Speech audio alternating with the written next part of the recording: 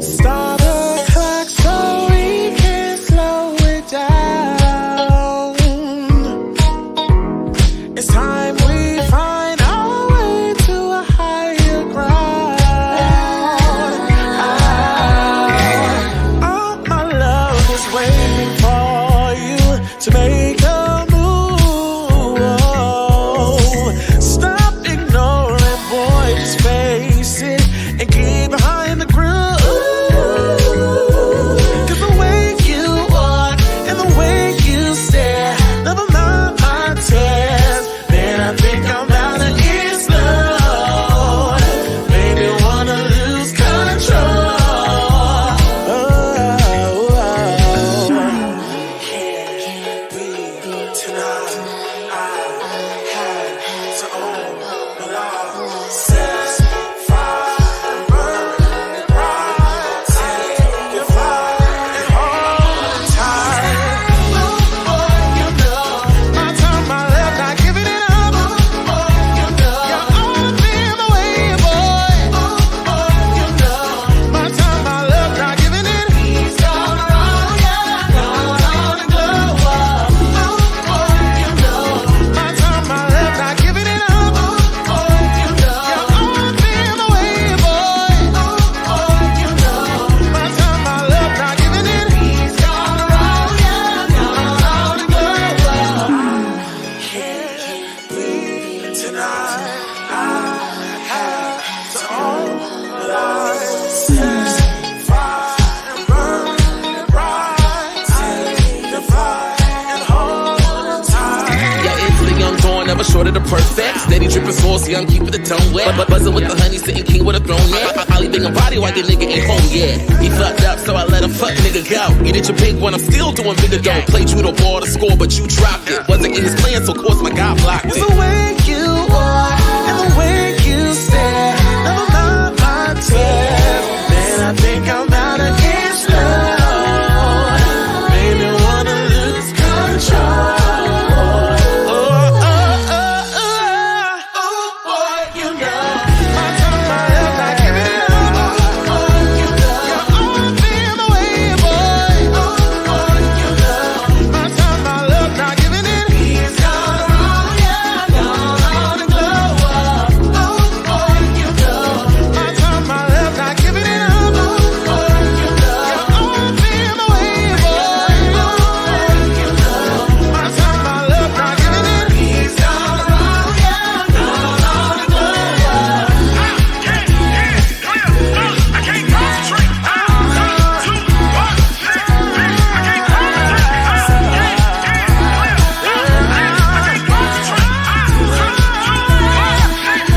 I can't It's the pretty Sadiddy kitty, I'm back up on the market. Picking a player pocket, I'm about to have him starving. Taking the loops, knocking boots, my body rocking. Never the two, I'm the one, so nigga stop it. Yeah, karma finna pay me stacks. I know your new trick, watching, so relate this back. Finna have it don't lock like a chokehold. I don't got no time for a bro code.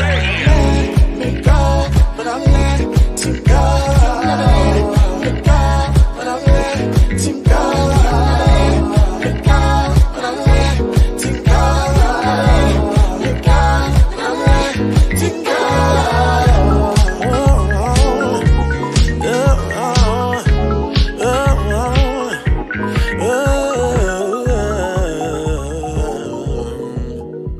Yeah, and that's on Lil Mo.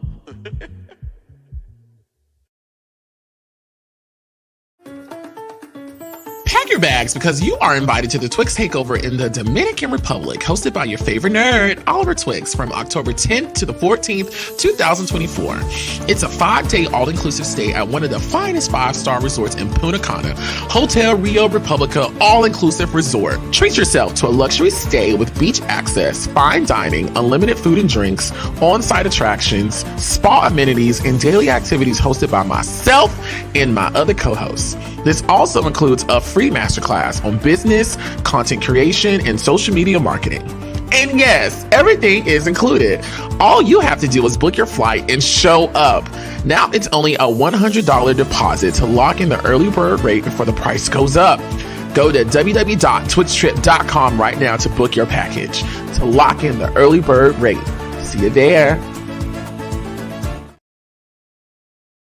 What's up, everyone? It is Darius asking you to check out my newest children's book, DJ Stands on Business. Follow along as 5 friends who are entrepreneurs by the name of Pixel, Raven, a dynamic duo we can learn, and a children's book author named DJ use their entrepreneurial spirit to save money to go on a trip to Mexico. So follow along as children can learn about terms that teach them about entrepreneurship and give them the opportunity to open up the world in the adventures of friendship and entrepreneurship. You can check out my children's book, DJ Stands on Business, as well as DJ's Favorite Day and Twinkle Little Star at www.kingdariusbooks.com.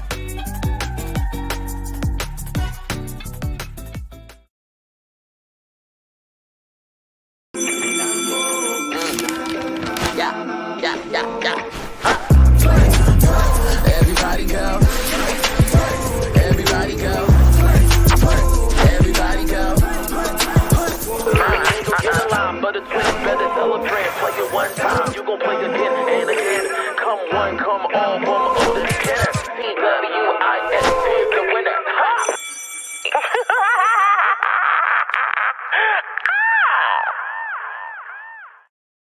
Hey y'all, what's going on, y'all? It's Oliver Twixt here, your nerd boy cutie reporter for duty to do the Lord's work once again. And we are live here on this Monday evening to talk about the shits.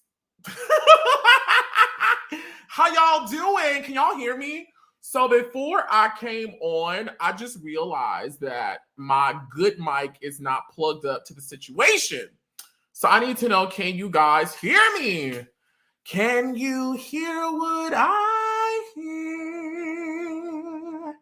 A star like me, a star like you, high above the clear sky with may bring us goodness and light. May you bring us goodness and light. Can you guys hear me? Can someone get down in the comments? Can you hear me? Can you hear me? Yay, you can hear me. Listen, guys, tonight we're doing something a little different from what we are normally doing on Mondays, which is typically talking about things, all things reality TV and social media. Well, actually, we are talking about all things reality TV and social media because we have my good sister, Frenemies, child, fellow colleague in this industry, Rick Rosa, who is a social media, honestly, legend at this point, as well as a web reality icon, stopping by today for me to get all in the mix. Okay, we are talking about Chasing Atlanta, our history behind Chasing Atlanta, our friendship history, things that have gone on, things you have heard me hint to, things that he has talking about. And tonight, we have finally decided to unite down to the YouTube streets, and we're going to talk about all of these things. Of course, I'm going to give this the typical to exclusive treatment, where we're going to talk about scenes, we're going to talk about people on the cast, we're going to talk about it all, but it's personal because this is someone that I've actually worked with on the show that we'll be talking about. And so I'm actually really excited to talk to the bitch as soon as she fucking get here. Now, why is this bitch late?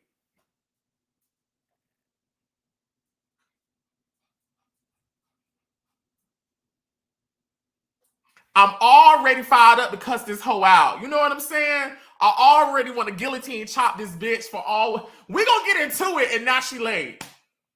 Now she late. We start on time over here, okay? Even though we just starting on time this year, but we start on time over here. We not no raggedy, smaggedy, regular, degular type of people over here, okay? We is in the mix, and when we in the mix, it's all top tier quality caliber. You know what I'm saying? When the Lord bless us and we can do such things. So while we wait for her to get in here, did y'all see Darius's commercial? This is my first time seeing it.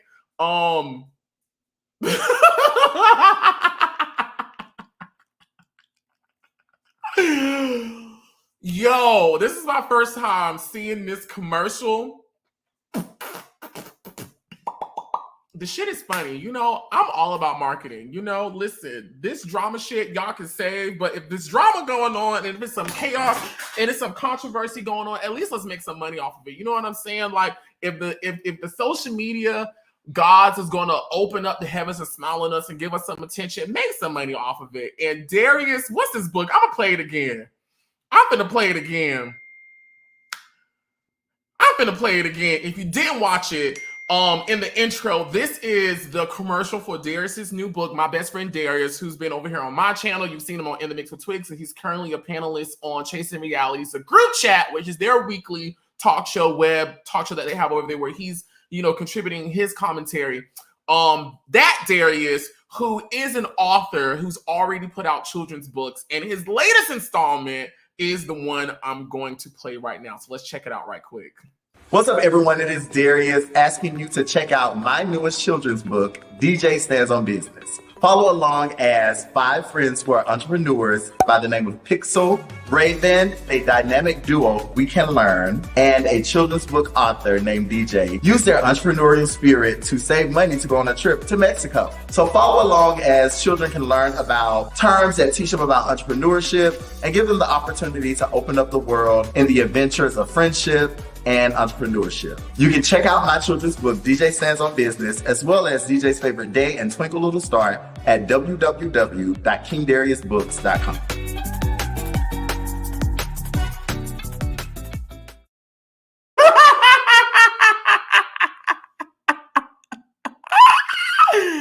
That is funny. So I'm assuming, I think it's safe to say, this book is based off of In the Mix with Twigs, when we all went to Mexico. I want to play it one more time. I'm going to play it one more time so I can actually take in these characters. Because it looked like Pixel is me. Look, Pixel. What's up, everyone? It is Darius asking you to check out my newest children's book, DJ Stands on Business. Follow along as 5 friends who are entrepreneurs by the name of Pixel, Raven, a dynamic duo we can learn, and a children's book author named DJ use their entrepreneurial spirit to save money to go on a trip to Mexico. So follow along as children can learn about terms that teach them about entrepreneurship and give them the opportunity to open up the world in the adventures of friendship and entrepreneurship. You can check out my children's book, DJ Stands on Business, as well as DJ's Favorite Day and Twinkle Little Star at www.kingdariusbooks.com.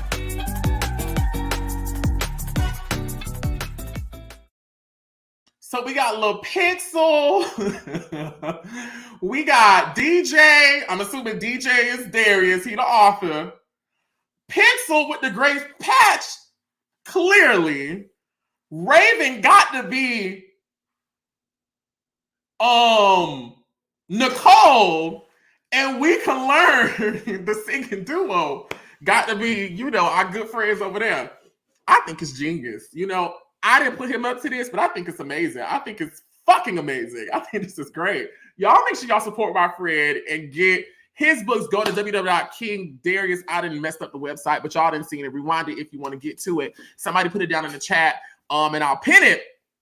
Head over to that website and please patronize my friend who works so hard in creating literature, not only by a person of color from our community, but for our kids of color to see themselves in books as they are learning. I think that is so important. As I'm becoming more part of my little niece's life, Catalea, my brother's daughter, and I was tutoring her and like helping her out with her homework and her reading. I'm just really realizing the necessity for our little children of color to learn about us and to see us as they are learning. I think that is so important. Definitely something that I'm going to implement when I finally get barefoot and pregnant. You know, as I'm teaching my children and incorporate things, you know, things of us, by us, for us. And I'm so proud of my best friend Darius for being a part of that change. So please, please, please, please, please go support him. Tell him I'll resent you. And we thank you. Now, I saw Rick Rosa pop up in the back. Let me message this hoe one more time.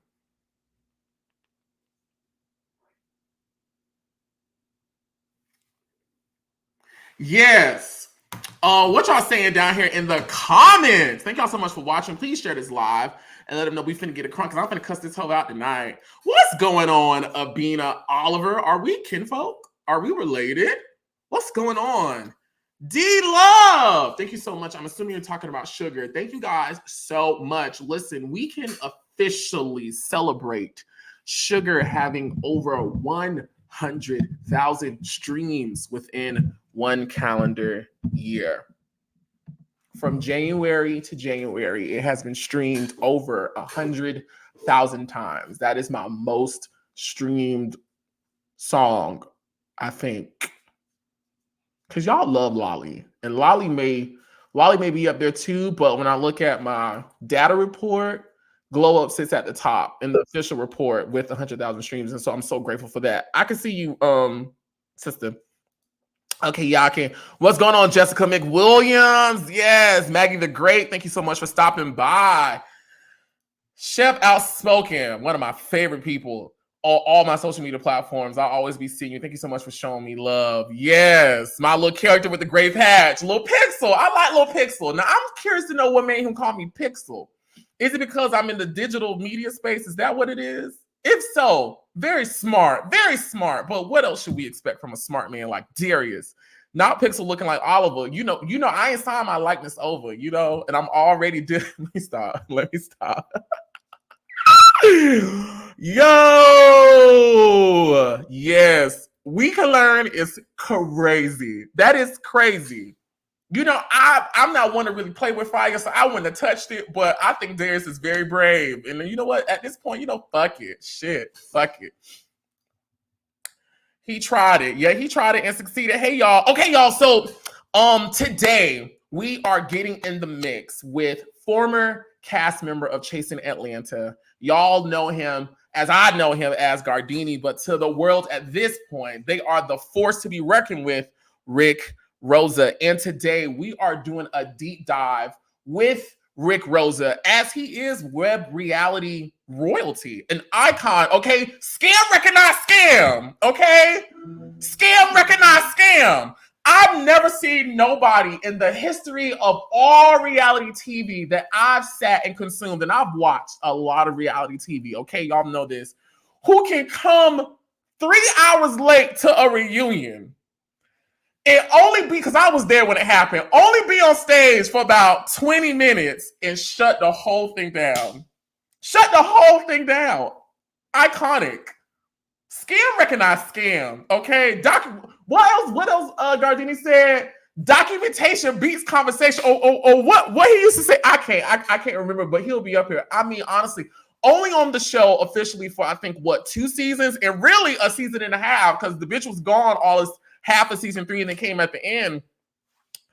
Iconic. And we're going to do a deep dive, not only on his time on the show, we're going to talk about our friendship before the show, during the show, after the show, and a whole lot of, as he would say, foo la la, that I'm sure he's going to want to get into. Okay. And so without further ado, my Broward County bitch, y'all welcome to, oh my God, I'm scared, but we already in it. Y'all welcome to the real child, Rick Rosa.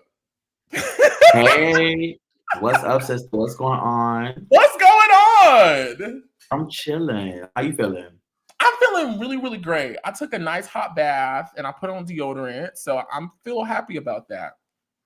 I'm happy. Yeah. Girl, I don't like this motherfucking StreamYard. I don't like it, girl. I thought StreamYard you're able to go on your phone. Girl, I don't like how I look washed up, and girl, your camera is like A1 quality. Like, I'm not living. I'm all about production, and girl, the production is not producing. Well, you can't get on your phone. You have to open it through Safari. I tried to do that. It didn't let me do it. You don't have Safari? I have Safari. I tried to. It kept on saying something about you have to do it on a computer and blah blah blah blah blah. Some bullshit. Do you want to try it out right fast? I can play a commercial. Yeah, please play a commercial. Okay. All right, y'all. Don't go nowhere. We got Rick Rosa in the building. We finna try to get him switched over to Safari so he can talk to us. And I'm actually gonna go get my headphones so it's not echoing too bad. Don't go anywhere because we about to get into the mess really, really, really soon. Thank y'all for watching and stay locked in the mix, bitch. What I'm gonna play? Let's play this. Did you really think that was it? Baby, get ready for yet another big night in Web Reality. Not only do we chase the beat, we set the tone, honey, for one more show-stopping night.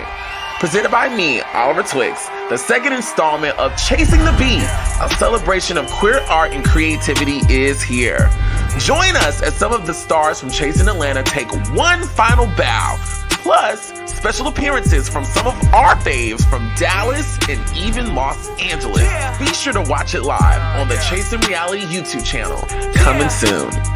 I get the bag, you get the bag, we get the bag. All my hitters in the club gon' get the bag. Run, get the bag, run, get the bag, hit it. Run, get the bag, run, get the bag, hit it. Oh, and one more thing. If you are a performing artist and want the chance to join the lineup for this upcoming Chasing the Beat to perform your music in front of our viewing audience, here's your shot. Email us now at oliver.twixt@mychasingreality.com for more information. Hey y'all, we are back. I went and got my headphones and now we got Rick Rosa added to the stage. Do you like this better? Yes, I'm loving this. Yeah, it was not doing what it was doing for me. I wasn't living. What's going on, sister? How you doing? I'm feeling good. How you feeling? I feel amazing. I'm so happy that we're doing this. I'm happy too, a little bit. Really? Why? Well, I'm happy because I definitely miss you. That's one. What? I kind of miss you. You ended up coming to Vegas and we didn't link up. I was really, really busy. It was my fault. Can you say the other part again? Just say it. Just say it again. The I'm sorry part, or that we were supposed to link up and I was really, really busy. Wait, because did you just tell me that you're sorry? Okay, girl, don't push it. I'm having fun. No, it was really the I miss you part. But if you want to add the I'm sorry too, we can add that in there too. Yeah, I'll add the I'm sorry part to it because you did reach out to me, and I want to apologize because I had broke my leg when we were supposed to go to Mexico, and I didn't show up, and I wasn't able to go, and I really wanted to be there, so I'm actually sorry that I didn't make your show and stuff like that. And I wish I was there because, girl, it would have been groundbreaking. Shout out to you. You created, produced your own show. You did your shit. You definitely went back and reached out to a couple of girls, gave them an opportunity to come and, give their cameo time and be a part of your. So, kudos to you. I'm proud of you. I appreciate that. Thank you so much. Especially a bitch that was trying to tase you. Right. But since you brought it up, let's park the car there right fast. What do you remember about the early phone calls when I called you about this idea that I was pulling together? And y'all, everything we saying tonight, we did not rehearse. Us going live tonight was really birthed out of him asking me to come on his Bigo and be messy with that bullshit. And I'm like, bitch, I'm always coming to your Bigo giving you motherfucking content. Okay, you didn't have an ex over here with all this fucking shit, and now you got me over here with this Madison shit. You finna bring your ass over here, and we finna do something too. So none of this that we saying is rehearsed at all. But going back to my question, what do you remember about me calling you, telling you about the trip and the show? Actually, to be honest, to be honest with you, it was supposed to be. I didn't know about everybody that was supposed to be there. I remember you said Lauryn was coming. You said Q was coming. It was supposed to be like a power 3 duo, and then I was gonna show up towards the end. So all these other people that made the show, shout out to them. But I didn't know about them. You were just telling me opportunity to meet your fans and, collectively, come back and regroup and, see each other again, finish some, unsolved situations. Me and Lauryn definitely moved on. So it would have been my first time seeing Lauryn as Lauryn and not Jaylon. You know what I'm saying? Even though I did tell her she was going to be Lauryn. Hello? You did. Oh, okay. Okay. So it was gonna be our first time seeing Lauryn. Me and Q, we don't speak. I don't know where you and Q relationship ended up, but we don't speak. Yeah, girl, she a fake ass bitch. Hello? Oh my God, but don't do that. Don't do what? Tell the truth? Go ahead, tell your truth. Okay, I'm just saying. So we were supposed to meet up with her. It was gonna be like a big old kumbaya. We're gonna hash it out with her and things of that nature. And then I didn't show up. Lauryn didn't show up. Q didn't show up. So, but go ahead. I'm just gonna add on to what you said. As I said in the past, it was originally just supposed to be a show about the power of three, right? That was the original premise. It was supposed to be the three of us getting together. And so I told them, I was like, I don't think the three of us just with ourselves is going to be entertaining. Like, I don't find that entertaining. And I was the one who was coming with like the money to film it, the production, the trip. So I was kind of like spearheading it, even though I was trying to, make it like a three-way, menage type thing where which we did, we all had different things we were all responsible for into contributing for the show. Anyways, I was like, y'all, why don't we get different people who were like our enemies on the show that like to the people it looks like we haven't had no resolve. So it was supposed to be me and We Were Born was supposed to be like my parent. Lauryn it was you and Lauryn, y'all's parent, and then Dawon and Q was supposed to be paired up, and then like it was just gonna be all all of us, whatever. Anyways, it ended up not working, and then we had to change it to In the Mix with Twixt and just salvage it. But yes, bitch, you were supposed to come, and I was so mad you didn't come. Yeah, because you had invited Devon and I tried to invite Devon and Bambi, and I think Bambi ended up telling her that who's Bambi? Dawon. Oh. Dawon ended up saying how he wasn't gonna go on the show. He done gave y'all too much ample opportunities when it comes to his relationship. They're in a good place, allegedly. So he wasn't gonna, let Devon go and, conjure up all that mess again to bring back home. I mean, which is smart. I mean, protect your love,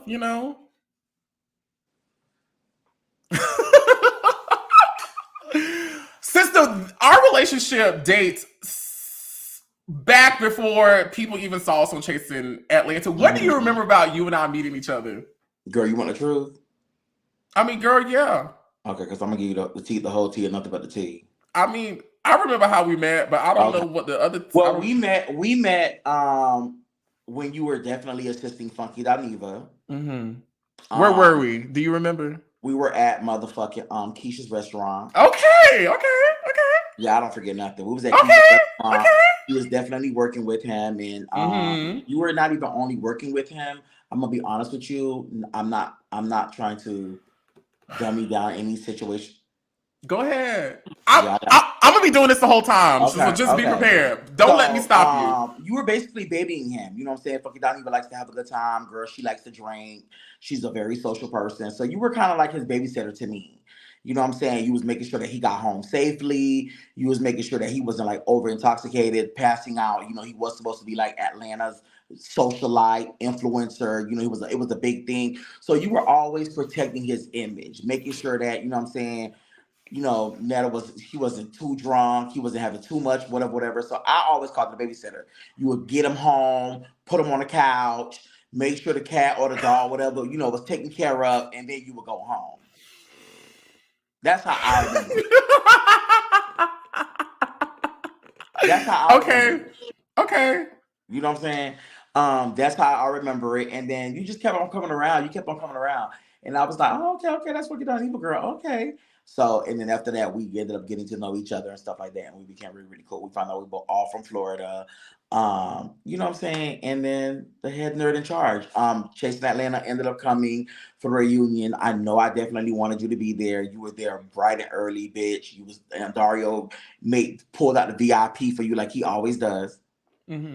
Wait, for what? For me? Okay. Yeah, he pulled out the VIP stops for you. You was sitting all the way in the front where the producers and stuff was. They ain't even know what you do or who you are or what it is. And I remember telling Dario, I was like, oh, girl, she's going to be on the show next year. Like, and I kept on begging. Say that again. I told Dario, she's going to be on the show next year. And I ended up begging you, like, girl, please, sister, do the show. You was like, girl, I'm not doing that shit. That shit was ratchet. TS Madison had already said it was ratchet. She had did the reunion. She was like, girl, but I like this type of shit. Oh, girl, I like this. Girl, you hoes was coming from all the woodwork. Maddie had lived. You know what I'm saying? And then you did the show, girl. And hey, you guys are here now. One thing I enjoy about you, you are going to tell the truth. You are going to tell the truth. you answered a bunch of questions without me even having to ask you, because there's been like, I didn't know there was like a discussion on who were the people who motivated me to join Chasing Atlanta and who should be taking credit. And I was going to get into this later, but since you mentioned it, I've always given credit to you and Reese G as being the two people who were like the driving force in me being on Chasing Atlanta. We'll get into the details a whole lot more on like specifically the angle in which I was presented to join on Chasing Atlanta. But I'm glad that without me asking you, you said that you were really trying to convince me to get on the show because I didn't want to do it. I didn't want to do it at first. Okay, so this is what I remember about how we met. So we did meet at Cirque, yes. And at Cirque, we just started talking, and we found out that we not only went to the same Christian academy, which is Holy Temple Christian Academy. Holy Temple Christian Academy in Fort Lauderdale. We also went to Boyd Anderson. We also went to Boyd Anderson. And so it was just such like a, I won't say a weird commonality, because it's not a lot of people who've gone to BA as well as went to Holy Temple and know those people. And we grew up in Oakland Park, Broward County. We had so many similarities. And so, yes, we kept in contact. I just remember this day this is when I was staying at home with my mom, and I was sleeping on her couch because I was in between graduating college as well as trying to find my first place. And I remember you calling me one Saturday. I think this was the same day I wrote Lolly, I almost want to say. Because I just remember eating an edible and being high on the couch. But I remember you called me and you was like, girl, I just went through your social media. And girl, what is you doing? Girl, you can't be Funky Dineva assistant all your life. Like, you can't do this, girl. You need to be on Chasing Atlanta, girl. What is you doing? Girl? You rap, you do your own videos, girl. You need to be on Chasing Atlanta, girl. What? I was like, huh? You was like, girl, like, what is you doing? Like, I'm just going through your stuff. What is you doing? What is you doing? And I was like, okay, all right. I mean, I thought about it. And then fast forward, TS Madison had been booked to be the host for the reunion. And Which I brought.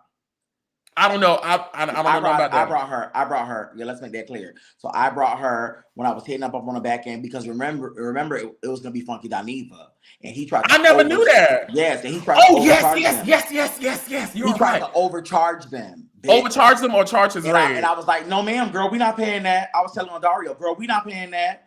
So I ended up reaching out to TS Madison. I begged her to do the show. People ended up hitting up the people. She gave them a real cute price or whatever, and they ended up coming. See, they'll never give my glory. You know what I'm saying? They'll like never green. give my glory. The glory green. So it was given very much so like, oh, okay. She was like, she's coming. She came. She enjoyed it. She had a good time. I was making her do the repost. I was hitting her up like, Maddie, go ahead and repost. Can we get a quick drop real quick? You know, do. You know, because I'm a part of production. I know that, bitch, when it comes to production, I know how things are supposed to be brand, how it's going to look and stuff like that. So that's just being me, being generous, offering my services. Did they want it at that moment? They didn't give a fuck. They wanted to do it their way. They were up and coming. They were really nobodies. Girl, it was just like they had a golden gem in their hands and they didn't know what to do with it. Now I feel like years later, they definitely know what to do with it, but they were just a bunch of kids playing around with the damn iPhones. No shade. Let's keep it above. And so when Madison got booked to host the reunion, you reached out to me to do the promo video, because at that time, let's go back in time, y'all. Madison had just left Kaya, and Madison had me working like almost every day, coming up with new promos, coming up with new videos. And honestly, I will give Madison her credit. Me having to turn around content for her in such a quick amount of time. And she would have some of the most craziest requests. She'd be like, Oliver, make this promo look like it's in winter. I want some ice. Make this look like fire. Can you make the crown spin? Bitch, I didn't know shit about none of that, but I was like, I'm gonna figure it out. But I have been doing those Queen Supreme Court promo videos. And so from there, y'all were like, can you make one for us that announces Madison as a host, that I think is honestly still up on the channel. I think it's still there. And so that's how I got looped into meeting Kevon and then Dario, as well as being there for the reunion. Because I actually think, wasn't I supposed to perform at the reunion? You were supposed to perform. I was supposed to perform at the reunion. We had got you in there to perform and stuff like that. But it was so much of chaos that Dawon ended up doing that night. It was just, you know, girl, it was one of those things. Okay, so I'm gonna put a pause on that right fast because this is really about you, and I want to talk to you about you being honestly a part of this iconic LGBTQ show. Like, I think years from now we'll look back on what we did. And I don't feel as if they celebrate me. I really don't feel as if they celebrate me. What girl? You tried to blow up the palace so many times. Was I trying to blow up the palace, or was I trying to build structure within the palace? Let's keep it above. And we're gonna talk about. Let's talk about it tonight. Okay. We're gonna talk about it tonight. Oh, okay. Yeah. And I mean, I already know I don't gotta beg you, but I want full 100% transparency. I'm gonna tell it all, bitch, and you may get cussed the fuck out. Okay. You too. Well, fuck it. We just gonna be cussed out over here. Oh, okay. All right. So you came on to season 2, right? Mm-hmm. Tell us were you going by Rick Rosa at that point? I was going by Rick Rosa. Okay, talk to us about where Rick Rosa / Gaurdini was before you joined Chasing Atlanta in what, 2018? It was 2018. Was it then? Oh no, for you it probably would have been 2017 because I started filming in 18. The show came out in 2019, so for you it was 2017. At that moment, the stage that I was in, I was definitely working with Freshie, being a publicist. You get what I'm saying? I was also a Are you still working with Freshie? No. But that's a long story. I was a Getty image photographer. Mm-hmm. So I was able to travel and go to all of these like exclusive events, and everybody wanted a picture. So I would work with Candy, I would work with Tiana Taylor, I would work with pretty much everybody who's a who's who. You know what I'm saying? And I loved it. It was like the thing to do. Like, I love doing interviews. I love being at the spots, making sure I'm getting the paparazzi pictures that nobody else have. So that was like my niche. You get what I'm saying? So when I did Chasing Atlanta, I was actually excited, to be honest with you. I felt like I was going to bring a different flair. I looked at the season before. I'm going to be honest, bitch. Me and Dawon was laying in the bed one day. I didn't know shit about Chasing Atlanta.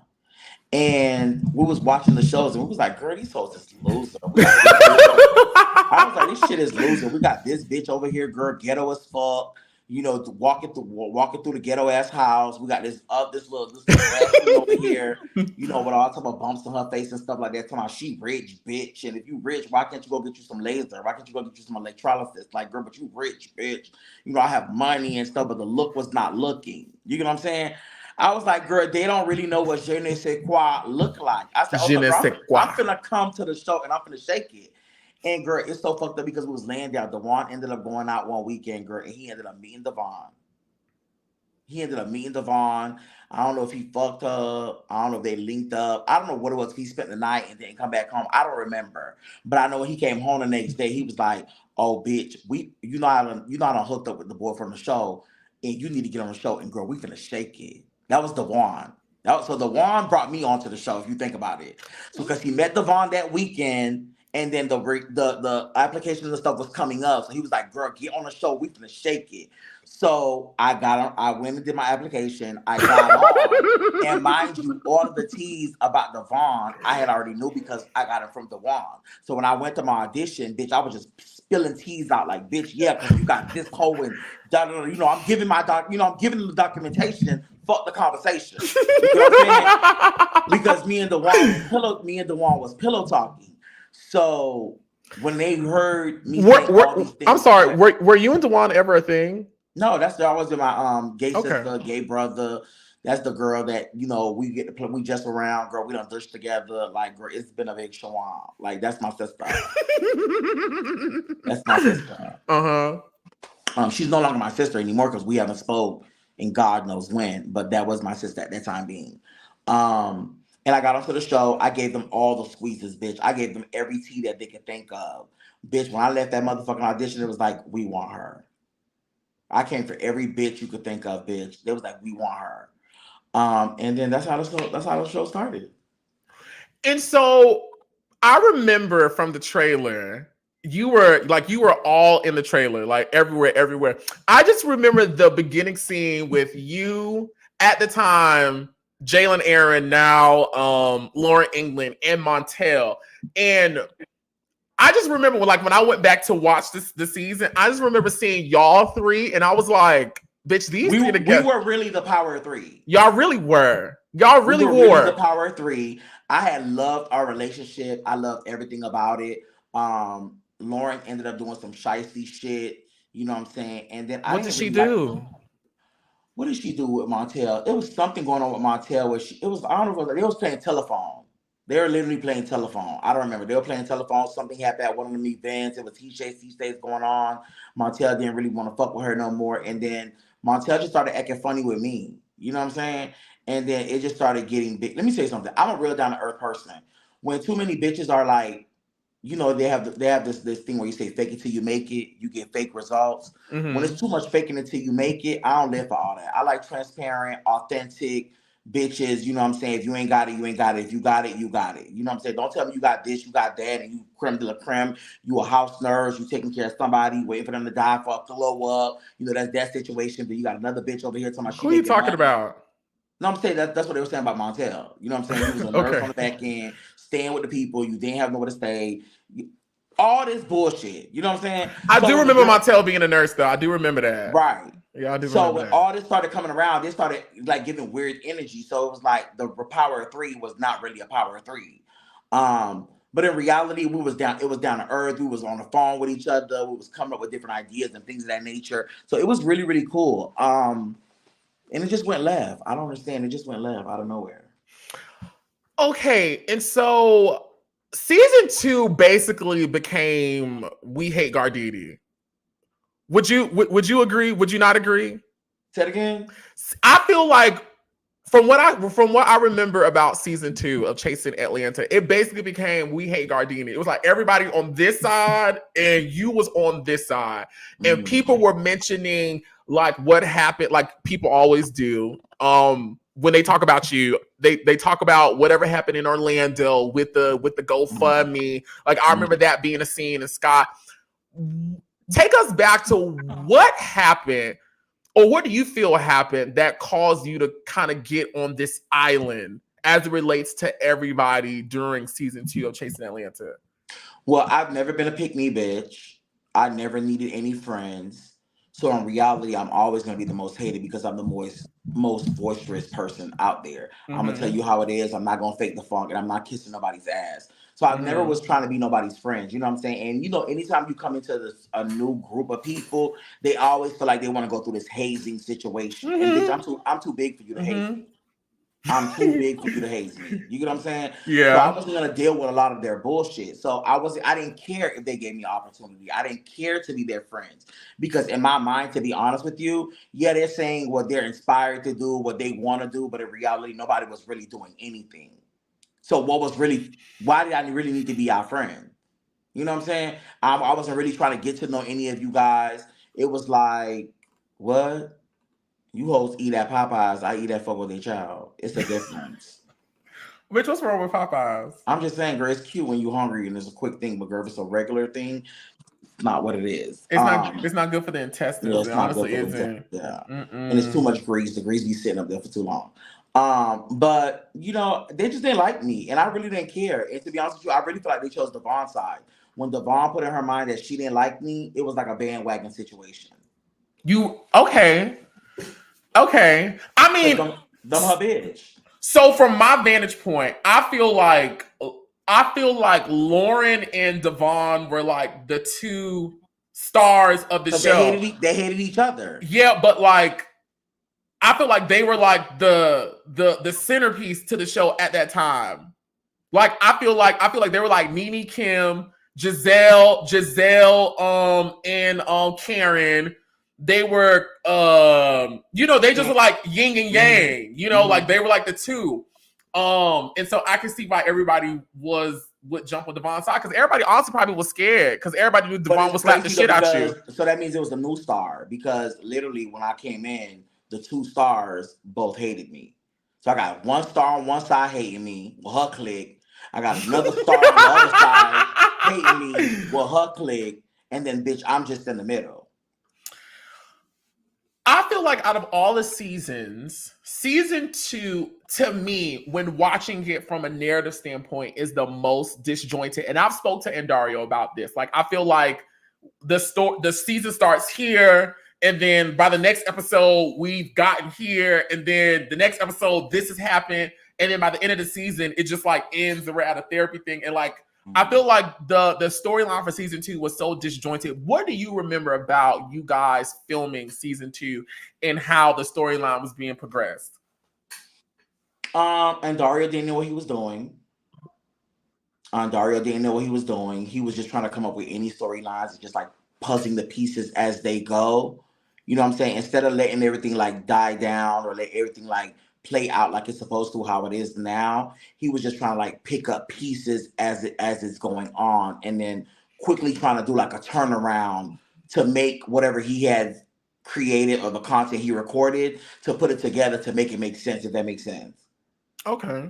You know what I'm saying? It was not really organized, but I do want to say season 2, no shade, I feel like put them hoes on the map. I would agree, honestly, especially with like when TS Madison came and hosted the reunion. I do feel it gave them that stamp. No shade. I don't know if it was season 2 or season 3, but when Montel ended up attacking them hoes at the motherfucking fashion show, gave them that. It was 3. Okay, well 3. No, 2. It was 2. It was 2. It was 2. Yeah, 2. It gave them hoes that. Oh, okay. You supposed to stand on business. You know what I'm saying? And I'm over here hating J-Lon, but I'm over here holding Montel saying, let her go, don't do it, let her go. But everybody else watching this lady about to get her ass demolished. You know what I'm saying? So it was crazy. But it made it. You know what I'm saying? I forgot what season it was, 2 or 3, when J-Lon threw the water in my face. Can we call, just because I don't feel like dealing with no shit. I'm sorry, Lauryn. I'm sorry. Yes. But at that moment, she was J-Lon. So we have to go back to reference. She was J-Lon. So it was J-Lon that threw the water in my face, not Lauryn.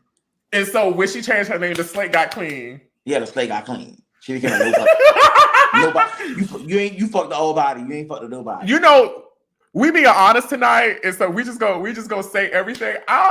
Don't slap me for saying this, but I remember you called me when Lauryn officially became Lauryn, and you was like, well, fuck, I done said it already. You was like, girl, girl, she only changing her name because she don't.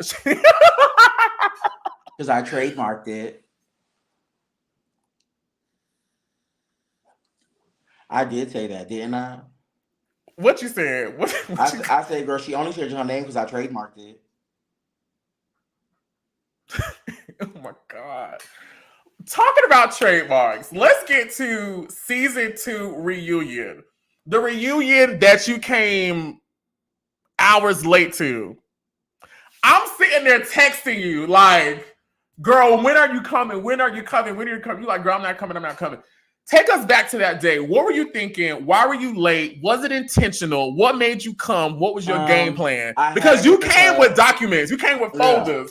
I had a haircut. I was ready. I was anticipated. And then I forgot what happened. I don't know if I was talking to Dario or whatever. But something happened when something didn't go my way. And I honestly felt like, bitch, I put a lot of motherfucking work. Bitch, I paid for all the reposts when it came to Chasing Atlanta. What you mean repost? On Instagram, I had every celebrity you could think of repost Chasing Atlanta, repost the TS Madison interview. Bitch, all those views when I had Candy and all of them doing shout outs. Nobody knew who the fuck a Chasing Atlanta was. Everybody saying how they were friends with celebrity this, celebrity that, but I literally had every celebrity talking about Chasing Atlanta and giving shout outs to Chasing Atlanta just so we can have for content to repost. They're tagging us on Instagram. Bitch, I did that. Them hoes ain't do that. And we know repost is cost. You get what I'm saying? You so Florida reposters. I'm saying they call. So when Dario be feeling like, girl, she didn't really bring nothing, bitch. Literally, bitch. I wasn't really working with Dario one-on-one. I was working with Kevon. Which we're going to get into as well. Yeah, I was working with Kevon. So I was trying to do this for Kevon. You get what I'm saying? I felt like this was his baby. I felt like he put the work in. He was up late night, going to work, girl, in the car, having to move, all this other bullshit, and still trying to do Chasing Atlanta. You know what I'm saying? So I admired his dedication and stuff like that because that was his baby. To me, Dario was just the editor. You know, I didn't know that it was, to me. I didn't know it was a partnership. I didn't know there was a 50-50 brand. You get what I'm saying? When we get down to the bottom and we hear on Dario's side about, Kevon borrowed money, he didn't give it back, and he couldn't pay his bills. She had to front it. I didn't know all the squeezes, the lemons, of the juices. Bitch. I only knew what Kevon would tell me. You get what I'm saying?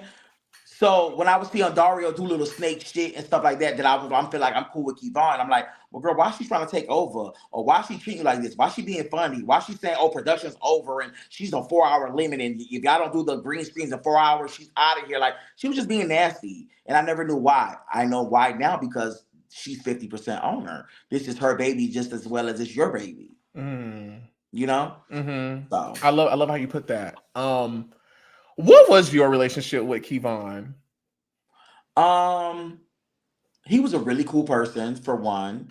I actually enjoyed like his like just the stuff like him venting. I mean, he was going through a lot. Like he was going through a lot with his boyfriend.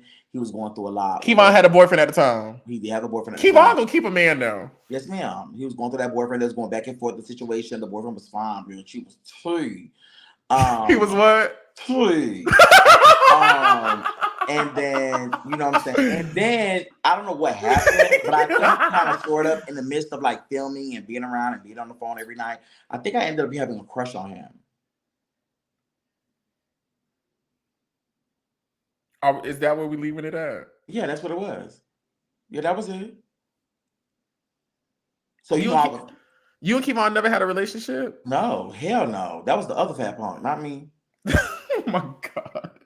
What fat fuck? What are you talking about? The videographer. Remember, he ended up one of them videographers that was like heavy. Oh my God, girl, you bringing back so many memories. Oh my God, I forgot about him. He was so sweet. He was always so sweet to me. But that wasn't his type. I was like, girl, what? You gave her a chance, bitch? What, bitch? So you wanted Kevon? At that moment, I probably did. I think I wanted it all. I wanted the show. I wanted the producer. I wanted him. Like, I wanted to be like the queen bee. You know what I'm saying? Like, that's my man show. I think that's probably why I ain't like Dario. One of my favorite videos, I'm breaking away, but it was a video from you on Bigo, and I think it was you and Cherry both going at it. And you said you described her, and I love Cherry. This is not me co-signing anything. I'm just laughing at what this bitch said. And you call her what you said? The Queen Boom, the Queen Boom Bam Shanot Knock. That's what you wanted to be a Chase of Reality. You wanted to be the Queen Boom Bam Shanot Knock. Yeah, I mean, Kevon is your type because I also know the other boy. You remember the other boy? I ain't gonna say his name, but remember the other boy who was on production. The other boy, I ain't gonna say his name. The boy that stole all my clothes and stuff like that. Oh, girl, well, I didn't want you to do all that. But yes, that's it. Right? Yeah, I don't know if he stole your clothes. I don't know nothing about that. Yeah, he did steal my clothes, and then we actually didn't get together because we were cool, we were friends. I really felt like I built a relationship with him because I went to jail. He was kind of there for me. He was answering the phones. He was writing. Malik was. Yeah, Malik was. He was writing. That's so sweet. He was writing and stuff like that. When I got out, I quickly went to Birmingham, drove to Birmingham, brought flowers, edibles, arrangements, and all that because I wanted to thank him for being there with me. But girl, she was nothing but a no good ass girl, whatever the fuck she is now. She wasn't good at all. And then in the midst of me finding out that she was positive and things of that nature, so that was kind of like weary. I was already. Is this public knowledge? Yeah, girl, she the face.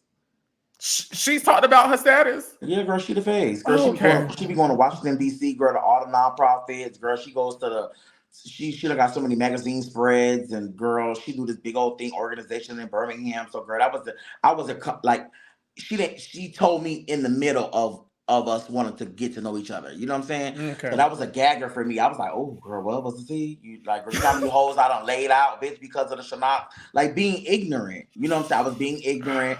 I was being Rick Rosa. So I didn't understand it. So she made me understand a little bit more. And then plus I really, really liked her. Well, good. So, you know what I'm saying? It turned it around. But make a long story short, like later on in the friendship, the bitch done motherfucking robbed me, came through my house, came through the second level of the where I was living in. Girl, I had my clothing line. She took everything, $10,000 worth of clothes. Because remember, I came and I got me a shirt for the TS Madison experience that I wore, the blue glittery one from that clothing line. And so when I heard the story, I was like, that whole took everything. That whole took everything. So you just never know. And I was good to that bitch. Okay? I was good to that bitch. But in the midst of all that, was talking to her and, you know, getting to know Kevon or whatever. But I had really, really liked Kevon because he was just so sweet and gentle. And Kevon is very sweet. You know, he was just so sweet. So, but she was the bottom. So you know Okay. that wasn't gonna be able to work. Okay, let me ask you this before, because we got to get back to the reunion. I'm really enjoying this right now. This is a lot of fun. Like, I'm actually enjoying going down memory lane with you because it's bringing back so many memories. Girl, you know, when I just did my last season of season 6, I realized, like, girl, I've been affiliated with y'all for 6 years now. Like, it's 2024, and I started, girl, I started back in season 2 in 2018. Yes. It's been 6 years. Damn. Yes, bitch. It goes by so quick. You have a type. At least from what I see. It's always these like twinkish, short, skinny boys. They don't have to be short. Definitely skinny. Definitely big dicks. I go about the dicks. And then the personality and stuff comes afterwards. So that's usually my type. I got you. Let's go back to the reunion. Why? Okay, so you say you relate because you didn't get your way, right? Talk to me about you coming with the receipts, with the outfit. I'll never forget that glittery purple thing. And I just remember being there. Now, I was at the season 2 reunion. Okay, Lauryn has gotten up and walked out like 5 million times. And I remember Lauryn being like, I can afford to hire everybody in here. They only did the reunion on this day because I was gonna be out of town. The show ain't gonna go on without me. I remember sitting there hearing her say all this, and like she just kept walking out. Second of all, I remember everybody being drunk. Well, not everybody, but this couch on this end was lit. Like they was toe up. And I just remember turning around and Dario mama was in the back with the food because remember she had did a little fruit display. And I just remember turning around. Keela Beast came. Keela was there, and I just remember turning around and looking, and I saw you. And then they went on break, and then they came up and sat you down, girl, and the show started, bitch. Talk to me about your approach for that season 2 reunion. I wasn't gonna come because of exactly what you said. I feel like they was giving Lauryn so much of like favoritisms and stuff like that about, oh, y'all gotta share a dressing room, but she gets her own dressing rooms, and then this and that and that and this. And I'm like, girl, what has she really brought? You know what I'm saying, to the show? Like she asking for all these demands, but what does she bring to the show? To me, that's just to me. You know what I'm saying? So that had pissed me off. And when they started talking about, yeah, there's no dressing room, she's the only one with a dressing room. I'm like, excuse me, bitch, if I gotta pay for a dressing room, I could pay for a dressing room. So I think that's what really made me not even want to come. You know what I'm saying? And then when I ended up coming, it was like I could feel the energy. Like it was like everybody in the crowd, before I even got there, I don't know what she was saying about me or what it was giving, but everybody in the crowd was like, girl, it's gonna go down. It's gonna go down. You know what I'm saying? And I was ready for that ass. Bitch, I did all my documentation, fuck the conversation. Bitch, so whatever she was ready to bring, bitch, I was ready to attack her. You know, how do you own a business, bitch, and you don't even own really a LLC? How are you even selling hair bundles and you over there doing bitches' hairs and you don't even have a hair license?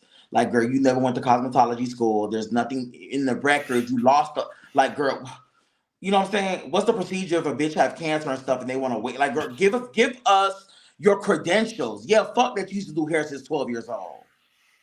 On paperwork, what's your credentials? You get what I'm saying? So I was ready for that ass.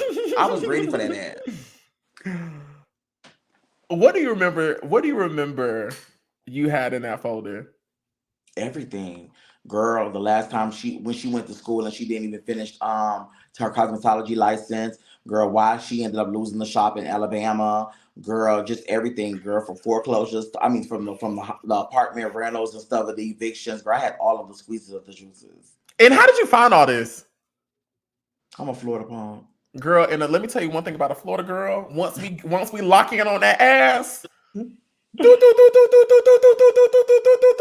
we not gonna stop. And remember, scam recognized scam, girl. I feel like she was a scammer. So while she was over here parading about how I'm a scammer and I stole from the dead, I feel like, girl, you steal from companies and hair boutiques and all this other bullshit. So it was like, girl, I understand her. We see each other. You're a younger version of me, girl. You can never lick the cat. Hello, a kitten can't lick me.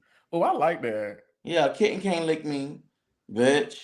So it was like, girl, I see myself in you. You know what I'm saying? And that's all I ever wanted to do was be like a bigger sister to her, to show her the ropes, to not go through what I went through business wise, street wise, just all this other bullshit. So that's really what it was. She didn't want to really take it in, but eventually, hey, she learned. Girl, the season 2 reunion blew up because Dawon. She was having an exorcism. Everything that I was saying about the Lauryn, girl, she was getting up, ripping up the papers from TS Madison's hands because she didn't want TS Madison to read it. She was losing it, girl. They had already called her Whitney Houston, girl, because she was this skinny. Girl, she losing it. And so I don't have an LLC, and so what's next? And then so I was like, girl, calm down. Like, can I get my point across? You had 4 hours to get your point across. Girl, can I get these 30 minutes to myself?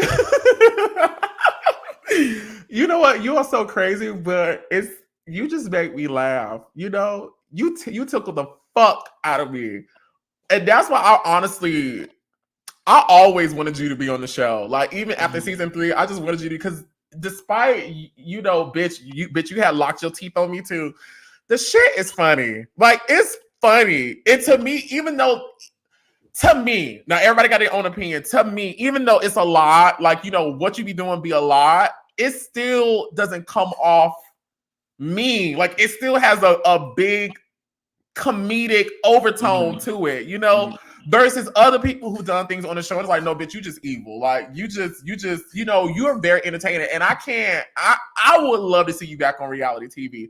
Like, the fact that you're not over there on Zeus bothers me. Like, Zeus should have put you over there because you would have ran that. And I think there's still room for you, honestly. Especially since I helped Zeus with Blame It On Quay, with Black China Show, with Mabi Simone Show. You know what I'm saying? We was definitely helping them out as a publicist on the back end for like all their, big debuts. And yeah, we've been working with Zeus before Zeus was a Zeus. I never knew that. Can you talk to me about that right quick? It was good when Black China had her show. Don't forget, they hired the I Am Freshie brand, and I was working with Freshie. So in reality, all of their red carpet events, when they started doing their promos and they wanted to do their drops and stuff like that, we made all that happen. Even when it was like filming and stuff. And you was loyal to Freshie. Yes, Quay was a client of ours. Mm-hmm. Black China was a client of ours. I came to the Doll was a client of ours. I came to the opening. Remember, you had me come to the opening. Mm-hmm. So in reality, you know what I'm saying? I've never been. Let me tell you something. I'm a personality. You know what I'm saying? A lot of people don't have personality. So it's just certain things that I'm not gonna do for clout, like going to a Zeus to go fight people or get punched and beat up and stuff like that, just to say, girl, oh, I was on TV or I was on an app. No, bitch. If you have the money, buy the cameras like you do, and girl, you can create your own content, and it's just gonna be the same thing. You know what I'm saying? That's always been my thing. But I actually enjoyed Chasing Island, to be honest with you. I actually enjoyed them. I felt like it was growing, it was getting bigger and bigger and bigger. And then I got fired. Oh, we finna get into all that. Mm-hmm. Is there anything else about season 2 you want to talk about? I do want to ask you, and we're going to go to a quick commercial break just to give you, time to drink some more, to me drink some more, and the people a quick little break. I want to go back to like during like season 2, season 3, and talk about like how monumental Chasing Atlanta was at the time to the community. Like, there was, I think the only show that was out currently at that time was Kevon and like all of his shows. I think Bad Boys Club, and he had some other shows.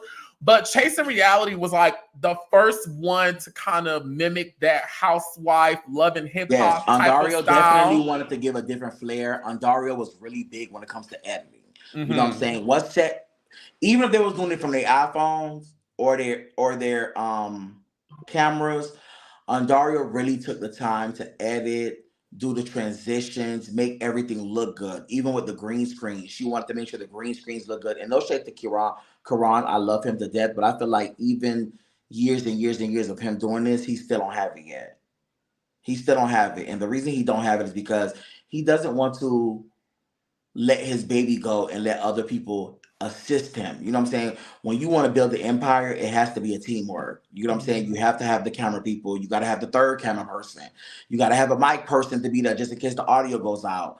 And then you being the editor, if you know you're not the best editor, hire an editor. It's so many kids coming out of college and stuff like that. It's so many baby Oliver Twixts that just want to be able to just do content.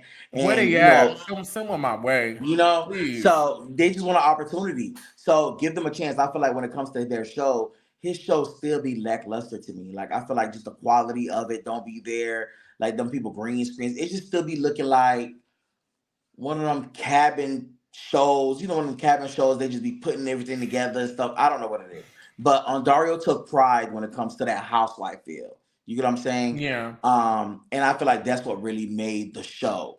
It was the green screens. It was him giving y'all the introduction. You know what I'm saying? Everybody the had music, the music, the B-roll, lights, the murals in the back. So Dario definitely set the bar, and I don't feel like nobody else was able to copy it.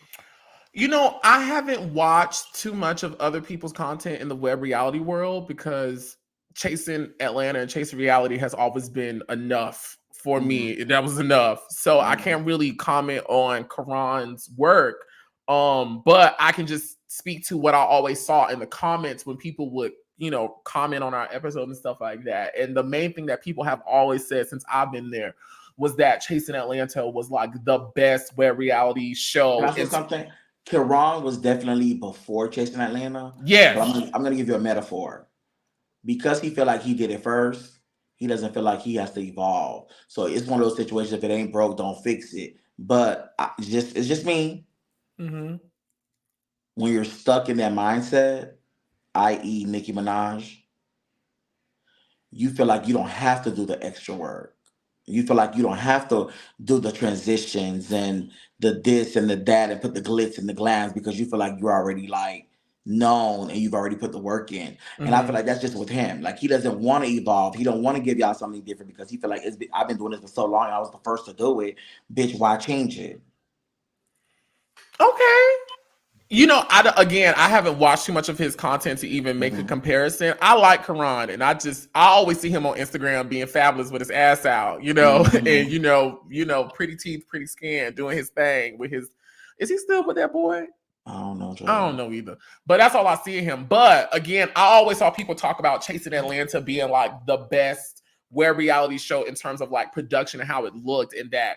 And, you know, in me meeting people in the industry who are the showrunners for like Married to Medicine and a lot of Bravo shows who watch our show, and I've talked to them, they're like, we really could take y'all show and put it right on the station and it'll fit right in solely based off the aesthetic that honestly and Dario created. You know, and Dario did create that aesthetic that Chasing Atlanta and all of the Chasing reality shows have. So yeah.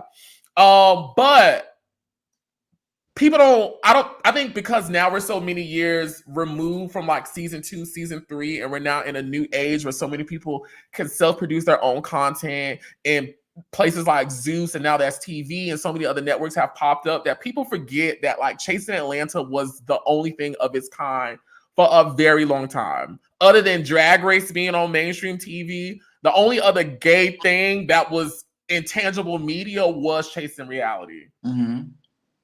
And like, it was like, I don't know if you feel this way, but to me, it was like an honor to be on Chasing Atlanta. Like, it was like, because everybody was auditioning to be a part of it. Everybody was fighting to be on Chasing Atlanta. Everybody wanted to be on Chasing Atlanta. And it was kind of like a privilege to be on the show. At least to me, honestly, that's how it felt season 3. But I'll be very honest. I felt like after season 3, season 4, season 5, season 6, I felt like the privilege went out the window, to be quite honest. You know, like it was no longer like a badge of honor to say I'm on Chasing Atlanta.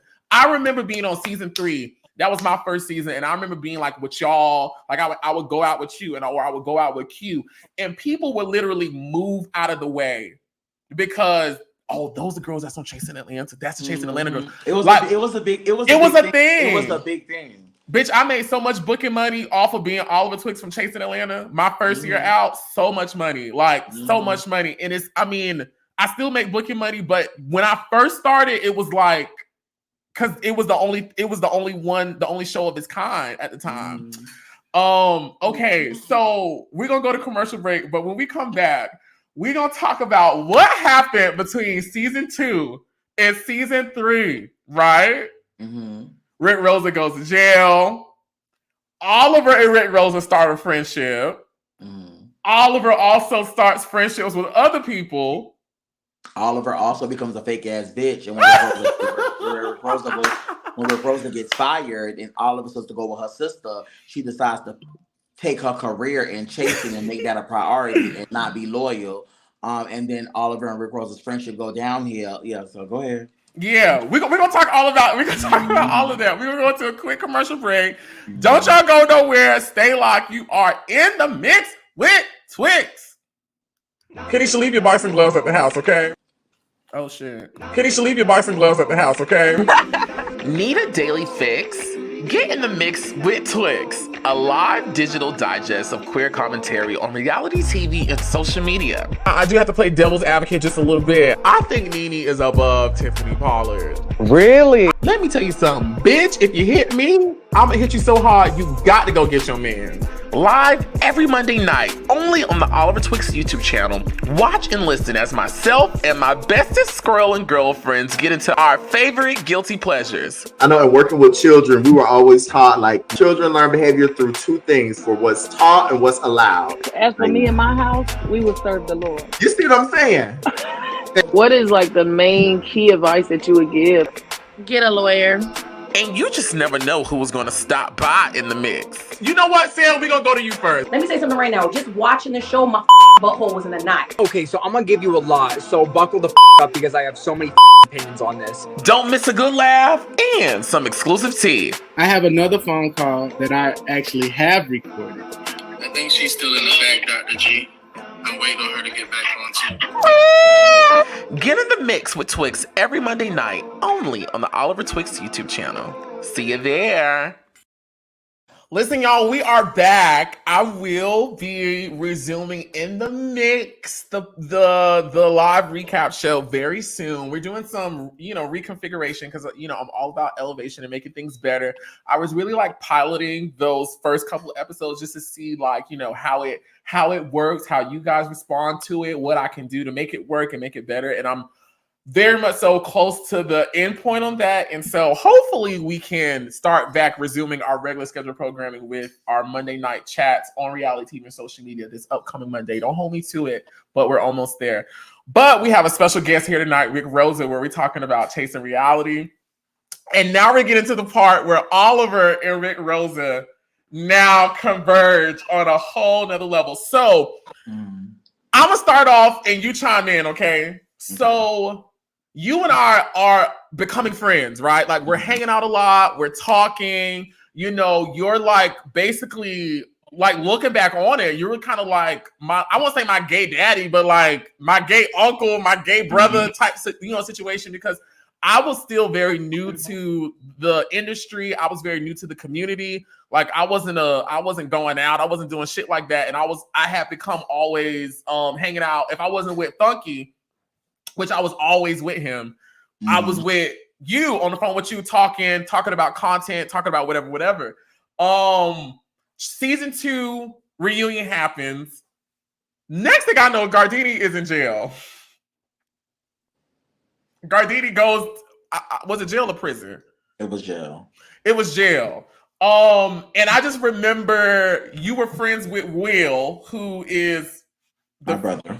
Who's your brother? Are you still friends with Will? Yeah. I love Will. Is Will still in Atlanta? Still in there. I need to text Will. What Will doing these days? Nothing, traveling the world. Pretty much it. That's good. Will, just to give y'all context, Will is a friend of Funky Dineva's. That is also a friend of Rick Rosa, and I know Will through knowing Rick Rosa and Funky. So all of us occasionally hung out together. And so I would talk to Will to talk to you while you were away, right? And so okay, y'all. So this is where the tea starts. All right, now I'm gonna tell the truth. All right. Cause we ain't talking about this shit no more, ho. Cause after this day, I want this shit between you and me to be done. We're gonna tell the truth and we're gonna tell it all right?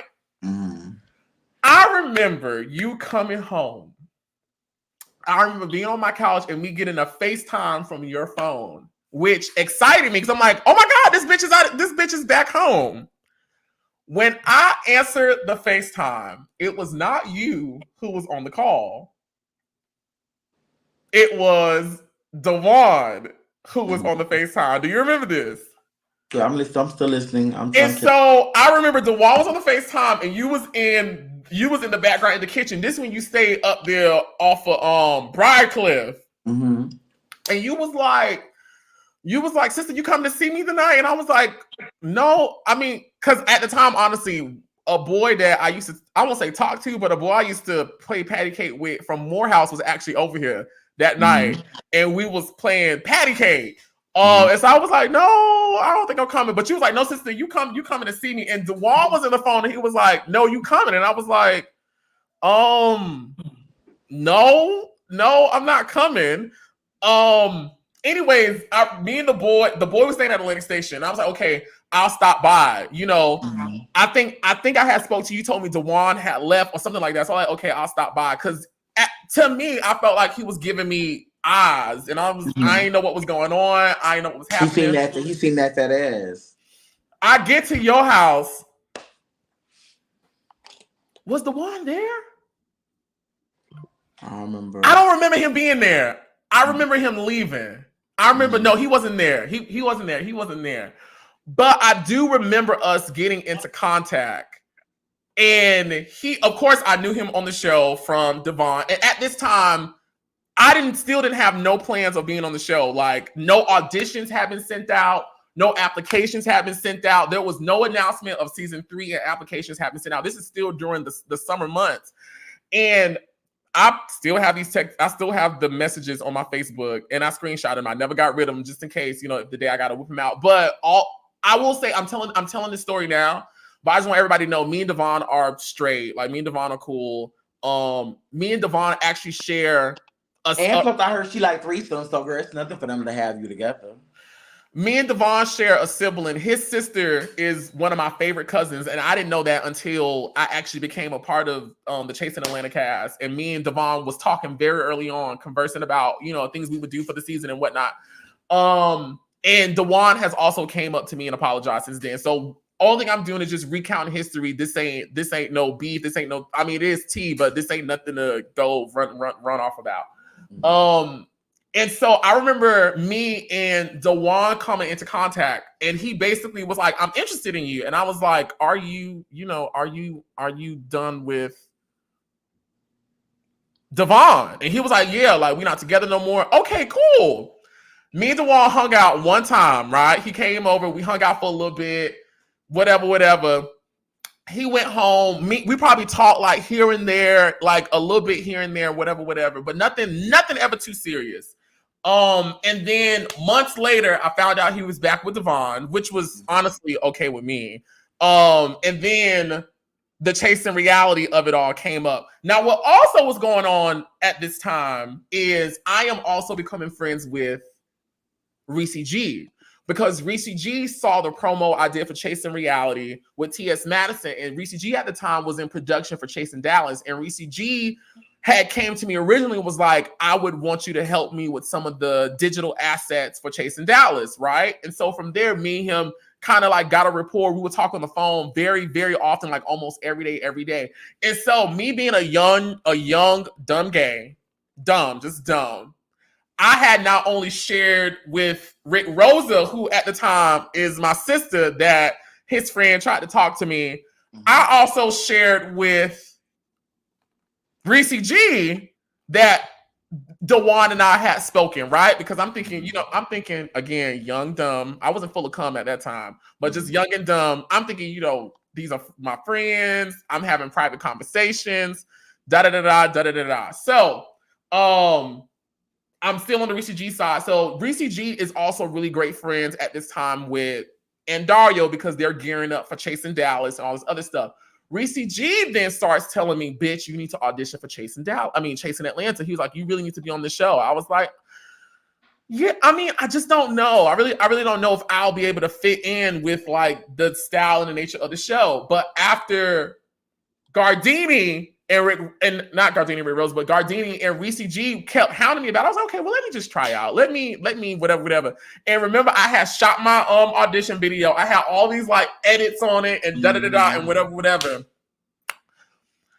Little did I know. Now, I didn't know this at the time. I did not know this at the time. I found this out many years later that Reese G and Gaurdini, I was told this by Dario and Kevon, that separately, y'all had gone back and told them about my relationship or my interaction with Dawon and how me being added to season 3 with Devon still being there and me having this history with his boyfriend would be a great narrative. Now, the story has always been Oliver was the one who wanted to come on the show and come after this man and her man. But I got your ass here, and you gonna tell them the truth, bitch. I don't think it was no Reese G or no Kevon. I think that came from me. I was boosting on Dario's head up. I was doing on Dario the squeezes of the lemons. And I had already knew what your storyline was going to be before you got there. Because remember, I'm telling you, in my mind, I'm feeling like I'm production. So you were already supposed to be on the show because you were popping. Music was popping, videography, the way you do things, edit, just all that other bullshit. It was popping. So when you ended up linking up with Dawon and all this other shit, and then, girl, he's with Devon, it's like, oh, yes, ma'am, girl, we about to shake it. So they did already pre-know before you even got on the show. And they pre-knew because what? Because I put it in their heads. Thank you for saying that. I appreciate it. But girl, did I lie? I mean, we did have an interaction, but it wasn't, to me, it was nothing to talk about. And I remember once I got casted, and I remember Reese G, and Dario was the one who told me Reese G, this is years later, Reese G was, you and Reese G were telling them about me and Dawon's situation, which is my fucking fault because I opened my mouth and told y'all whatever I thought it was in privacy and secrecy. Well, you ain't but tell it me because Dawon, don't forget Dawon was my roommate. So in reality, girl, I'm gonna know everything. No, but I did tell you. I did tell you because then I remember. I mean, I'm just gonna say you told me your little versions. Dawon gave me the squeezes. Okay, we in full transparency. What was my version and what was Dawon's version? Like just with him flirting on you, telling you come over. One time you actually did come over. You get what I'm saying? I never went to that boy's place. You came to my place, but you were there. I remember one time Dawon had invited you over. It was actually on Briarcliff. You had came over. I remember I had like the gold walls and stuff like that. You had popped up. And then when you ended up popping up, he was like, oh, hey, sister, you can't see me. Oh, the one was feeling on your ass. He was feeling on your No, ass. he wasn't feeling on my butt. I don't remember that. Feeling on your butt. He was I don't remember that. Girl, it was in the living room. He was I don't remember that. Ass. Girl, being real touchy. You know how you get when people get touchy. You start like laughing and be like, hey! Like trying to like not like shoo them down, but try to like move your way to like be like, oh, okay, we're not doing this here because you're a private bitch. You're a private sneaky little bitch. You know what I'm saying? Is it I'm sneaky or I'm just private? Both. You don't like an audience. Yeah, you don't like an audience. So Dawon don't be caring. He don't care where he feel you at. And he was always telling you all type of lullaby stories on Facebook and all this other bullshit. You know what I'm saying? So it was giving that. So I felt like it was gonna be the perfect production. Like, girl, she already here. I'm looking at how they interact with Dawon. Dawon already telling me how he finna eat that ass, and he done told her he finna eat that ass, and do. So, girl, why not come shake it on the show? And what was my version that I told you? Oh, sister, it's nothing. Yeah, he just be friendly. You know, he's just friendly. You know how you be. And so I remember being casted, right? Mm-hmm. And I remember specifically this. I remember Reese G telling me, if anything comes up, just be honest about it. And I was like, well, what the fuck would be coming up already? Like, girl, I'm just getting here. You know who else was in support of me joining the show? Montel was also very supportive of me joining the show. He was like, but you need to audition. Like, you need to be on the show. But I just remember Reese G telling me, like, you need to be honest if something comes up. And I remember preparing for our first scene that we're going to talk about. We're going to talk about our Can I first be scene. honest with you? Because I'm going to be honest with you. In the beginning, they didn't want you to be on the show. I know they didn't. They did not. I know. Let me tell you why they didn't want you to be on the show. Because they felt like you was too sedity. You was too high energy. You were too polished. You know what I'm saying? And they didn't see it. So, but I told Dario, no, girl, she's going to be on the show. And let me tell you why she's going to be on the show. So when I gave that little messy Shannon, Dario only cared about the drama. You get what I'm saying? That's all she gave a fuck about. At that moment, that's the day and age of her mindset. She only which is okay. Yeah, it's okay, bitch. It's okay. She's trying to get her YouTube check. I get it. Had to basically tell her, no, bitch, she's going to be on the show. And let me tell you why she's going to be on the show. And then when I told her why she's going to be on the show, it clicked on her. Oh, okay, yeah, bitch, we got to have this hoe. Like, we got to have this hoe. And so, okay, so gearing up for season 3. Ooh, now, bitch, we finna open up the vault. We already here. We gonna do it. Dawon was on season 3 and had filmed for season 3. Had filmed. It's not my business to say what happened, but there was the birthday night on the party bus. But we're here, girl. We're gonna talk about it. Well, you say it. I ain't saying it. No, you gotta say it, girl. No, I ain't saying it. I'm just gonna say it was something happened on the party bus and something broke out, and they did not want that. Yeah, remember somebody, King, wasn't it? Somebody was giving somebody head, or somebody was eating somebody ass in the bathroom, or something. That's what I heard. And they didn't want to. Who was it? Wasn't it King Kane and who was the other person? Allegedly Cameron. And Cameron. But then remember a fight. Girl, did you hear everything that's going on with her? Don't do that. Be nice. Don't do that. I am being nice, but don't do what? I don't want to touch that. No, we talking about it. Girl, this is our link up. Girl, what's the tea? Ain't nothing's off limits. I mean, we are praying for her. No shade. Yes, be praying for her. But girl, how many GoFundMes you gonna have online? Please, can I have just one card of just please don't do it? Can I use it right now? Just please. I'm begging. Please. Yes. Everybody saying no, Gaurdini. No. There was a fight that broke out, and the people was in the bushes. Girl, I want to talk about it. Oh my God. What is there to talk about? Ain't nothing to talk about. Girl, go ahead. Please, let me just use my one card. Please. They say you talking to Donna, not Gaurdini. I'm sorry. The characters are kicking in. I'm thinking I'm on Bigo. Go ahead. No, baby, we're not on Bigo. Come back. I'm back. Go ahead. But anyways, there was an incident that happened that night, I think of Devon's birthday on the party bus while they were filming. That incident, as well as another one that made Devon pull out. On top of, I believe it got out to Devon about my past with Dawon. I don't know how it got out. I don't know. But I just remember gearing up to film our first scene. And honestly, the first thing I filmed. Wasn't there a fight on the party bus? Well, yes. There was a fight. It was a big old thing. Girl was chasing Devon down the street. Girl stopping her from fighting. Telling them, girl, it was the big Shannon. I'm not gonna lie, bitch. I wanted to see that on the show.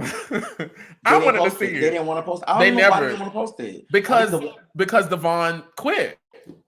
Yeah, and she was doing the temper tantrum and saying that how they couldn't post her likeness and da da da da. But I feel like at that moment, bitch, it's Ontario's likeness. Like he the one who recorded it. Girl, they stayed there for your birthday party. Everybody showed up. Whatever happened on the bus, girl, came all the way from Dallas to come eat a bitch ass on the bus. she always been a freaky little bitch. Always been a freaky little bitch. But she was after you. You mustn't watch the season. I don't watch it no more. Oh, girl. Okay, well, great. We'll talk about it later. And so in gearing up for our first scene, which y'all, here's some tea. So my first thing that I ever filmed for Chasing Reality was the scene of Rick Rosa, quote unquote, coming out of jail, right? Which I think is so many years far removed. I think we could say that wasn't you coming out of jail. We just filmed it as if I was coming to get you from out of jail. But that was like my first couple of days in Atlanta. It was. It felt like I was coming out of jail because I was in jail in Florida.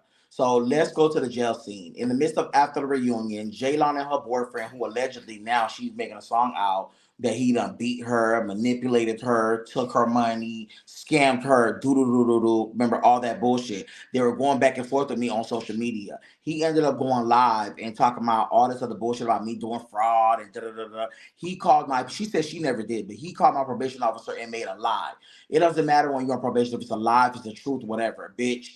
If it's close enough, they're going to violate you. You get what I'm saying? They did know that I was in Atlanta. They knew that I was filming, but they didn't know that I was living and filming in Atlanta. You get what I'm saying? So that's my fault. So in the midst of that, they ended up calling the probation officer, telling the probation officer all of the squeeze. I literally was on probation for 5 years. So that's why I knew I wasn't doing those scams. I was working. I was doing the Getty images. I was doing the whole paparazzi smiles. Paparazzi smiles. You get what I'm saying? I was doing all that to stay out of trouble. Girl, I was down to my last 3 days after being on probation for 5 years, paying $30,000 worth of restitution, not getting in one ticket, no, not one fight, no nothing, bitch.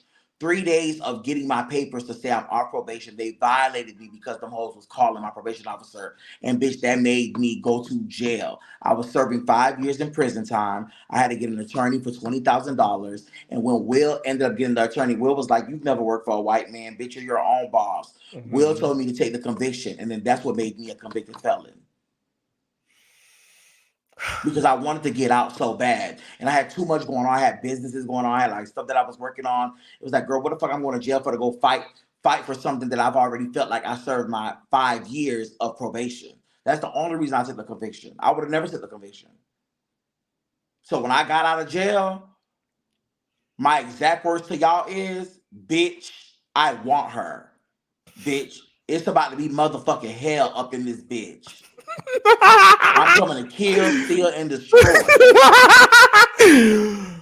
Before we jump back into the story, one of the funniest things you have said that has stuck in my brain, and I tell this story very often, is Gaurdini told me one time, he was like, bitch, if you ever want to get a bitch back. Mace the AC vent. No, it was Mace the grandma AC vent. Yeah, Mace the AC vent. Girl, it's going to get everybody at the house. Everybody going to be at the house. And mind you, guess what? They're going to have to need a whole new AC system, bitch, because guess what? That motherfucking AC going through them pipes and that motherfucking, yeah, they're going to need a whole AC, brand new AC. Who did you do that to? To my best friend who passed away. Oh, girl. Oh my God. What, girl? She busted out all my car windows and everything, girl. Left me at Club Boy, girl, with no windows. Girl, that Club Boy. Yes, girl, left me at Club Boy. I had to tow my car from Miami to Broward County, bitch, and she thought it was a key. Oh, okay, ho, you want to play? Let's play. And you went in and maced the vent. Girl, I called a motherfucking Uber, bitch, went across the street, sat there, girl, maced the AC vent, girl, the AC, you gotta wait when the AC go off, when it's on auto. You gotta wait until it go off. You spray the AC, and then when the AC come back on, girl, all the fumes go up in there. I see her grandma coming out to my hot sauce. The baby was in there. Her mama, her daddy, everybody, sisters in there. Everybody had to come up out of there.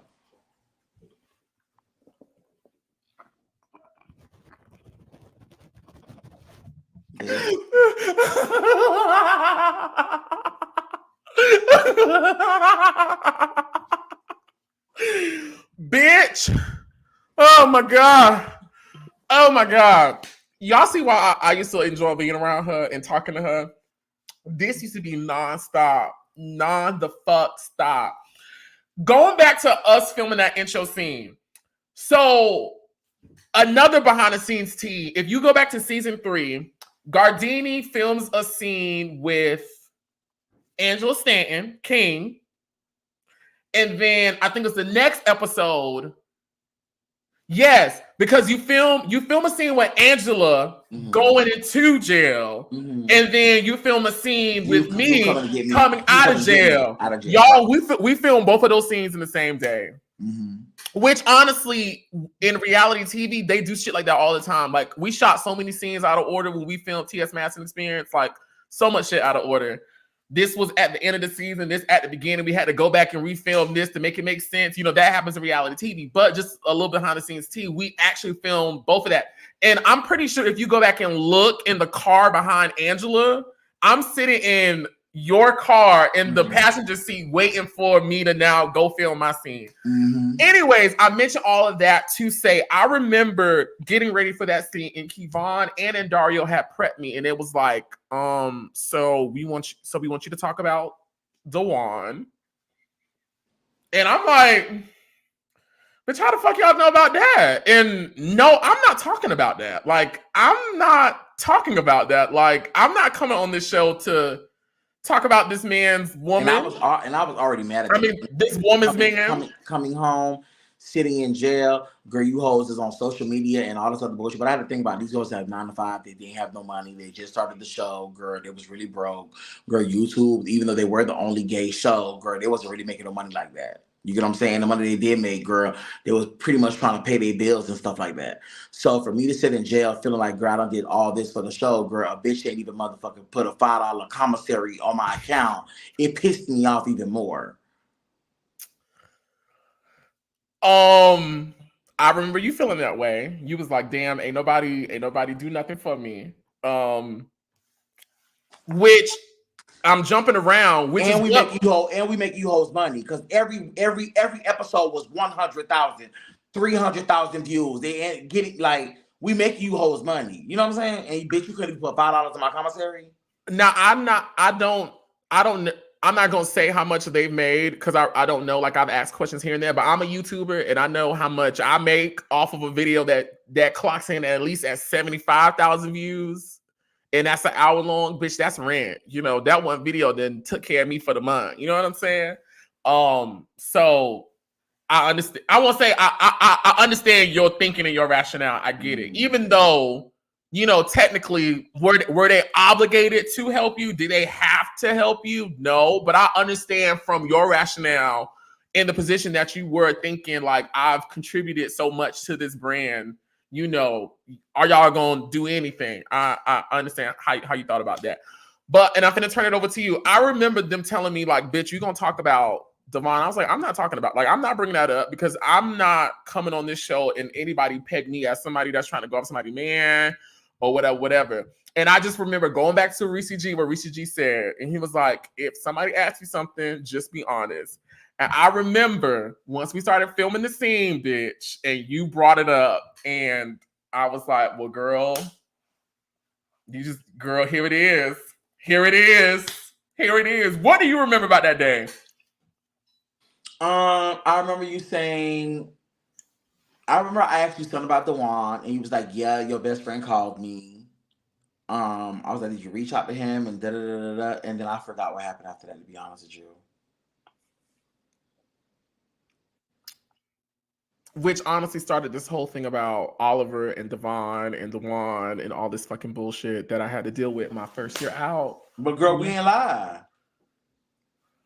But me and the man met before I even myself considered being a part of Chasing Atlanta. Right, so it's still a part of your story. But no, because I had done many things before Chasing Atlanta. Bitch, I didn't want that to be a part of it. Yeah, but that's her man currently at the moment. So in reality, you always gonna be the side bitch that came in that once upon a time had a situation with her man. When her man told me that she was single. That's what the man told me. Now I don't know what was reality. They probably were broken up. She's always single. But the man told me that they was single. And then I just didn't at the time. And again, y'all, you gotta also understand too. At the time, I'm probably like 21, 22. First time hanging around the girls. I think you were working at the YMCA. I was still working at the YMCA. I didn't stop working at the YMCA. You know what got me stopping from the YMCA? Stopped me from working at the YMCA. We went and did that trip to Miami. Mm. And I had took off work, and I came back, and my coworker at the time, Tatiana, who was my really good friend, she went with me. So both of us were gone at the time. And somebody was like, Oliver's filming a show or something like that. It was something like that. And they had went on my social media and like looked at my social media and was like, yeah, we don't want you working for us. And so it was me going to perform at the Queen Supreme Court down in Miami. I came to work that day, and I was like a coordinator. Like I had staff, I had like programs. You've been there a really, really long time. I have been working there since college. Like I started that job when I was in college, and then once I graduated, they just promoted me, and I was like, okay, well, shit, like, girl, it's money, you know, whatever. whatever, bitch. I'm gonna stay here. But they fired my black ass. And but that day is at that moment is when you said, girl, fuck them. I'm gonna start working for myself. And that's when you really took the Queen Supreme Court really, really serious. And just working with Maddie because you're like, I'm gonna do this full time. And we're gonna get to the Maddie situation because at that moment, girl, you needed the money. You needed the money. I needed the money. You had to pay your rent, and the bills were not adding up. So the stuff that you were doing, Maddie, not paying the bills, and she kept on forgetting to pay you. Okay, and I don't know. Girl, okay, you gotta talk. Okay, you gotta slow talk. down. Just slow down. You gotta talk, just slow. Just wait. Just slow. Oh, okay. I'm ready. I'm ready to dig in. Sister, you remember, y'all, I'm gonna tell y'all, I used to be so broke. Like, I've never been broke, like no money, but like back in 2019, like, bitch, I was really like working on a fucking budget. Like, I had to pay this. Gaurdini, you remember this was when Uber Eats first started out. Remember, I would order food and then mark it that it never came, so I can get a refund and order more food because I was trying to stretch my little money out. Like, girl, Miss Oliver was over here. Girl, I was over here trying to, she was trying to figure it out. Girl, you done got so far ahead. Let's back up some. Okay, so we're filming season 3, right? We're in the very beginning of filming season 3, like the very, very beginning. Child, I just remember waking up one Saturday and I open my Instagram and I see you done put chasing DC, chasing Miami, chasing New York, chasing this. I'm like, what the fuck is going on? I then look in my email and it's like, I basically have been let go. But I had been told you about it. After I did it, I told you about it. I called you on the phone. We talked on FaceTime about it. We talked. And what did I say to you? Even before you seen the chasing DC, chasing this, chasing that, you was like, sister girl, you going too far. You was like, sister, I don't think it's a good look. You was like, girl, you shouldn't do that, sister. So you were always the voice of reasoning. What happened? And I kept on saying, girl, fuck them, bitch. What happened that made you basically, as we dubbed it, take the LLC, like take the name? So, what happened? Kevon was venting to me about a lot of bullshit that Ontario was doing. He was venting to me about a lot of bullshit Ontario was doing. Because you and Kevon was around each other a lot. And I don't forget, I always felt like Ontario was the villain. You get what I'm saying? So I felt like this is a bitch that's coming in trying to take what he won't work hard for, what he's trying to build and stuff like that. So I was like, oh no, but before I even did it, I sat on the phone with Kevon and told Kevon I was going to do it. Wait, I never knew this part. Yes, because you got to think about it though, because don't forget, when I did all those LLCs, I added Kevon and them name at the bottom. So Ontario and them was still in there. I was over the LLC, but they were still like the presidents and the organizers within all that. Kevon knew that I was going to do it because I told Kevon, and I did that to protect Kevon because that's when they were trying to hire Reese G, and I felt like Ontario and Reese G had a little shawant going on, and they were trying to move. They were trying to move Kevon out of the situation. So I did that to protect Kevon. Girl, when I did that, Ontario, girl, it was World War III with her.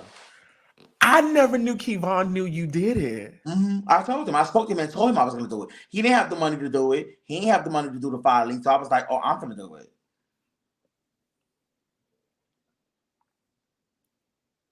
I never knew that. I just found that out just right now. Okay, so Gaurdini calls me. He says he called. I don't remember, but I'm not going to deny. I don't remember that part. And he says like I was denied, telling him it's not a good idea. It's not a good idea. Bitch, I just remember getting the email that said, girl, I have been let go. And I didn't understand. I was like, we both got an email because you was associated with me. So we both got an email. We talked about the email together on the phone. And girl, my exact words to you was, girl, fuck them. You did say that. You came to the show as a content creator. Bitch, you already working with TS Madison. You're the best videographer, better than motherfucking Ontario. Girl, we don't need them hoes. Bitch, I already have the LLC. I've already trademarked everything. Bitch, we could take this shit, bitch, and make it ours. You did say that. Yo scary ass talking about no, sister. I hang up off the phone with you, girl, you go back and me, go reach out to Andario, and I'm saying, I don't have nothing to do with that. Whatever Gaurdini got going on, that's on him. I already told him I don't agree with what he done did. It's bad, it's malicious, and da-da-da-da-da, and I just want to get on and do my project. Okay, so all of that is true. And here is my standpoint. I was not involved in the decision making of executing this order of let's protect the LLC for Kevon's best interest.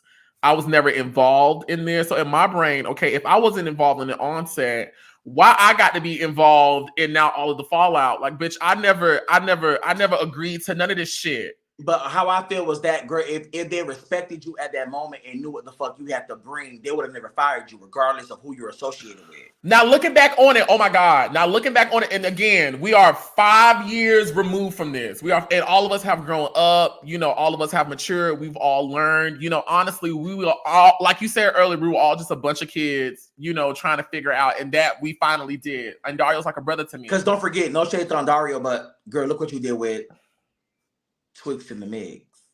Look what you did with your Mexico trip. Look what you did with all your music videos. Don't forget, when I told you to join Chasing Atlanta because of that black and white music video that was on your Instagram, bitch, that I felt like was everything. It was a black and white video that you had, and there was boxes coming out of everything. So I already knew what the talent can give. So it wasn't like you didn't have it and you didn't know what to do. So to create your own show and what you have now, the YouTube, the commercials, the all that, I been knew that you can do these type of things. You were just lazy as fuck. You think I was lazy? Yes, girl, it took you a long time. You would like do things that'll be complete, and you're so anal about certain situations. You're a perfectionist, so you don't like it. It'll take you 2 weeks, and you'll be like, "Oh, I gotta do something else. I gotta let me add something else to it." You would just never complete the project. You know what I'm saying? Remember that one song that I love that you were singing? It sounded like Janet Jackson. I kept on telling you to be a singer, and you was like, "No, but I like rapping." And I kept on saying, "Sister, please put this out." When I heard you singing, and I was like, "Girl, please put this out." Girl, now you doing singing tracks.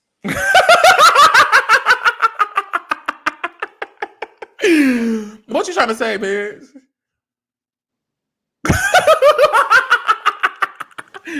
Okay, and so for me, my standpoint was, it wasn't so much of me not supporting my friend. I just felt like, one, if my friend wanted me to support them, I should have been involved in, I should have had a choice to say, yes, I'm gonna ride with you before the car had already pulled off. Like, from my perspective, and I still stand on this, like, bitch, you had already blew up the bank and was like, bitch, drive. And I'm like, wait, what's going on, you know? Mm-hmm. I never understood anything about Reese G or the Kevon of it. I'm just finding this shit out today. Like, I never understood the backstory. All I saw and what I felt the world saw was Gaurdini got upset, and now he trying to take the LLC. Like, and it's caused all of this online conversation and all this shit. And for me, I'm just getting here. Like, I'm just getting here. People are just now getting to know me. This is not, it's one thing if I had authored it and was full support of it and doing it, but I'm like, bitch, I don't even know what the fuck is going on. And the way he went about it, I wouldn't have gone about it that way. And so, echoing what you said earlier, I called him. I was like, well, nobody even asked me, like, if I knew about this or if I, whatever. And I remember it was on the phone, it was Andario. It was Jennifer. And I believe it was Andario, Jennifer, I think Mark at the time, Mark Williams, and Curie were all on the phone like a little panel. And I was like, y'all, I didn't know anything about what Gaurdini had going on. Like, I didn't know anything about this. And they were like, well, we thought you did. I was like, bitch, I didn't know. And like, I don't know anything about this. Can I have my contract back? Because in my brain, yes, bitch, I'm trying to get my career off the ground. You know, I'm trying to do my bobs, you know, like, yeah, if I'm gonna get fired, let me get fired over some shit I did, bitch. I didn't do this. I understand that. And this is what I said about the cloud chasing thing. Remember I made that whole cloud chasing thing with the smiley face and stuff like that? Because I feel like it was a cloud chasing move. Mm-hmm. Like, well, you my girl, so you supposed to support me the same way I support you. If you're wrong, right, or indifferent, I'm gonna hold you down 10 toes down. And the reason I say that is, girl, at that moment, imagine if I owned all these people LLC and I had a fierce bitch like you who's the best editor bitch that we know, better than Ontario. Where the fuck a Chasing Atlanta would be. Okay, it would be no Chasing Atlanta. You had another show. Didn't you created a show that had the Dawon on it? Wasn't it? What was that show that you had that never? I don't think it ever came out. You had Dawon was on another show. It was like Gentlemen. It was. I remember what it was. It wasn't my show, but I was helping them out. That show with whatchamacallit, when they was doing another chase and it was, they had a really good production. They had the budget. Yeah, they had the budget. And I was assisting them with that. And it was called Gentlemen. It was something I can't remember. I forgot. Okay, in hindsight, looking back on it, if you would have came to me like, sister, do you want to do this with me? I still would have told you no. Like, I don't want to take somebody else's thing because I don't want nobody coming to fuck with my shit. I really feel like at that moment, sister, you didn't have no money. You was just losing your job. You was trying to make it. You want to start. I was trying to make it. You want to start. I never want to start him. No, what I'm saying, stardom is that, girl, no shit, let's keep it above, girl. You've been doing your YouTube for a long time, putting out your music, and it wasn't really pushing the way you know that you wanted it to push. Yeah. And correct. Like you said, chasing Atlanta was the gay thing to do. Like, it was the thing to do. And you want to be a gay celebrity, that's the thing to do. And girl, at the end of the moment, you was like, girl, yeah, you my sister, but girl, my career come first. Yeah. Yeah. Yeah. Now, if it would have been like, if we would have had this conversation and you'd been like, girl, I want to do my own thing, I would have told you back then, I'm still not going to take these people's shit, but let's create our own thing. Let's create a whole nother idea. Let's actually make our storyline be, bitch, how we creating the show, and we're going to promote our show on they shit. You know what I'm saying? I wanted them people thing. Oh my God. Oh my God. I wanted them people thing. I wanted them people thing for me being a convicted felon. I wanted them people thing for them trying me, not sending me no money on my commissary. I wanted them people thing from the sneaky shit that they was doing on the back end. I wanted my people thing for them trying me, bitch, making J-Lo feel like she was the motherfucking star girl. And I was investing so much time, money to make sure that this shit was like solidified within social media. So yeah, I wanted them people thing. And so you get removed from the franchise, and Oliver. But you know that was nothing but Reese because she couldn't take me. You know, a lot of fat bitches don't like other fat bitches. And bringing her ass in, girl, she was trying to shoot me up out of there because a lot of the decisions and ideas that she was having, I had been told on Dario, but because they were so cool, it was like, girl, this lady trying to take over. You get what I'm saying? And plus I was cool with Kevon. So in reality, to dummy down Kevon and make him feel weak and make him feel alone, they had to get rid of me. Because I was his power. There ain't nothing they could say, bitch. If I tell Kevon, girl, we're doing confessions at this, and girl, I need 2-3 extra hours, I would make Dario stay an extra hour and and Kevon a cook, and you know, bitch. You know what I'm saying? You so funny. Yeah, it was a big thing. So they had to get rid of me. When they got rid of me, I was really heated, bitch. That's when I was really out for war. Oh, bitch, they got rid of you and they kept me. They kept you. They kept me. You know, some people say clout chasing, but I honestly think anybody in my situation would have protected their career. You know, like honestly, like if you and I had been in agreement and like we was doing it, like bitch, I would have wrote with you 10 toes down. But just like everybody else, it had caught me off guard. I don't really believe you would have. You're more of a person that, and it's fucked up because you. No, I said if I knew about it and I had agreed to it, yes, I would have wrote with you. You wasn't gonna agree because. Oh no, I was never gonna agree to that. When it comes to you, you're so like, let me see the foundation. What's the blueprint? You don't go off of impulse. You know what I'm saying? And that's kind of fucked up. It got to be a strategy. It got to be a da-da-da. Sometimes you got to step out on faith. You got to do something impulsive. You got to, you know what I'm saying? Like you did the TS Madison, like I said again, with the whole recording thing, you said, fuck my job, bitch, I'm not going back to work. That was off of impulse. And then look how it worked out for you years later. So that had really hurt my feelings because I feel like, girl, I was riding for my friend when they said they didn't want you. They literally said they didn't want you. Kevon didn't see it for you. Dario agreed with her because that was her girlfriend. No. And all the things that you're saying that Dario has confirmed me, that was like, girl, you know we were never going to ask you. I'm riding for my bitch, and I'm telling y'all she's going to be on here. And then, girl, now that it's time for me to leave, and I'm telling my bitch, girl, pack your shit, let's go, Twixt. What you said? It's giving very much so. Now it's the dead end, and I'm like, girl, pack your shit, Twixt, let's go. You was like, sister, I ain't going, I'm standing this side. But let me gag you right quick. So you wanted me to ride for you, but you went back and told them something that I told you in confidence about. Because I knew they were going to get rid of you, girl, and that was the thing to keep you. But bitch, I didn't. I wanted you on there by any means necessary. So I'm supposed to be okay with that. I wanted my bitch to be there, girl, but I wasn't taking no for an answer. And Dario was the one that was kept pressing the issue, saying no. Girl, why not? But I'm saying I'm supposed to be okay with that. I'm asking. Sister, you know I'm gonna do anything to get my way. And see, this is why you and I always butt heads. Because when you do it, it's for the greater purpose and whatever. But when I do something, I'm a clout chaser. I ain't support my friend and all these other things. Explain that to me. You didn't support your friend, and you was a clout chaser. It ain't me. Because let me tell you why. If you want to really talk about it, let's talk about it. Let's keep it above. Let's keep it above 50. Me being gone, you became the star.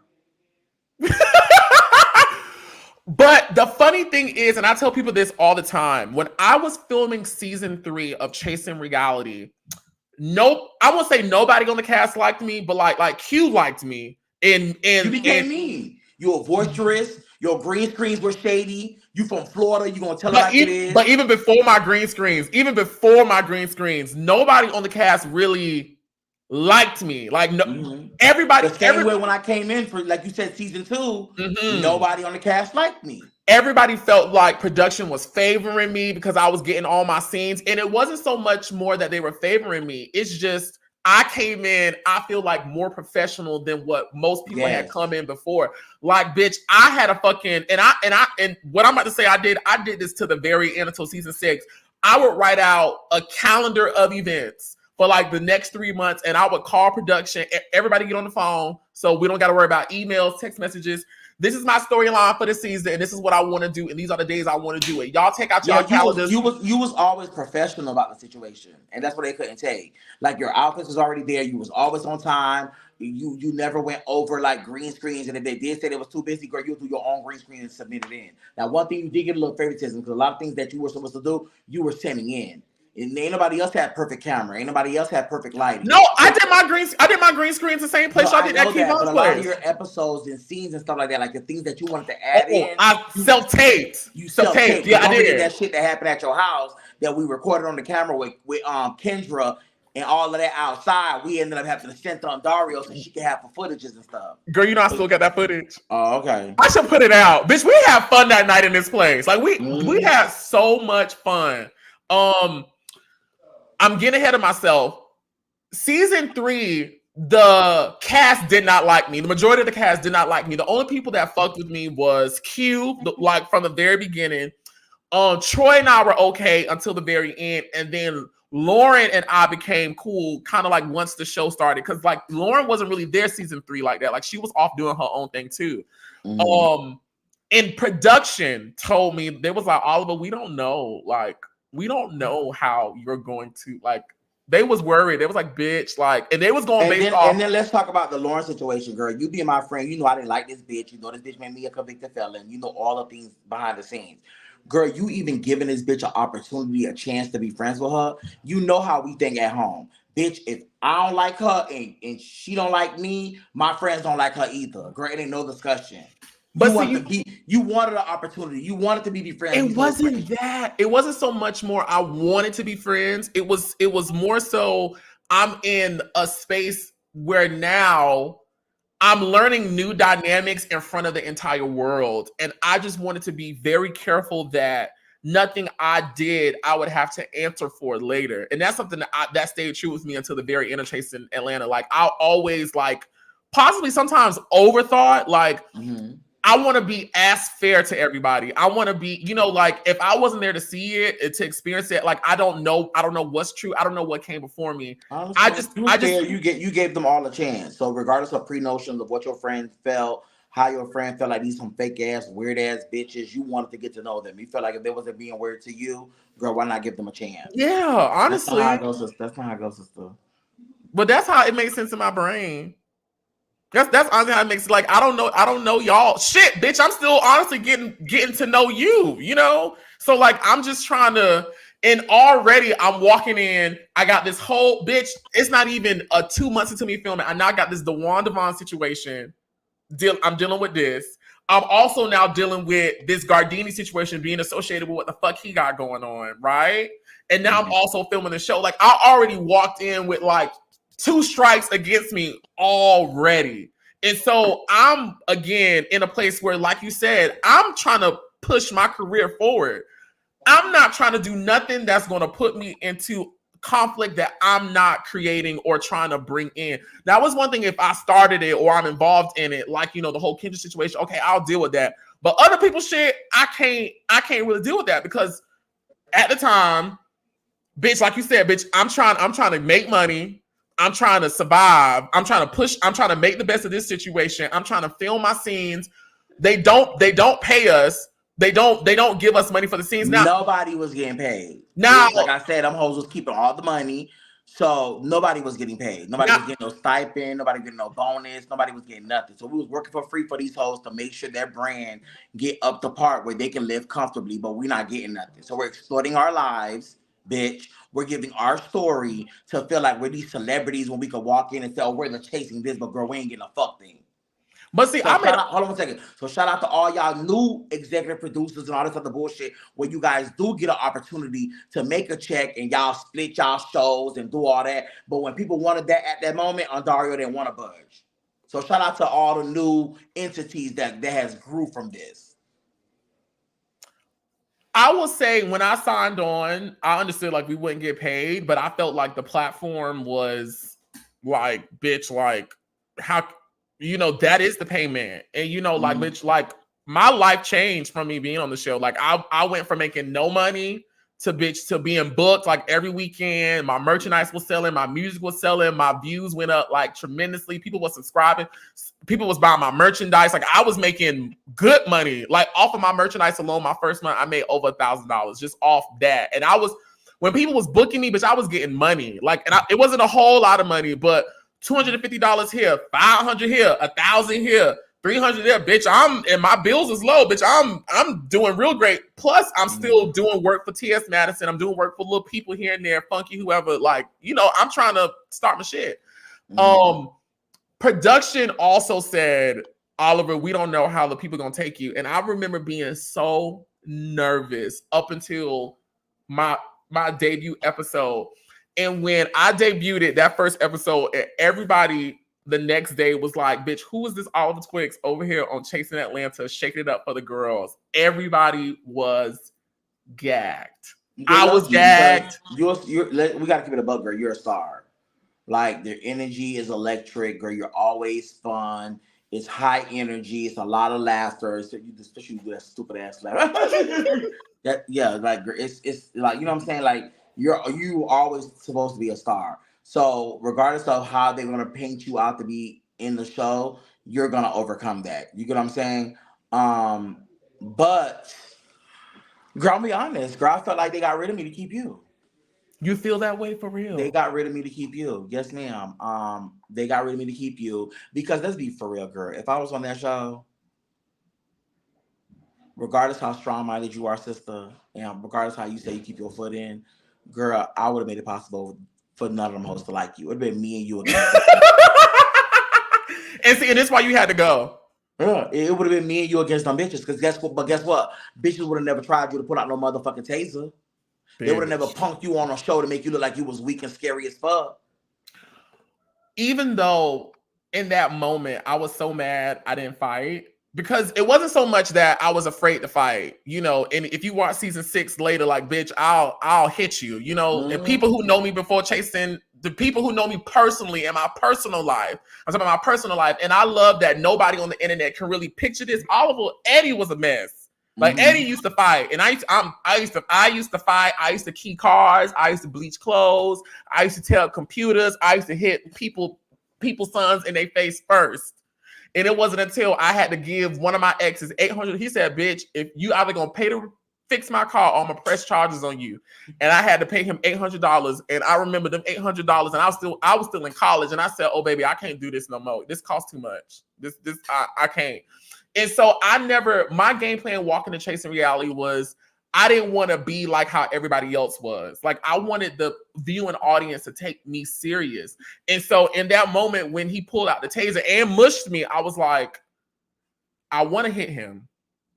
And I want to call everybody from Broward County, Pompano, and Miami-Dade to come swarm and cover this house. And do this bitch. However, that's what Eddie want to do. But Oliver Twixt he don't need Eddie messing this up. And I just remember the comments. Like, of course, there were people who didn't like him, like, oh, he should have fought. But I remember the fact that I did not fight him helped my career out at that time so much. It helped me out so much. And that's honestly one of the best decisions still to this day I ever made, was not fighting my first season. Now that, season 3, season 4, season 5, I didn't establish a rapport with y'all. And then, with season 6, when she finally decided to, do what she had to do, it's different because I've already established. So I have a question for you. What changed? Honestly, besides the fact that why I fought to me was just utter disrespect, and I felt like if I would have let that slide, that just was to me you would have looked pussy. Yeah, that would have been like somebody spitting on me, in my personal opinion. But also too, like by the time of season 6, which I was already solidified, I'm solidified over here on Chasing Reality. I've already done all these things on Hulu and Netflix and WeTV and the clients and going viral. Like, I've already done all that. People already know my character, so if they know that if I'm hitting somebody, something didn't happen, Mm-hmm. That's what the change was. You're okay. Going back to season 3, you're off the show, right? Mm-hmm. How did you get back on the show season 3? What happened?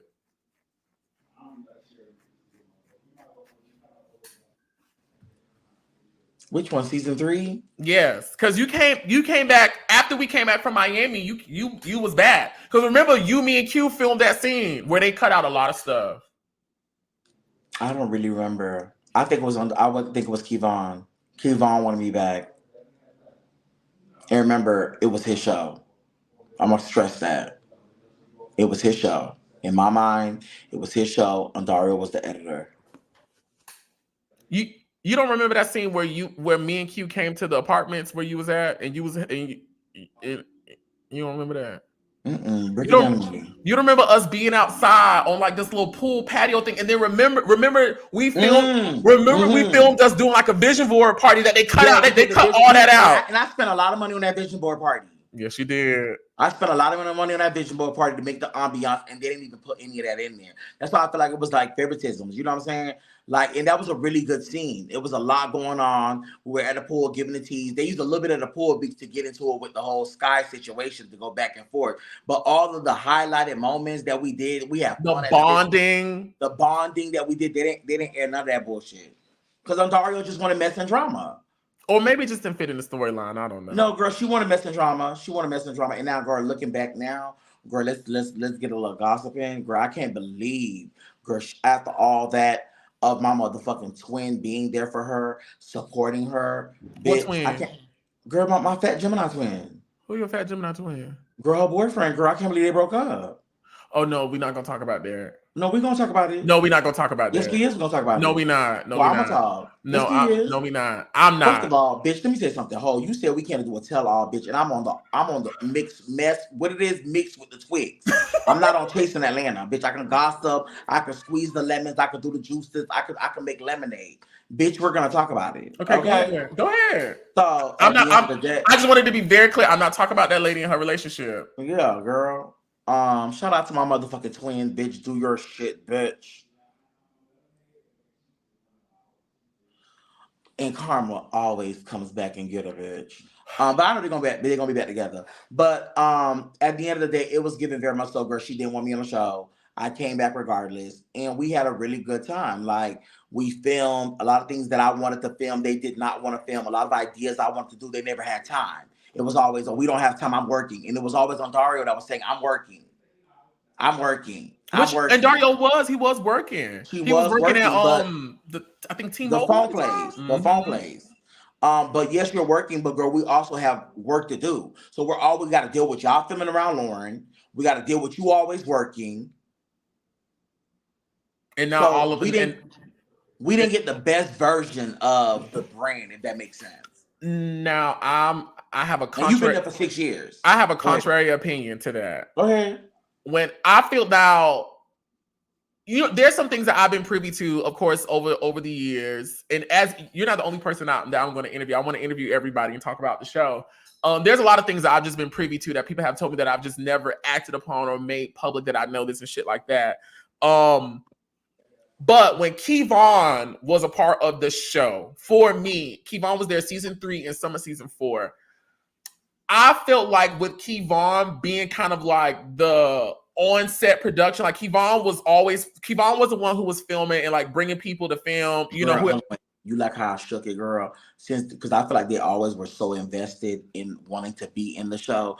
I remember I had threw a little bone and stuff like that where I ended up having to make them come on the show. You know, with the Kevon storyline and who he was trying to have and things like that. I made them hosts have to come from behind. Go ahead.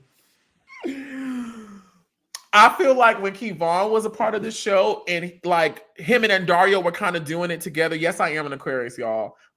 When him and Dario was doing it together, and Kevon was like the one who was mainly responsible for like filming on ground and getting all the camera people. I feel like the show carried a more organic feel because I just remember we'll be like, Kevon, like, child, this just has happened. What y'all finna do? Everything was Kevon. And Kevon to be like, okay, we finna come film y'all. Can y'all get together tomorrow? Kevon. Or there'll be some days. I remember some days Kevon would come film us day of if shit was going on. Like, and I remember that for me. I'd be like, Kevon, this is going on. You know, I wanna, you know, we want to give the organic, the most, you know, real reaction to feel Kevon film. And Kevon would come with the little boy that he was dating, and the boy will be filming. Kevon to set up another camera, and then Kevon will be filming. We have 3 scenes, and bitch, they send it to Dario, and the shit make the show. I felt like it felt like more of like an unscripted reality TV show when Kevon was there, and I feel like once Kevon left, and then Dario became in charge of everything, I feel like. So let's talk about it. Why did you were there? Why did Kevon leave? I mean, they've talked about it. Kevon, I wasn't here, so let's talk about it. Oh, Kevon said, I think it's in the. If you want to hear from Kevon's mouth, head over to Chasing Reality on the Farewell Live, where Dario and Jamar talk about the show, and Kevon comes up and they talk about why he left. There was just like confusion during that time of season 4 about like his involvement, money, showing up, not showing up, lack of communication. I feel like I remember before I left, Dario was being real nasty to him. She sent him a text message like pretty much like, girl, fuck you. She changed the password to the YouTube to make it her own. And I don't know if she knew too much tease about Kevon that he didn't want to be out there, or when she ended up venting, we ended up finding out that he ended up owing her money because she sent him money to pay his rent and stuff like that. So she felt like she owned it because he owed her money that came out of the YouTube that she ended up having to take her money out of her paycheck to give to him. But that still doesn't mean that you own the brand. So I'm kind of mad at Kevon that he was weak-minded to even let that shit go, knowing that this is his baby, to even have to create another one. This your shit, bitch. Nobody can put you out. And I done did all that work, spent all them LLCs, did all them trademarks just so you can keep your shit, and you let a bitch and another fat bitch come in and wind you up out of here. Like, let's keep it a bug. Kevon was never supposed to go because this is his shit. Regardless how many times y'all changed the name, regardless how whatever, he built this. I came on season 3. I don't know shit about who built anything. The house was already up and running when I came. So I don't know who That's built just my what. perspective. No shade. So I would have never left. And I was Dario getting all type of prizes and so and so of the year. And what about Kevon? Because that's who really started it. I will say I miss Kevon when he left, you know. I did miss Kevon. I miss Kevon a lot. Like, I was like, damn, Kevon gone. I'm always going to give that man his kudos. And I'm always going to give Dario her kudos, too. But when you getting on them plaques and chasing this or best gay reality, bitch, mention Kevon. So, I'm not here to defend Dario because she could defend herself. But out of everybody in the whole brand, I've been the most close with Dario since the very beginning. Like, we instantly bonded, and we've always had a relationship behind, you know, us filming that we've always just kept, I would say, private, just because we don't want to whatever. But like, we've always spoke, we've always talked, and it's not even talking about the show. We be talking about, you know, a whole bunch of other shit. That's like my I call him my little big brother because I be telling her what the fuck to do, you know. I feel like all of us, we had come up on like lightning in a bottle, right? Chasing Atlanta was a thing, still is a thing. We were getting all these numbers, we were getting all this recognition, but all of us are still 21, 22. The majority, and Dario, 21, 22, 23. I just think considering all of the drama of, you know, the Rick Rosa of it all, the Reese G of it all, the cast of it all, the fans, the bloggers, and remember people like Stone and all them who was doing lives on Facebook, and the other boy. Girl, you know we on Beagle and I can't stand her. Girl, she's always want to clout chasing moment with me. Bitch, you used to beg me on Facebook to come do interviews because you used to recap the show about us. But girl, she making it seem like, oh, nobody was never anything. Girl, you used to beg us to come to your Facebook Live because you would talk about us. And we gave you an opportunity to even talk about us on Facebook, to come to your raggedy ass show, bitch, to do recaps about us. I haven't spoken to Stone in so many years. Girl, she a fool. She a fool. She a fool. Oh my God. She a fool, girl. One of her best friends / husbands died. Girl left her, you know, because she was dating her husbands and stuff for military benefits and all that other bullshit. But you gonna tell it? Yeah, 2 people done died, girl. She done killed 2 of them people, girl, for military benefits. You gonna tell it? One thing about you, but you gonna tell it. You gonna tell it? Oh my God! Yes, the Norris and Martez show. You remember Norris and Martez? Yeah, but like it used to, this new chasing shit. You know, like yeah, but like it used to be a whole Wiley ass used to be in the shit. Like it used to be a lot, and I honestly feel like we're not gonna forget my sister. Shout out to motherfucking Ty. Oh yes, Ty back then is what TTV is now. Like Ty used to get tens of thousands of views. The quality, the ambiance, the production. Yes. Like that really started paving the way for the girls to even be able to do interviews and stuff with people, because Ty would invite you to his house, make it comfortable, play games. You know what I'm saying? Before that fuck nigga bitch motherfucking made my sister go crazy.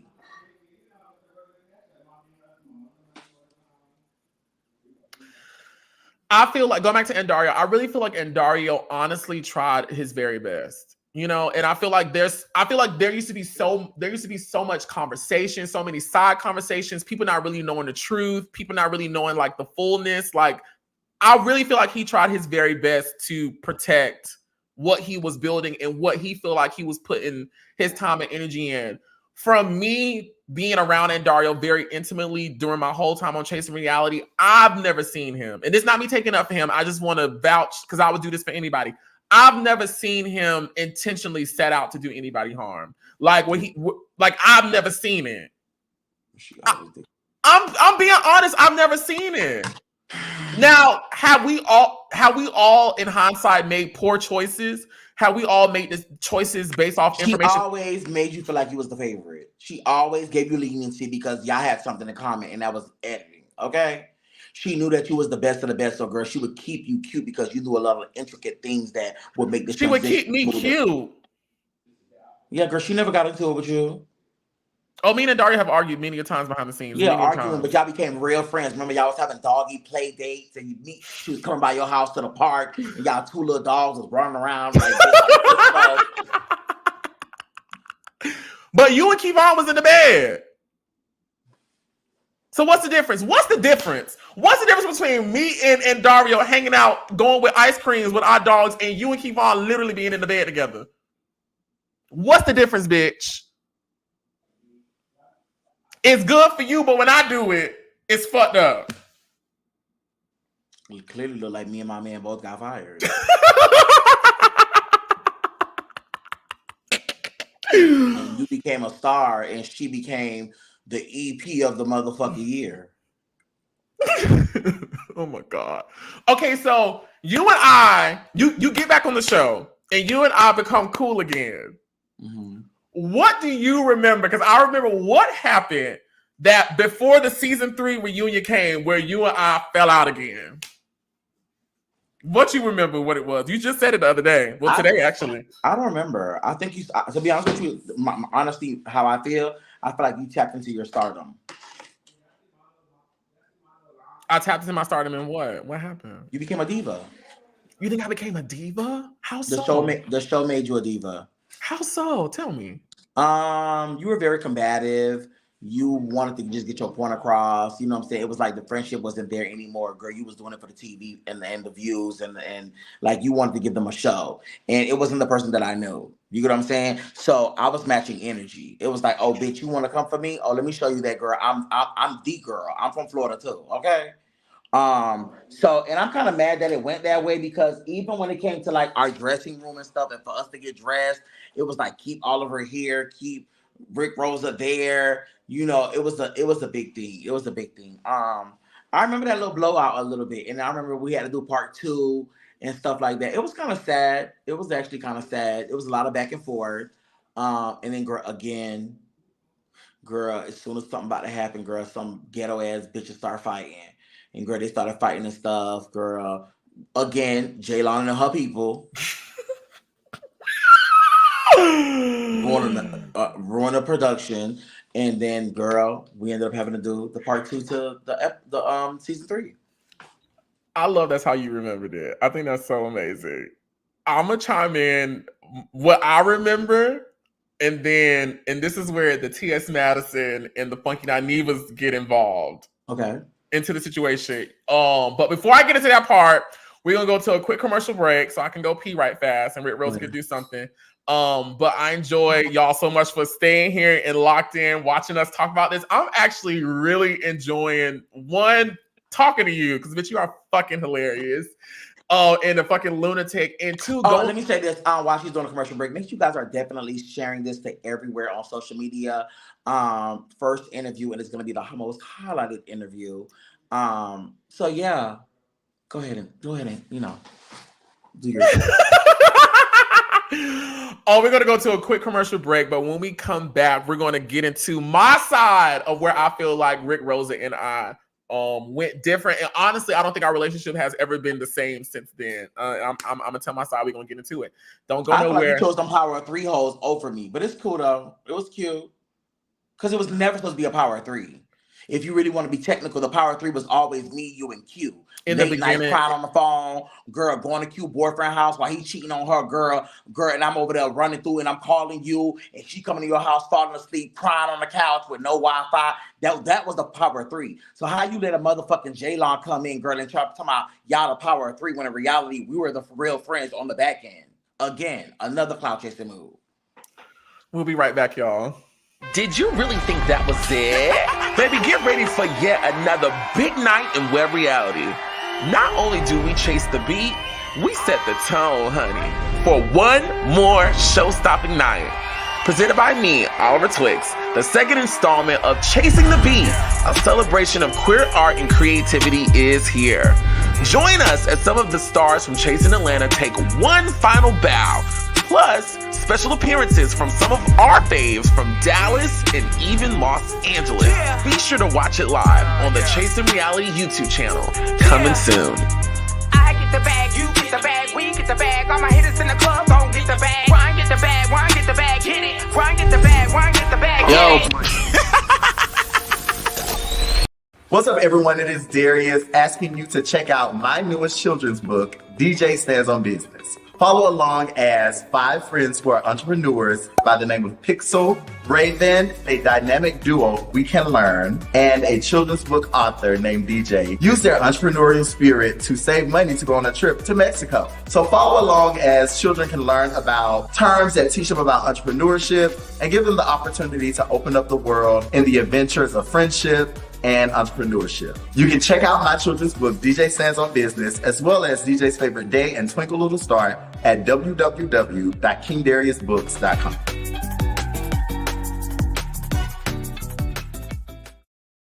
Yes, oh my God, listen guys. Chasing the Beat, the second installment is premiering on the Chasing Reality YouTube channel April 2nd. Twixt Tuesday, April 2nd. And I'm so excited about the lineup. I'm so excited about the show. I'm so excited about everyone who's performing. TS Kendra will be there, as you heard. And girl, her song was just really, really good. She's like, you talking about what song? The song that was playing? Yes. So that's my song that her and I recorded back in season 3, and we played here in the house for all y'all. I remember. Do you remember? The edit was everything. It was. I remember y'all was working on something together, and y'all. It was that was really, really good. Question for you: who is this King Dario person? Darius, that's my best friend. Darius he's now on the group chat, and then he was on. Which best friend? My best friend, brother. That's like girl. Who was the one back in the days I used to like? Remember you had a friend, girl. He was everything. He used to come down. Who was he? What he look like? I don't know if he was bald head. Remember, it was some guy used to like. He was your best friend. I don't know if he was your best friend or your brother or something like that. This feels familiar. This feels familiar. I had a little crush on him. He used to come down like he was from out of town or somewhere. Was it Kier? Light skin, Kier? He's not light skinned. No, he was dark skinned. He used to come down and visit you like once a year. Or you talking about like my actual blood brother? No, your brother's not gay. This person was gay. No. You called him gay brother. He was like your gay brother. He used to come and visit you, and I had a crush on him. Remember, he came and stay with you one weekend at your house, and I was like, we was FaceTiming or talking with each other. I forgot who it was. It wasn't Kier? It wasn't light skin Kier? No, this person's dark skinned. He was in college or work or something. He lived out of town. Like in LA or something. It was a brother who lived in LA or some shit like that. It wasn't Terrence, was it? It couldn't have been Terrence. Forgot. He was real cute. Dark skinned, real cute, skinny. Dark skin. Girl, I don't remember. But this feels familiar. This feels very familiar. Extremely familiar. Mm-hmm. Fuck. Damn. I don't remember. The reason I asked is because I don't know who the Darius person was, and now that I'm thinking about it, and I'm looking at this little kitty book thing, we're gonna tap in later on with this TS Madison thing. But girl, I hope you bitches, when his book do blow up, y'all don't come back and say he using y'all likeness, bitch, because he's really using y'all likeness. Here you go. I'm just asking. Well, I'm always support my best friend. You know, I love him. You know, and I feel like if it did blow up, my best friend, I wouldn't have to ask. My best friend would automatically, you know. I mean, your mama. Oh my God. Okay, so listen. So this is what I remember about us falling out.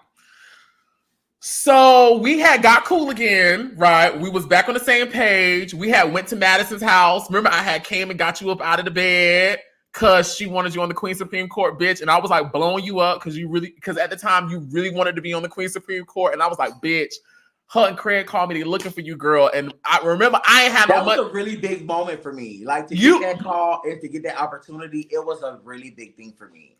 And no shade, I ate that motherfucking show up, bitch. You did an amazing job. No shade to Funky Dineva, no shade to motherfucking what's her name? Okay, here she go, Miss Sophia. Sophia, again, that show had the highest ratings. Girl, here she go. That show had the highest ratings. So shout out to everybody. I love the opportunity. I feel like me and Maddie was definitely a natural bitch. And I had a really good time. And then at that show, everything went left. Girl, I forgot what had happened downstairs in the basement, girl, and it was about to be a fight, and then Mama D was fucked up, girl, and she ended up giving the whole Q and whatchamacallit story about he's not good for you and leave him, and girl, they broke Q down, and we had to be there for her. It was big. I remember it like it was big. It used to go down. And then somebody was gonna fight. Who was gonna fight? They did fight. I don't remember nobody finna fight. Somebody was finna fight. Remember, because Maddie was like, she put everybody out in her basement. I don't remember that. Something, because somebody was arguing. I don't know if it was you arguing with somebody. Girl, it wasn't me. Oh! Yes. Who was I going back and forth with? Back and forth from the thing to the.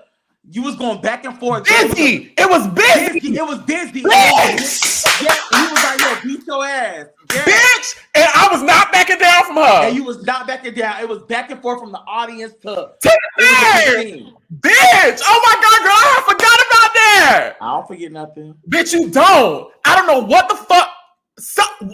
Was it over Q? It was over Q. Was it over Q? It was over Q. And I remember me and Busy going back and forth. Like Busy said something. You felt like you was doing too much, and then girl, you started going back and forth. And girl, you got up, and then he was trying to come closer to you, and that's the Oliver that I wanted on Chasing Atlanta. Well, girl, because no camera was on me, and you know, like on camera, girl, I'm the boy next door. And we watching y'all go through all that in the audience. Oh my God, girl, I forgot about this. Me and Busy ain't like each other for a long time. For a long time. Are you sure it was Busy? Are we sure? I think it was busy. It was busy. Yeah, because I remember when Q found out about it, he was like, He was trying to get on me, and I was like, bitch, first of all, you wasn't there. But he attacked you first. He was being slick with you first, so you only rebuttal. Right. Damn, bitch, I forgot about that. And then I remember we went upstairs, and I remember Mama D was drunk, and she was talking. She kept on saying, he's not good for you. I know you're going through something in life, and he's not the one. And girl, whatever they was going through was already bothering you. He was breaking down. Bitch. And then, remember, I ain't gonna say what happened, but remember that, like, that same week, that's when all that shit happened. That's where when you was cheated on motherfucking Q, bitch, and I had to go to the motherfucking Marquette girl, follow her until 5 o'clock in the morning, sit in the car with Q, girl, drive all the way to College Park to her house, stayed outside to see what boy who house she was going with. I'm a ride or die friend. See, I'm not one of those friends that's gonna leave you. Drove all the way to motherfucking College Park. I'm on the phone the whole time with Oliver. We over there. Girl, I'm telling Q to get out the car, bitch. Go do your big one, girl. Get out the car and go have a conversation with him while he get out in the bitch house. Girl, I got pissed off and said, girl, get your ass back in this car. I blocked busy car. Get out. This is what it should have been on Chasing Atlanta, bitch. Because it used to go the fuck down. They don't want the truth. Oh my God, it used to go down. Okay, but what I remember was, okay, so you and I got back friends, right? Mm-hmm. I got you, bitch, because you know you like to take your credit. I'm gonna get my credit too, bitch. You would have never been over there at Maddie house on the Queen Supreme Court if I ain't come bam on your motherfucking door and wake your ass up, because everybody that know Rick Rosa Gaurdini knows she sleep during the day. During the daytime is like 2 a.m. to her. And I'm bamming on this bitch still because she already done told me how much she wanted to be on the bench. And I'm like, well, bitch, like, bitch, you need to get up. Like, we need to get there. Got her there. We back friends. Bitch, remember I did your lyric video off my broken ass computer. Shout out the motherfucking Greater Heights. Greater Heights, bitch. Yeah, but don't forget, every time I ask you to do something, I have to beg you and drag you and keep begging you because you never want to do nothing for me. Girl, even when I just asked you recently for a flyer, girl, it's been hard, girl. But when them hoes call you be quick to run around and jump. That's always been our relationship. Me hounding you to do stuff because I know you can do it, and you always give me the short end of the stick. I don't feel that's not my experience. That's mine. I feel like if I don't move fast for you, or like fast how you want me to move, then it's a problem. Fuck you. I don't want to talk to you. Yeah, that's what it gives. Yeah. I believe that. And so. Because I feel like we girlfriends, so I should be able to get the girlfriend pass, the VIP pass, if that makes sense. And with you, there is no VIP passes. Everybody. No, there is VIP pass, but it's like if I'm currently in the middle of doing something, and you know, at that point, bitch, I had went from not doing nothing to bitch, I'm working full time now. Like, bitch, I'm full. We're not gonna talk about why you blew up, girl. You stole my computer charger because you needed an extra fast charger for your laptop. Girl, I didn't steal your charger. Did I steal it? Remember, I left it at your house, girl. You would not give it back. Oh, yes, I would not give it back. You absolutely right. But I didn't steal. Is that stealing? Yeah, that's stealing. Oh, my bad. You want it back? Girl, why? Because you got 5 now? Yeah. Go ahead. So this is what I remember. I remember you at the time. And it's really beautiful to see like everything that you've done now, as salacious and polarizing as it is. I remember back in 2019 was really the very beginning of at least what I remember you talking about. You wanted to be like this blogger who like you wanted to do what Kaya did with the Queen Supreme Court, but you wanted to take it to like a deeper level. Like you was like, bitch, I want to go there. Everything he doing on Bigo, bitch, back in 2019, he talked about it. And so this is when at the time like Madison was like a big like a hot topic on Facebook, hey, mother of one, on YouTube and Facebook and all that other shit. And I can't remember exactly who the person was that you wanted to interview. I can't remember who it was. So TS Madison was getting into it with this lady. Some lady she was getting into it with. I remember. Remember she had that booking up in like Virginia with the Queen Supreme Court with the lesbian promoter lady. Mm-hmm. And Funky Dineva, did Funky Dineva go with them? I think he did. I think so. If something happened with something dealing with the money or some bullshit. Something dealing with the money and the bullshit, and it was like a big thing online between Madison and the promoter lady. I think Dineva had got in it some type of way. I don't remember it. And you was going to interview the lady, and I remember that was my big break. And I remember we were sitting on the phone just like this, and you was like, "Girl, I'm gonna tell you something, and I don't give a fuck if you tell them, but I'm finna interview the lady." And I wanted you to edit my videos and stuff for me to make them look professional, how you do the tweaks on mix and all that bullshit. And girl, your loyalty was with motherfucking TS Madison and Funky Dineva. Again, girl, another stab in the back. You literally, even though I said, girl, go tell them, you literally got off the phone with me and went to go tell them. It told them. In my brain, I was like, when he said he don't care if I tell him, so shit. At that time, you're the most educated motherfucking bitch I know, but you be acting like you so fucking stupid. And but you know, Funky don't even say the same thing. He be like, "Bitch, you so smart, but you dumb as fuck." And I mean, it's he don't say dumb as fuck. But you do that on you know how to mind fuck people. So you be playing that little like you dumb and you don't know what's going on. You do every time you do that laughing thing. That's you fake acting dumb. When I would circles around these bitches with your intellect and your vocabulary. Don't play. Okay, here's the thing. Honestly, I would love to take all that credit. I would honestly love to take all that credit, but I honestly feel like y'all have given me too much credit. Like, I'm good, but I ain't that good. No, sister, you that good. I've seen you.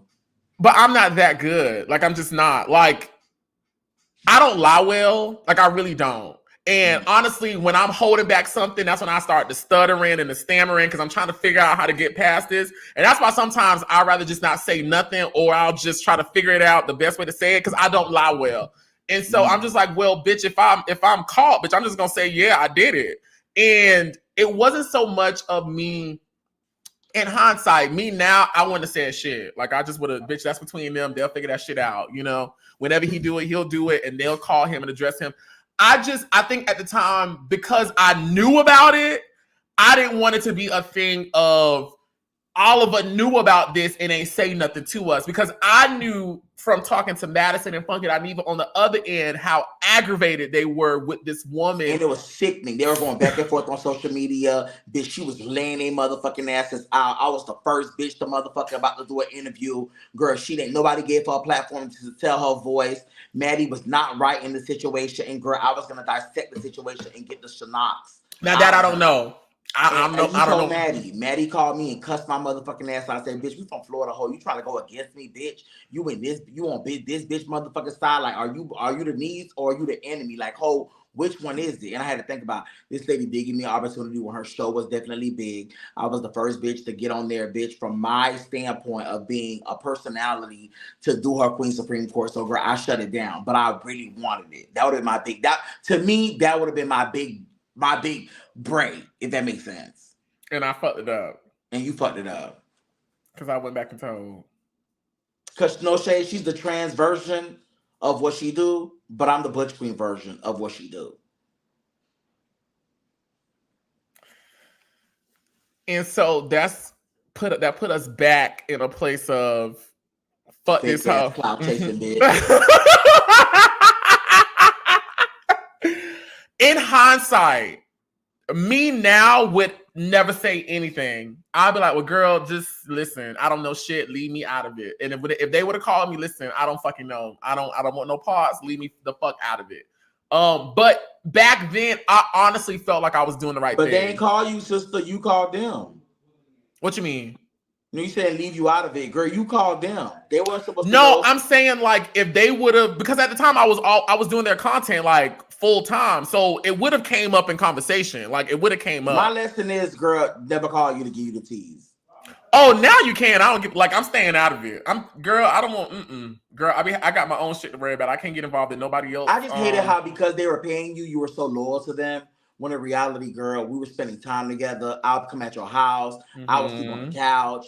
You would. You know what I'm saying? Like it was girl, like how are you loyal to them? You know what I'm saying? And that's what the clout chasing coming at.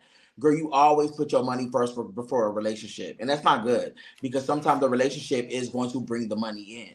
Mm-hmm. And that I honestly do apologize. Like I really do apologize. Because even hearing you saying it like that, I'm like, you know what? He's absolutely right. Like we did spend a lot of time together. Even though I was working with them, Me and Gaurdini was together a whole Like, lot. we'll be doing graphics, and I'll be on the phone with you the whole time while you're doing graphics for them. And I do apologize for that. You know, like in hindsight, me now, I would never do that. Like I would never, ever do that. I was just trying to do the very best that I thought what to do. You know. Like you're in survival mode, so I understand you're loyal to who's loyal to you. And at the moment, your business, your brand was what you were focused on. You get what I'm saying? I'm not gonna not say something to Maddie and them. And the girl, I done got fired from the YMCA. Girl, I'm doing everyday things with her. She's taking me to Miami. I'm filming for her. And I got this one friend, girl, that's about to sabotage this lady. And I'm not telling her. She gonna look at me like I'm a fake bitch. And girl, she paying me. You right. You absolutely right. You absolutely right. But you hit the nail on the fucking head. I understood. But it did hurt. It did hurt. Because now it's the second time I done told this bitch about my ideas and my project. And girl, she sabotages me. She done sabotaged you. Oh, girl, who was that in the background? That's my boyfriend. Oh, you got a boyfriend? Yeah, my husband. Girl, you gonna keep a man. That's one thing about it. Bitch, one thing about it, bitch, you gonna keep a car, a house, and a man. Hello. Girl, where are you living right now? I live in Vegas. Girl, she'll go from Vegas to Anchorage, Alaska, and have a whole 3-car garage and a man and a dog. Okay, walking around in chignons and foo-foo slippers. We have two dogs. Y'all got tattoos yet? He has my name tatted.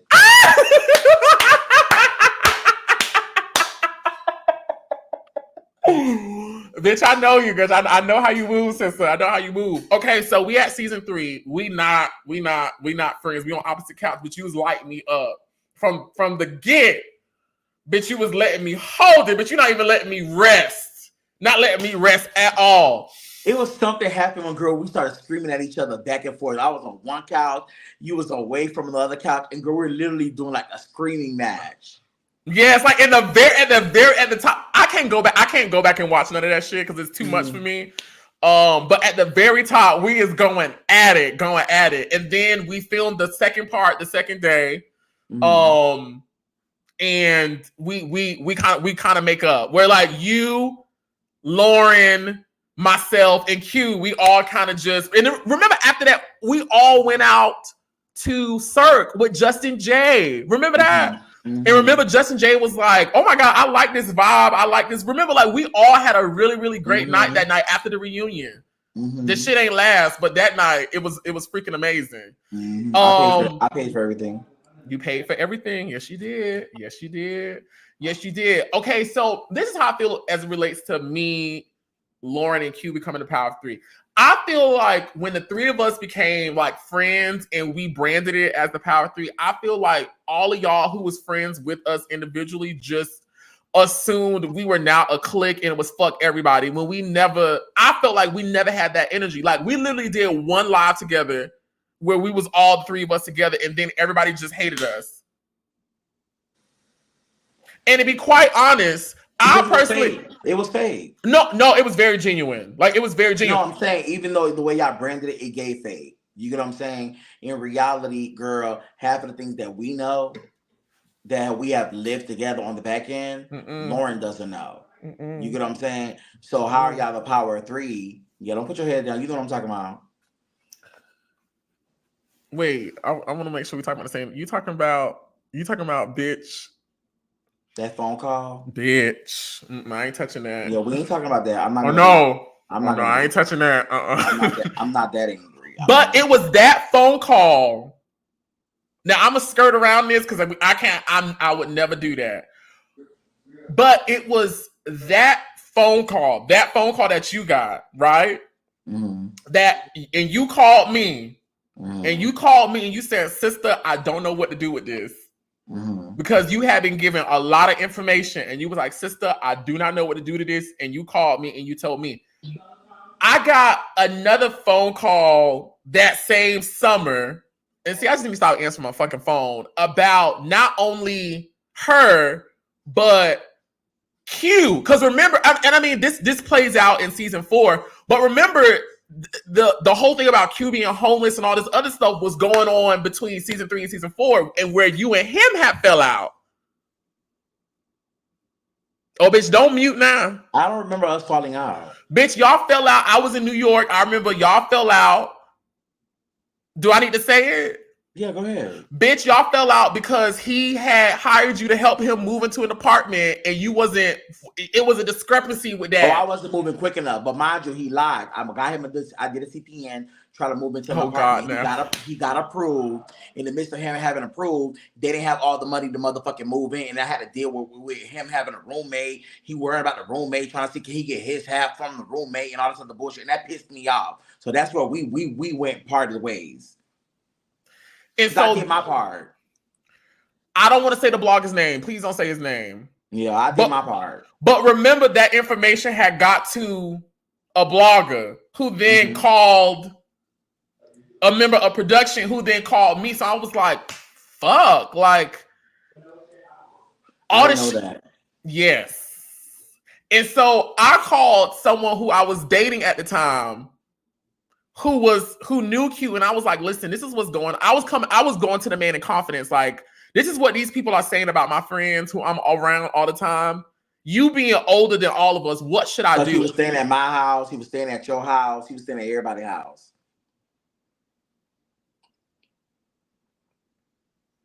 Sister. Okay. And so I called the guy and I was like, I don't know what to do with this. Like, I feel like I need to do something because this information is very hot. Just the what? Huh? Just the what? Nothing. You know, I'm always trying to pull you back. You know, No, I'm gonna try. I'm not there, but we have to talk about it, bitch. Yeah. That's the problem with these people in these days. A lot of times people don't feel as if you were there for them. Bitches be forgetting what you do for them. You're never supposed to go and boast about what you did for somebody because it's gonna show that you're not genuine. But sometimes hoes forgetting. You have to remind a bitch. Oh, you did what by yourself? You did who by yourself? All through the mental health breaks and stuff, them breakdowns and stuff like that, them suicidal ideations, girl. We weren't there for you. We weren't talking you off the ledge on the motherfucking phone, falling asleep with you. We weren't there for you. See, hoes be forgetting. And I'm like a ghost from the past, bitch. I'm gonna remind you. Who are you talking about? Q. Oh my God.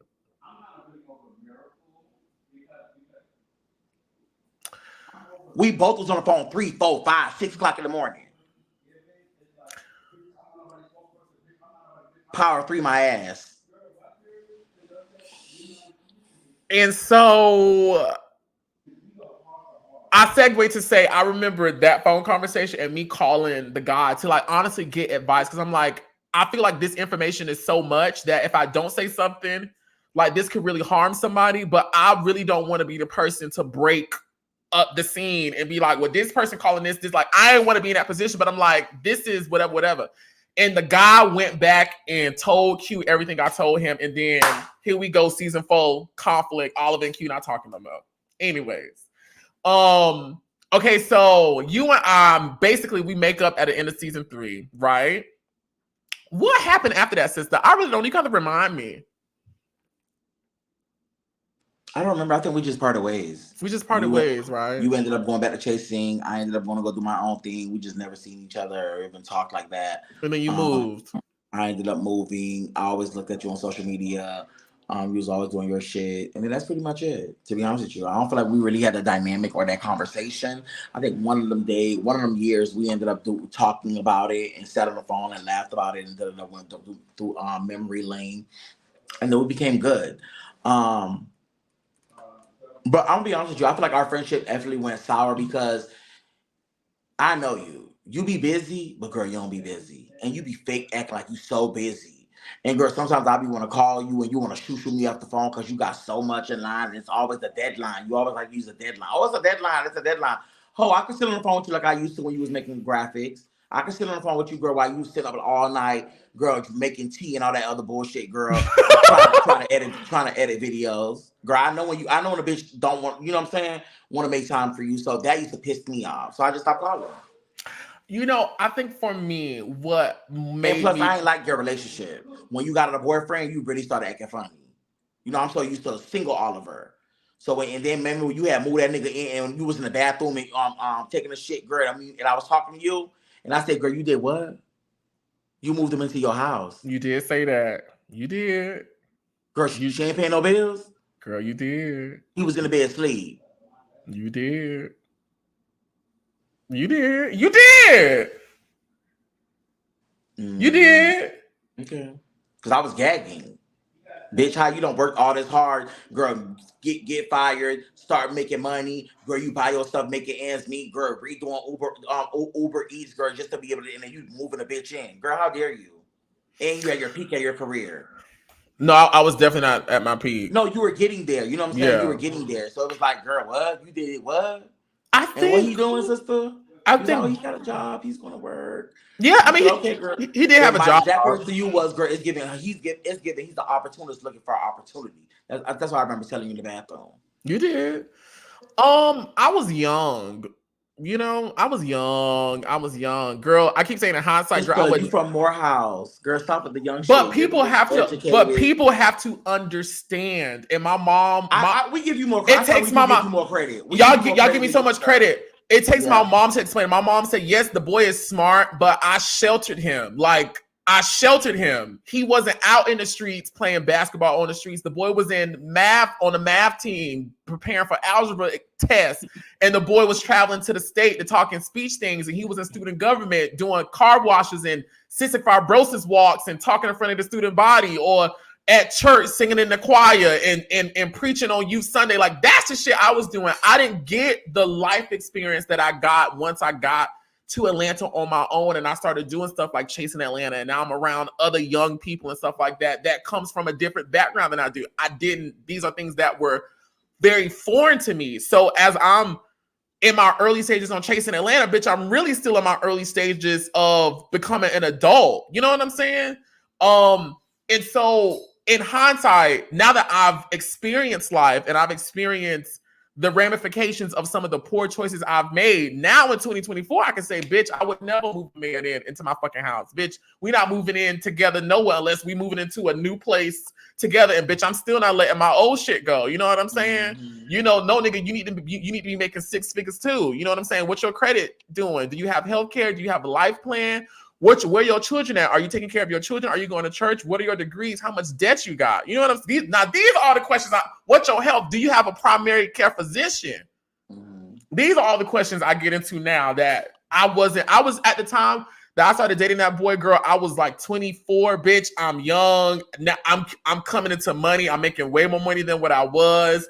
Bitch, I'm known on YouTube. People stopping me. You know, at this point, I'm not thinking I need a man that can do all this. I just need the man, you know? So fuck everything else. I would never do that again.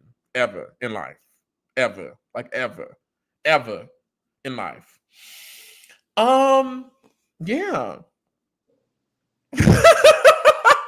Anything we didn't touch on tonight, girl? That was a cute thing. Okay, so we're back to the Q situation. So you and Q fall out. Why did you and Q fall out? What happened? I don't want to say. I want to talk about it. Out of respect for him and Lauryn, because I've never really spoken publicly about. Well, did y'all fall out? Because I remember it was a big old thing about Wi-Fi and phones going off. He ended up coming to stay the night at your house or some shit like that. No, we got past all that. We got past all that. It was around In the Mix because that's public. Like, you know, it was regarding In the Mix. Well, it wasn't In the Mix because it was because Q and Lauryn didn't come that it became In the Mix. It was always supposed to be a Chasing, I think what we said, Chasing Reunited, Chasing Atlanta Reunited. It was something like that, or The Retreat or something. Did she want to get paid or something? They were getting paid. Everybody involved. Bitch, you signed the contracts. You signed the contract to be a host for the show. For the trip, and you signed a contract to be a cast member. Everybody was getting paid. And that was something that I went to Dario and said, no, I really want to pay these people. No, everybody was getting paid, and everybody had the opportunity to make money. Something that was honestly unprecedented on any show on Chasing Reality. I went to bat for all the talent and said, even if the money comes out of my pocket, out of my percentage, I want everybody involved to get something from it. Because we asking a lot. We asking y'all to promote a trip. We asking y'all to book a flight. We asking y'all if y'all don't, meet the quota to get y'all rooms paid for and, to get paid. Because you remember the contract to be a host on a trip. It was money to be a host, was it not? Mm-hmm. It was money to be a part of the show if you did X, Y, and Z. So no, it was never over whether I was paying him or not. I gladly wanted to pay everybody. Shit, I was making money. Shit, everybody else gets some So too. I'm not knowing and me not being around. I'm trying to figure out why did you guys like not be friends? That whole situation just became a lot. And I just made it probably was really. I would say I probably made the decision to not pursue, you know? So what did she do? What did she do to hurt your feelings? I don't want to say. Was she talking about you on the back end with Lauryn? And Lauryn came and told you? I don't want to say, just out of respect. Because I've never publicly talked about them and I don't want to make it a thing. And I want to talk about it. I know you want to talk about it. I want to know. You don't have to tell me exactly what it was, but give me like a scenario of what exactly transpired. It don't have to be in detail.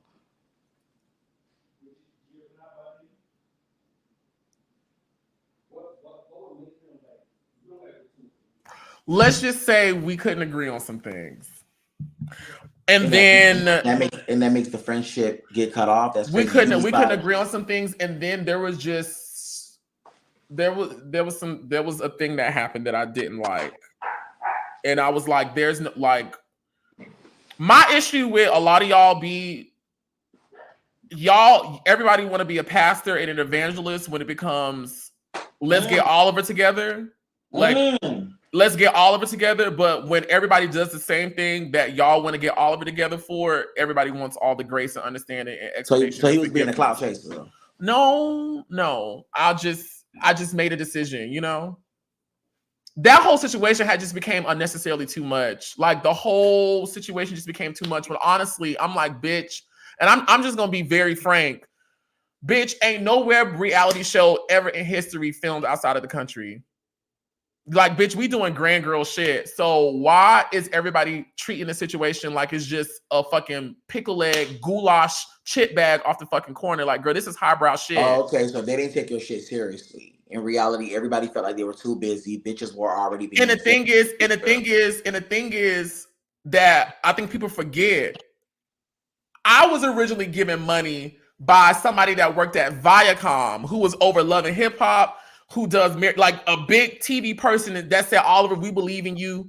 We're going to support you in creating a show. I could have took the money and did my own thing, but I brought the money back and said, well, I'm going to bring all my friends and all this other stuff.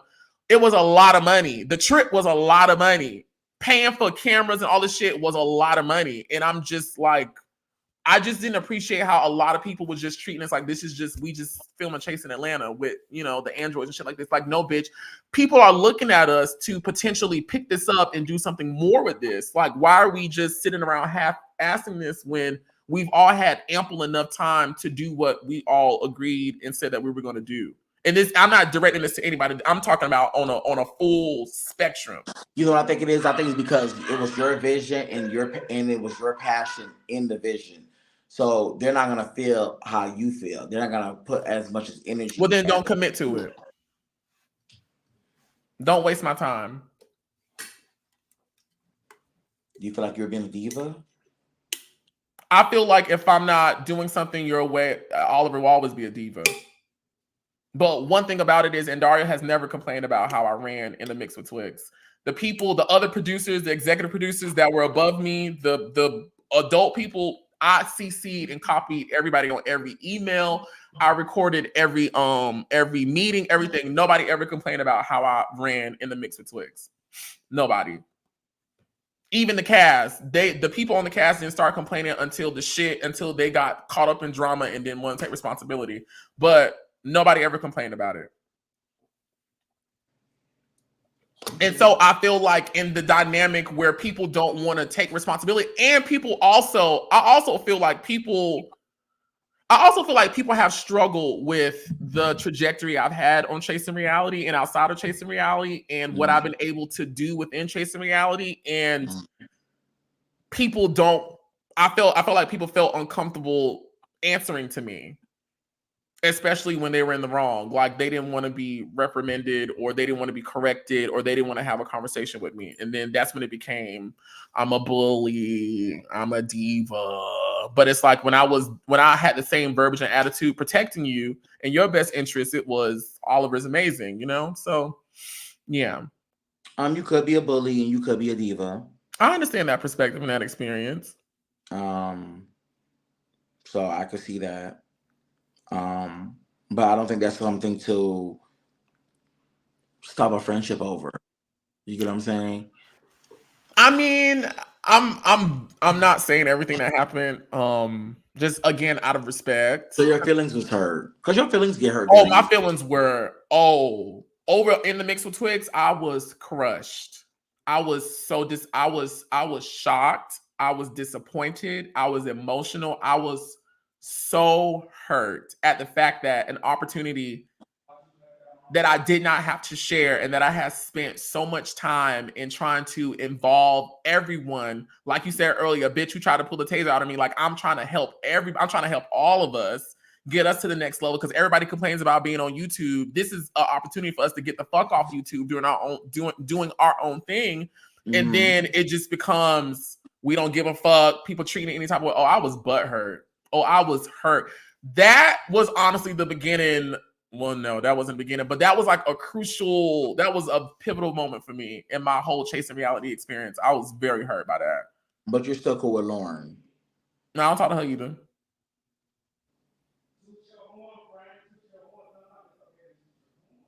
What? But you knew she was going through China. She was gonna go move back. She was getting her surgery. She was healing. All that was completed. So you feel like she didn't take it serious either? Mm-mm. Well, girl, you talked to me and I ain't show up. Yeah, but you weren't an EP on it, you know? Like me, Lauryn and Q. And I asked to be an EP. That's why I didn't show up. I don't remember that. I don't remember you asking to be an EP. I don't remember that. I'm telling you, I did. I have text messages. I don't remember that. I did. Okay. I just said I don't remember it. Okay. Yeah. Damn. Yeah. And you gave them hoes an opportunity. So mind you, God literally broke my leg. Fuck you, fuck the Power of 3, and fuck that motherfucking show, bitch. And oh my God. We have been honestly, well, you know what? People also forget that a Power 3 show had been announced as early as 2019. Remember that? Mm-hmm. Remember that little little thing that came out with all of us in those 3 grids?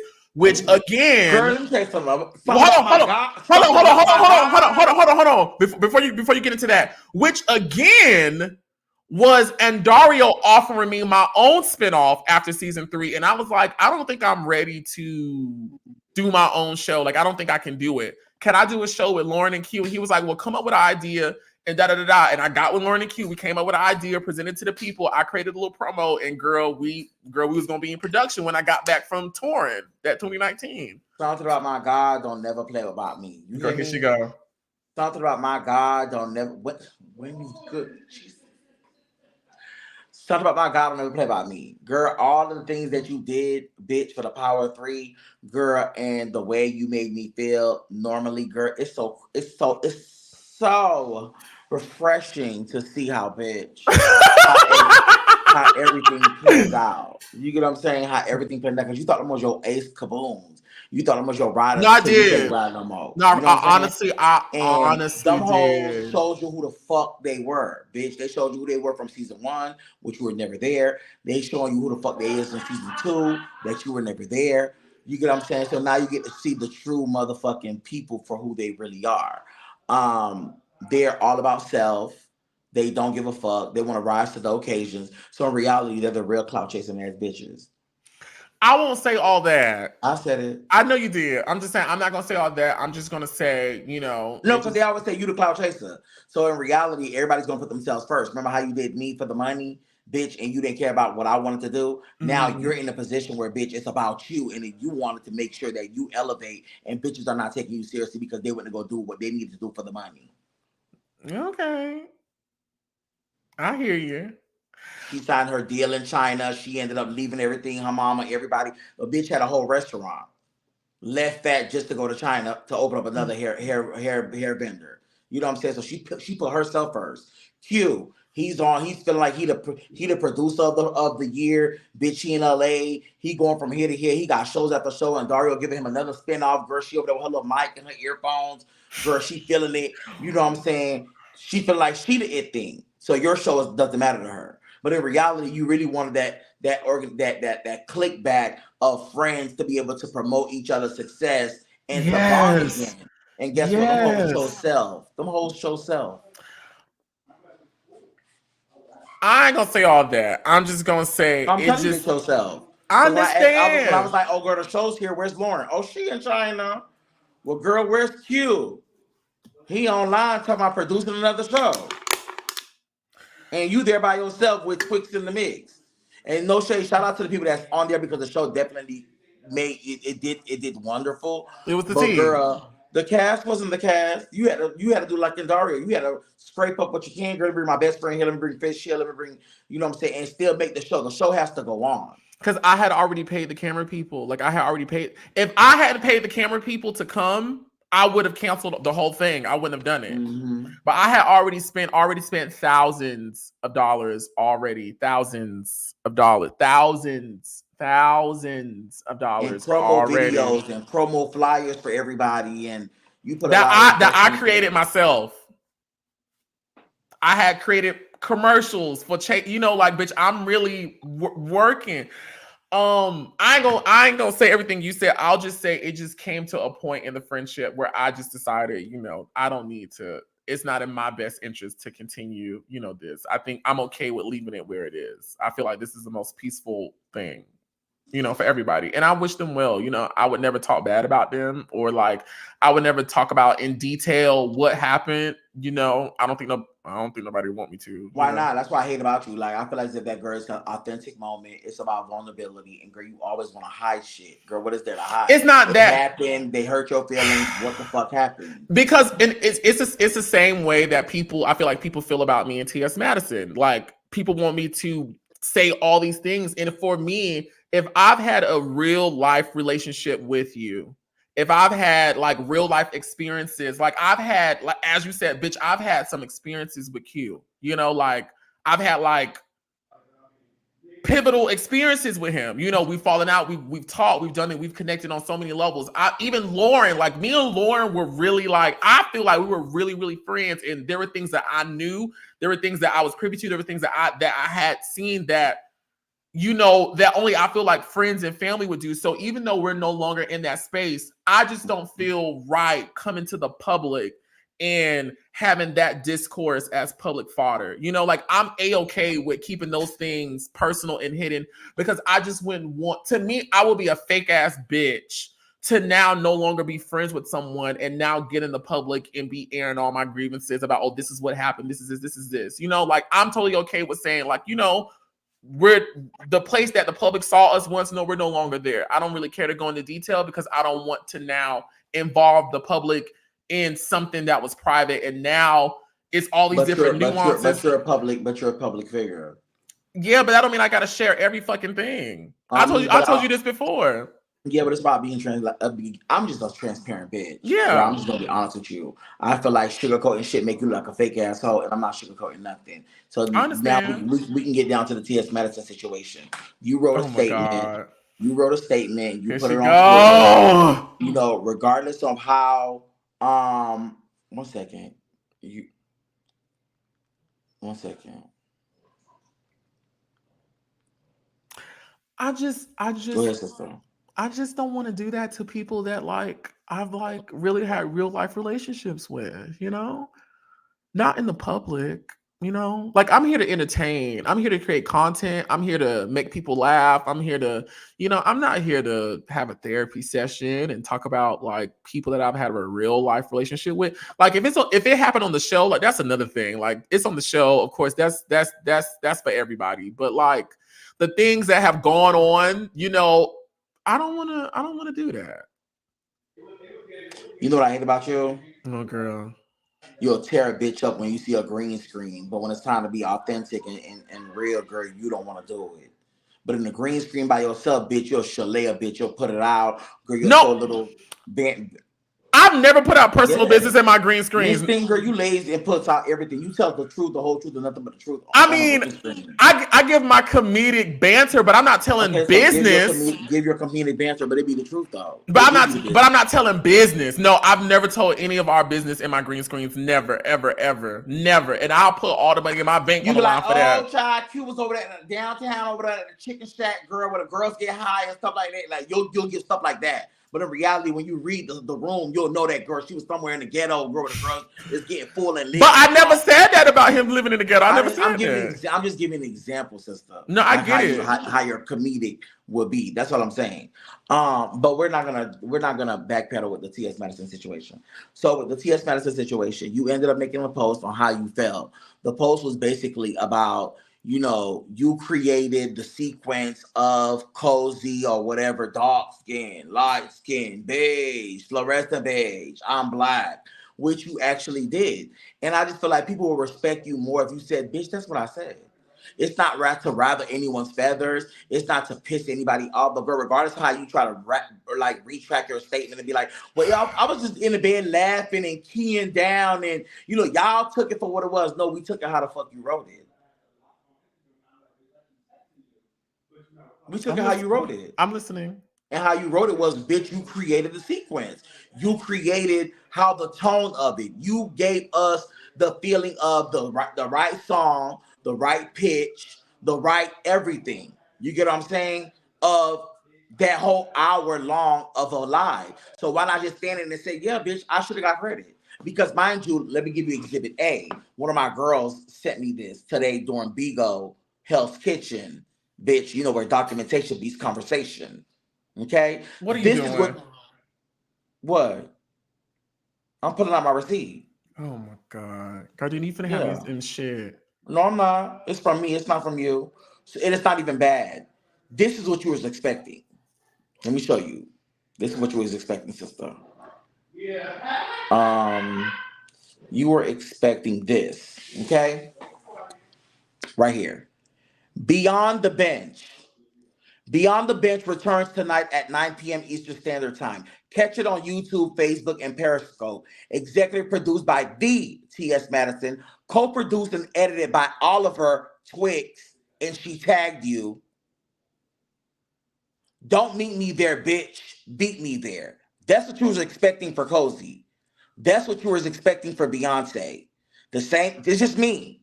Not what we got in the comments about, oh, bitch, you got paid in full. What's T?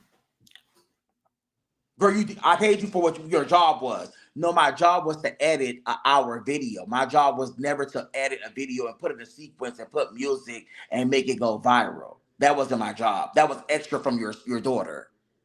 So I felt like at this moment, you wanted something just like this, like how you got for Beyond the Bench. And that's what that post was really about. To me, you can't sugarcoat it with me, bitch. We're from Florida. We see the fake shit all day. When it got too hot in the kitchen, you got the fuck up out of there.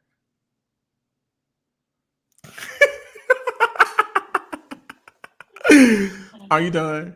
I'm done. You sure? I'm positive. You sure?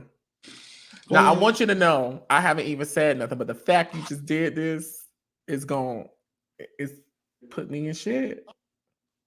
Hold on 1 second. Where you finna go? Babe. Yeah, babe. Do me a favor. Look outside to see if the stuff came. They should be outside. Go ahead, sister. I'm listening.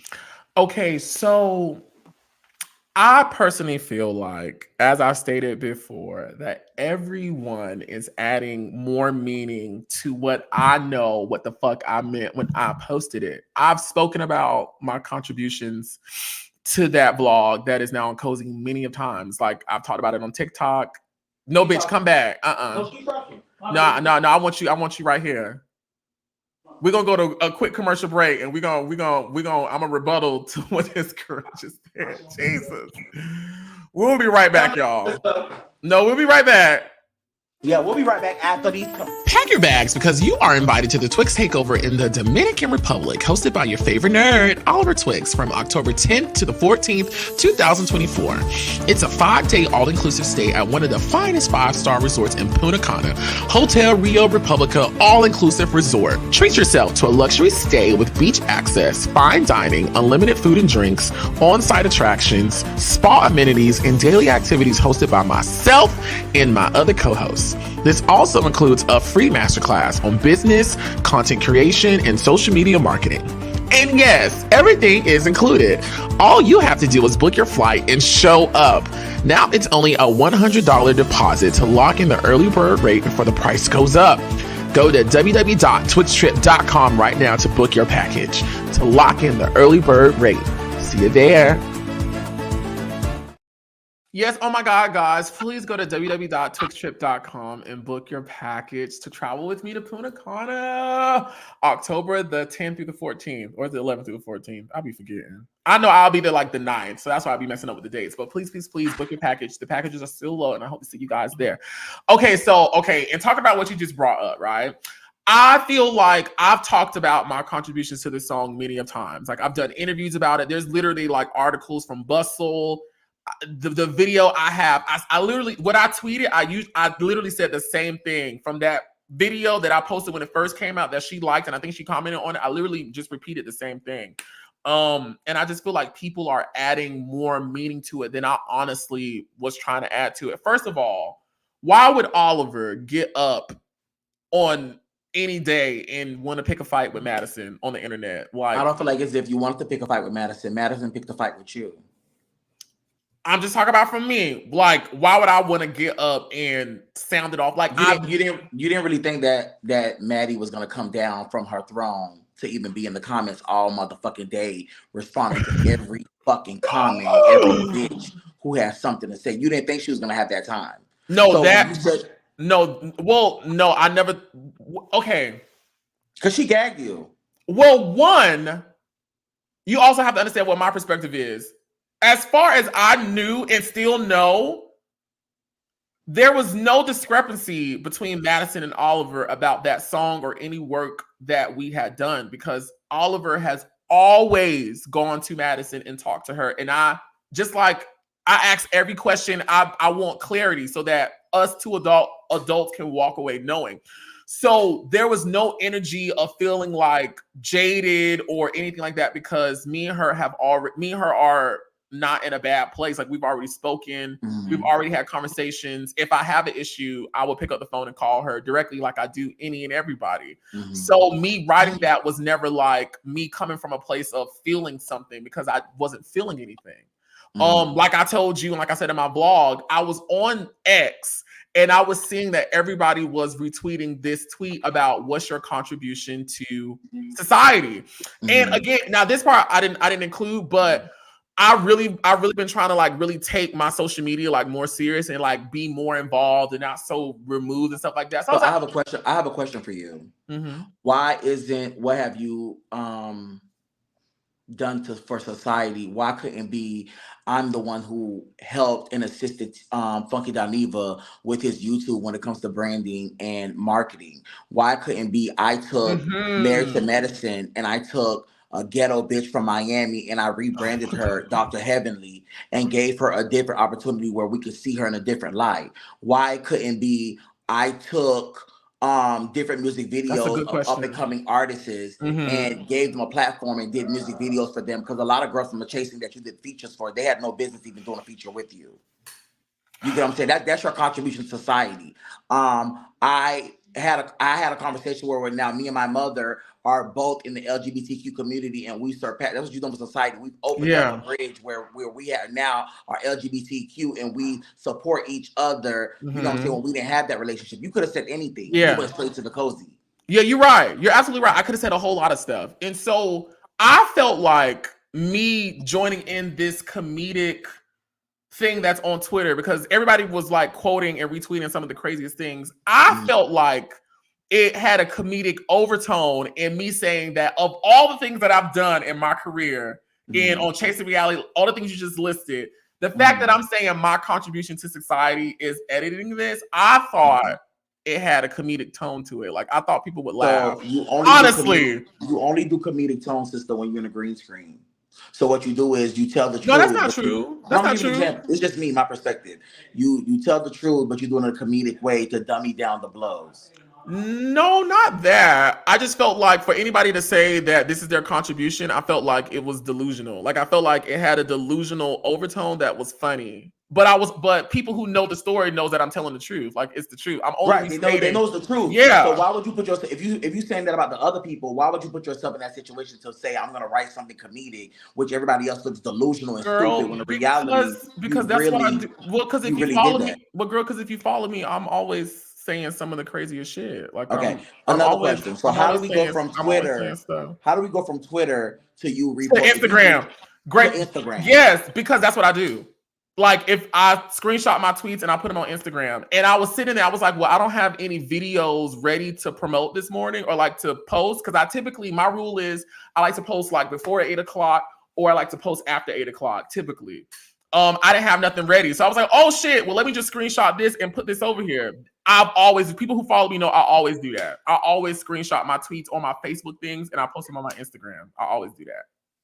Okay. And again, I chose the Beyonce thing because I felt like it was delusionally funny. Like it was so overtly to me braggadocious that it's like comedic. But it's not delusional because my thing is I just showed you Beyond the Bench. Again, bitch, the fact that out of all the great things that I have done, right? I've been on Netflix. I've done this. I've done this. I've done this. Out of all the great, amazing things that I could have chose from, the fact that I'm saying that don't forget, to society, you're the first bitch to bring back motherfucking that Tyra Banks American Next Top Model bullshit where you sat there and did all them interviews with all them people and gave them a voice back. So cut the bullshit with me. Girl, that's no fucking bullshit. I'm just saying. Girl, there's no bullshit. I know there is no bullshit. You don't have to say it. There is no bullshit. I feel like this is what I feel. I feel like y'all that be trying to attack Madison. No, but this is what I feel, and this is why I'm gonna cuss your ass out. I feel like y'all who look for stories on Madison. Why would you look for stories on Madison? Because girl, you was talking about it on Bigo today, and girl, and we're gonna get into it. That's girl, not a story from her, mind you. Let me tell you something. No, I said stories on Madison. Let me say this. We don't look for stories from nobody because of we all. That's do the how same I feel. Thing. That's how I feel. I'm telling you, what you're feeling is wrong. We all and your feeling is wrong. No, it's not. Yes, it is. We all do the same thing. Yes, it is. See, what I said earlier, you can do it, but when I do it, it ain't okay. When you're in the blogs, we talk about it. Okay. Okay. That's our show. Okay. Our show is when you're in the blogs, we talk about it. Currently, you said, you bitches was on Buzzle. Y'all was in all these things when it came to the blog. Oliver and TS Madison. If Oliver didn't wake up one morning bored as fuck, felt like he wanted to be in comedic situations to go with a trend when he got fucking 4 or 5 different projects he need to be finishing on, not reposting and retweeting and taking it to Instagram Live. As soon as you seen she motherfucking wrote that first message, and you seen what energy she was giving, you should have deleted the whole post. But let's stop. So when she first started commenting, I didn't get energy. Like I didn't feel that way because again, you have to understand now. You just sat here and said, now bitch, shut the fuck up and listen. Now you just sat here and said, I'm wrong for how I'm viewing you. I'm telling you, you're wrong. I'm telling you how you're saying what I was thinking, you're wrong. Because I know what I was thinking. Again, when she got down there in the comments and started doing all of that, in hindsight, yes, I'm seeing she was getting heated. But in the moment, I'm not thinking of anything. Girl, it's a whole video pinned on my Instagram with over 120,000 views of me saying, I created this sequence. So I'm not, and again, there's no back behind the scenes arguing between me and her about this. I just talked to her the other day, and I talked to her frequently. We're not talking about where you guys are. Again, no. I'm talking about at that moment. At that moment, there was no energy. So even when she got down in the comments, I'm still not thinking that this has become a thing. I didn't listen. You asking me. Okay, and I'm telling you, and exactly what I'm saying, I said last week, and I'm gonna say it again. I will always say it. It did not register to me that it had become an issue until she used the words "don't be dense, read the room," which is then I responded, "Dense." Like I'm not understanding what's happening because again, restating something that I've said a million times. And according to her, she said it in her interviews when she's done it about her engineer who did this. Like, I'm restating what is already known. Again, I was simply participating in this trend that was on Twitter. I was trying to say X, but Twitter. That was on Twitter. And that where people were just saying all these things. And again, for me, I felt like for me to say that my greatest, first of all, I feel like for anybody to say what their greatest contribution to society anyways carries a comedic braggadocious overtone, because who sits around and says this is my greatest contribution to society? So I only said cozy, one, probably because it was Black History Month and the whole dark skin, black skin thing. But then just saying that I edited this, to me, that was funny. Like, that was comedic. It was in no way, shape, or form trying to say that I deserve credit or I should have got this or I did that. No one in this world can find evidence, a tweet, a text message, a conversation of me ever saying I felt like I should have got a Grammy. I felt like I should have got, I felt like I should have got credit. I felt like these things. I never, ever once said any of that. Not one time. Not one time. And so my perspective is I feel as though the people who want to be very critical of Madison, and I do consider you one of those people, ain't no problem with it because I ain't got no heaven, hell, or jail so to put you in. But all the people like the Tasha K's and all these people who wanna criticize her took that. That's a lie. That is what I feel. That is what I feel. That's what I feel. I'm gonna stop you there because I don't criticize her. Because when that motherfucking cokehead meth head was motherfucking laying her out on social media about what him touching her and all that, I was the one making the posts and the videos taking up for her. Me and her was DMing each other back and forth, bitch, while he was trying to do interviews and all the things to shut it down. So that's not true. I don't criticize her. What I'm saying is I'm standing on business, and it gives bullshit. No tea, no shade. I mean, I get it didn't register to you until she said, "Oh, read the room." It didn't. No, it should have read to you when you said, "No, Maddie, we're not doing this. I'm gonna call you." And she said, "No, need to call me." No. But I commented that after she said, "Read the room." No, before she said that. I remember the post because I was reading. I commented what you said about going back and forth after she said read the room. Right. No, but when you was like, Maddie, are we doing this? And she was like, these bitches feel like I'm here for the ones that's in the comments and da da da da. So they're still commenting and she's reading the people. So at the end when she said, "Oh, read the room," then you was like, "Oh, Maddie, I'm gonna just call you murder." And she was like, "No need to call me." No. That's not what happened. So I didn't know that this girl with like this short wig was on TikTok that morning or like the night before talking about how Beyonce was like, she was saying like people like Beyonce hadn't paid her publishing and shit like that. And I was like, oh shit, I don't want people thinking I'm on the internet trying to call out Beyonce. So I then wrote and pinned to the thing, this is in no way, shape, or form trying to say Beyonce did me wrong or nothing like that. Like let me clear that up right now because I don't want the Beehive coming to fuck with me. Like, I don't want nobody thinking that's what that is. And then she commented underneath that and said, and Madison don't owe you nothing either. And then that's what, like, okay, now I'm understanding what's going on, which then made me comment like, girl, you know, that's not even my style. I'm finna call you to see what's going on because I'm clearly confused about what's happening right now. Y'all give me too much credit. No, it's not, sister. You don't give yourself enough credit. Girl, this is not one of those moments that you get to act dumb and think that, girl, it's okay. Because you're not that. Okay? I feel like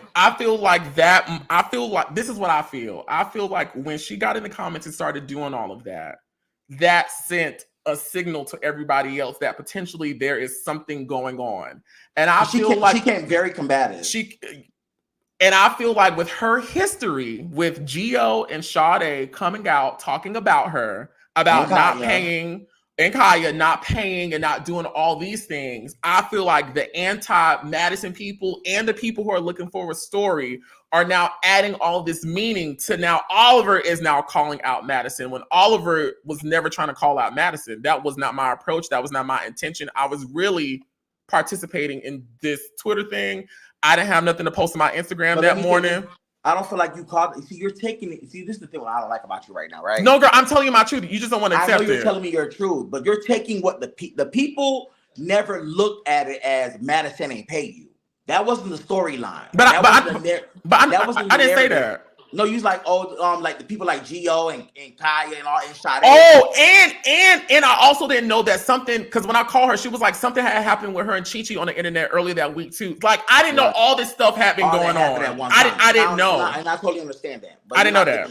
You're not getting what I'm trying to say. Okay, I'm gonna dissect the situation for you. Dissect it. Beautiful. Now I don't know why the fuck you brought this up. Well, you said we're interviewing everything. I wanted to be a part of this, bitch. Okay. So, and you said don't do it on my platform, do it on yours. I didn't know you was gonna do all this. Oh, okay.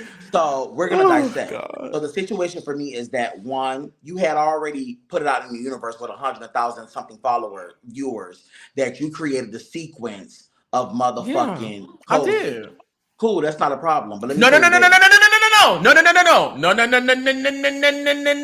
I want to be very clear. I created the sequence. I created a TS Madison sequence in that vlog that got sampled in Cozy. I didn't create. I just want to be very clear. No, it's the same thing. It's the same thing, beautiful. No, it's not the same thing. But no, it's not. They used that sequence to put in Cozy. Yes, but it wasn't made for Cozy. I just want to be very clear. I know, sister. No, sister. I know what I'm doing. Just roll with me. I know what I'm doing. He didn't make Cozy. I'm saving both of us. Grammys. He didn't get a credit. He didn't get nothing. So you made the sample for TS Madison after an hour-long video that you took all the different parts of her rambling about her being black, not having a big back, put everything together, put the monotone of it, put the music, and put it out for us, which we loved in the beginning, which intrigued Beyonce to say, bitch, I love this sequence. I love how it's put together. So let's motherfucking sample it for Cozy. That's for first. Soon as that opportunity occurred, you quickly put it on your Instagram, bitch. I made the sequence of Cozy. Now we're gonna talk about money. Normally, NDA-wise, it don't matter who created the motherfucking sample. It don't matter if you was the engineer, a producer, or anything. Bitch, if Cozy was out there, your job was supposed to do what you needed to do. You don't need no credit. Nobody really didn't need to know that you created the sequence, if you want to be technical. You get what I'm saying? But because I will always Can I also input that when it came out and I was talking to Madison about it, she never had no problem with me saying she never had no problem because guess what? She never had no problem because she didn't have a problem giving you your credits for being on the bench. She didn't have no problem when you was doing Queen Supreme Court. She never had no problem when you were flying to New York with her and doing all the cameos for her Instagram. She's never had a problem. So you're not understanding where I'm coming from with that. No, I'm listening. So, I'm listening to you. I'm just interjecting. Okay. If me talking about it publicly was never communicated to me from Madison that it was a problem. Like, and she was okay with it because she used the word. She knows the truth. You get what I'm saying? So at that moment, after the 100,000, whatever, that was cool. Fast forward, while everybody's doing this stupid challenge, like you said, you go on there and you voice the same opinion that you voiced on Instagram while tagging people, and it made 100,000 views, right? Over time, yes. Over time. It wasn't a problem then. Now that it gets on Twitter, and we get on Twitter, everybody's saying it's the truth because in reality, it is the truth. Why is it that, bitch, when it comes to her getting the credits in Cozy, when it comes to producers or any of that version, regardless of where they get it from, they got her voice. So in reality, if they really wanted her, you should have handed over that hour-long recording that you recorded of her and let them put whatever the fuck they wanted to put together. You get what I'm saying? I'm listening. So in the midst of all that, by you putting the sequence already together, it's a TS Madison, it's her shit, but it's produced by Oliver. So regardless of you saying you don't want to feel it, when you wrote that statement, that's how we felt it for you, beautiful, because you wrote it. And not only did you write it one time, give me a second. Not only did you write it one time, you wrote it on your Instagram. Later on, following those months, you went onto your Twitter, and then you screenshotted it and went on back onto your Instagram again. So that was 3 times that is being posted. And one thing about social media, once you post it, it can never come back out. Okay? Screenshots is already in, Now, the dialect of what you wrote, it could have been in a joking way. It wasn't joking when you posted the first time on Instagram. It made 100,000 views. They applaud you. They celebrated you.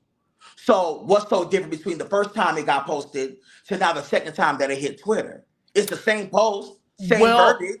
yeah. I mean, honestly, yes. And that was honestly my confusion. I'm like, I'm literally saying, and even down in the comments where people ask me, like, did you get credit and stuff like that? And I was like, no, like, if, like, they were like, what did you learn from this? And I was like, handle your business in all situations. And I feel like that is what kind of, which is what I apologize for.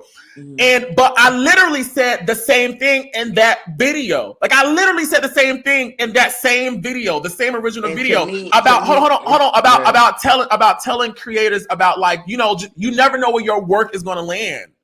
I literally said the same thing. And so, again, yes, I was completely confused about how I literally said the same thing when it originally came out. And now I'm restating the same thing now 2 years later, and it's now become a problem. I have a question for you. When I've also reposted the work I've done for Chasing Reality, I've also reposted the work I've done many times. I've talked about my work I've done with Dr. Heavenly. I have talked about my work I've done with Candy. I've talked about my work with my top model stuff. I repost, like everybody else does, work that they've done in the past. I'm no different than every other creator.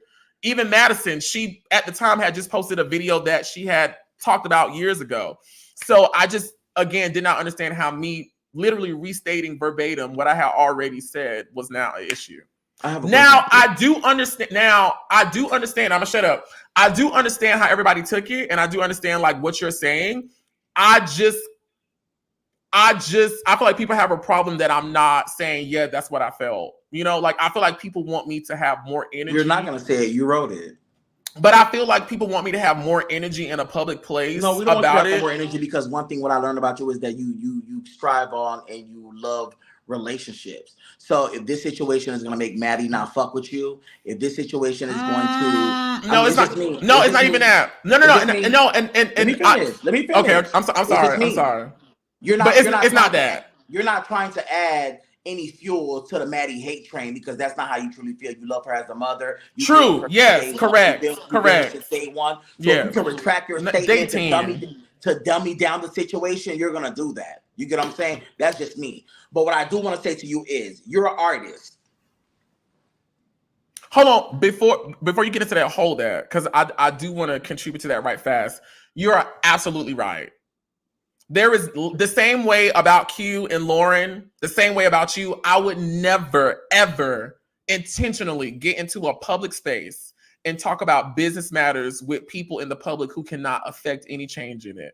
I would never get in a public space and dog out someone that I've developed or had a relationship with for years. No matter if we're not talking, no matter if shit is on fucking fire in the background, I just would never do that. I would never do that to Madison. I would never do that to anybody that I've spent that amount of time and work and history with, and get in a public space and throw it all away. I just wouldn't do that. If I felt the way about something and I wanted something done, I would have my counsel reach out to her counsel, and we handle it that way through the emails. I don't need to come to the court of the public people who just gonna talk about it like y'all have done and make matters worse. I just wouldn't do that. And so, yes, that is why I did get on my social media. And now I'm like, okay, no, like all this meaning that y'all are not adding to it, that was not my intention. And that is not how I feel.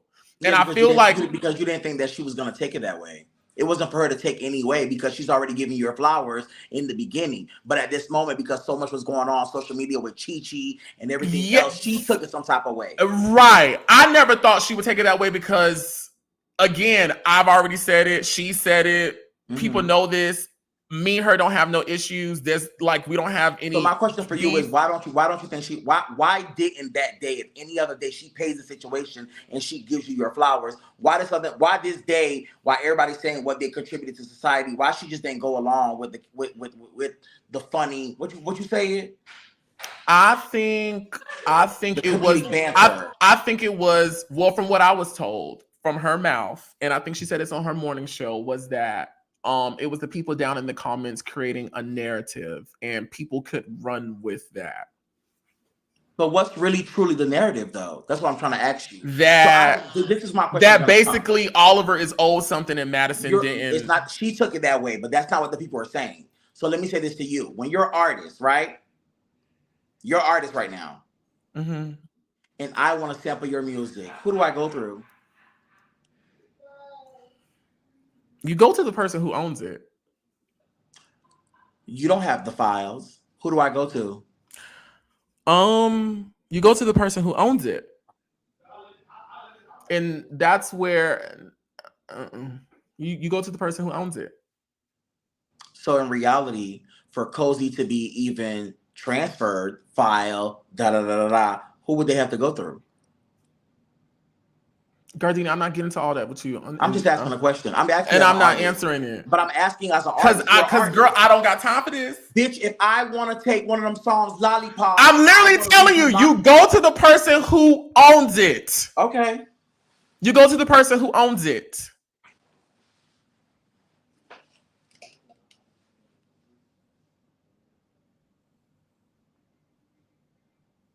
Now, if somebody's coming to get Lollipop, you have to ask Oliver. Oliver, do you own this? Do you have the rights to sign Lolly over? And then that's what Oliver has to say, you know, X, Y, and Z. But you go to the person who you believe owns it. Yes.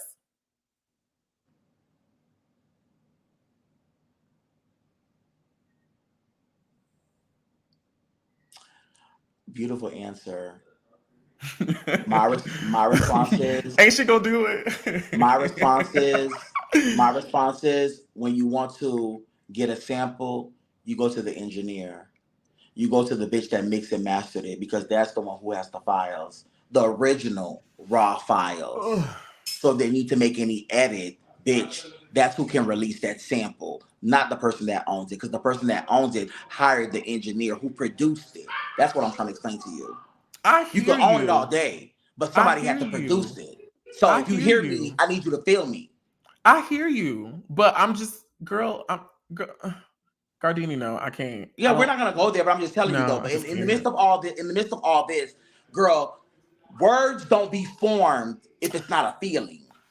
That's what I'm trying to explain to you. At that moment, you may have thought it was a joke. You may have thought it was whatever, but you don't written it so many times that at that moment you wrote those words because it was a feeling that you wrote, not thinking the feeling would have caused fire and chaos. Because in reality, it's not about TS Madison. It's about you. I just want you to own and say, bitch, I woke up and I felt like I did bring something to society. Bitch, I made the sequence for Cozy, but I'm not trying to retract the situation. Be like, but no, you know, no. I didn't mean to say that. Well, listen, no. I've never retracted my statement. I'll stand on it. I stand on the statement I made. No, but you dummied it down plenty of times. No, I'm not dumbing it down. I'm not agreeing with your perception of what my energy was. So when what I wrote was the way it. you wrote it? I've said it 1,000 times. The people are probably aggravated that I've repeated it. The people are aggravated because you said it 1,000 times after T.S. Madison got on that ass, bitch, and she started shalaying in the motherfucking comments. Well, because now I'm now aware that it is an issue. Yes. So now, all I want you to do, as the person that you say that you want to give the tease, is take accountability and say, you know what, y'all. Yeah, girl, I wrote it, but y'all ran with it and made it into a negative I literally aspect. I literally said that. I literally said that at the very beginning of this. We were making these things up out of our minds, and you did it as a joke. You were laying in the bed.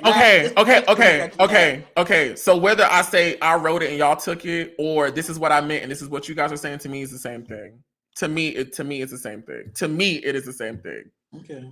I've never backtracked my statement. I will always stand on, yes, I did create the TS Madison sequence that later got sampled in Cozy on Beyonce's Grammy Award winning album. Yes. But I didn't wake up with, ooh, bitch, this is all this. I mean, you also have to understand too, and this is me being cocky, I have many accolades.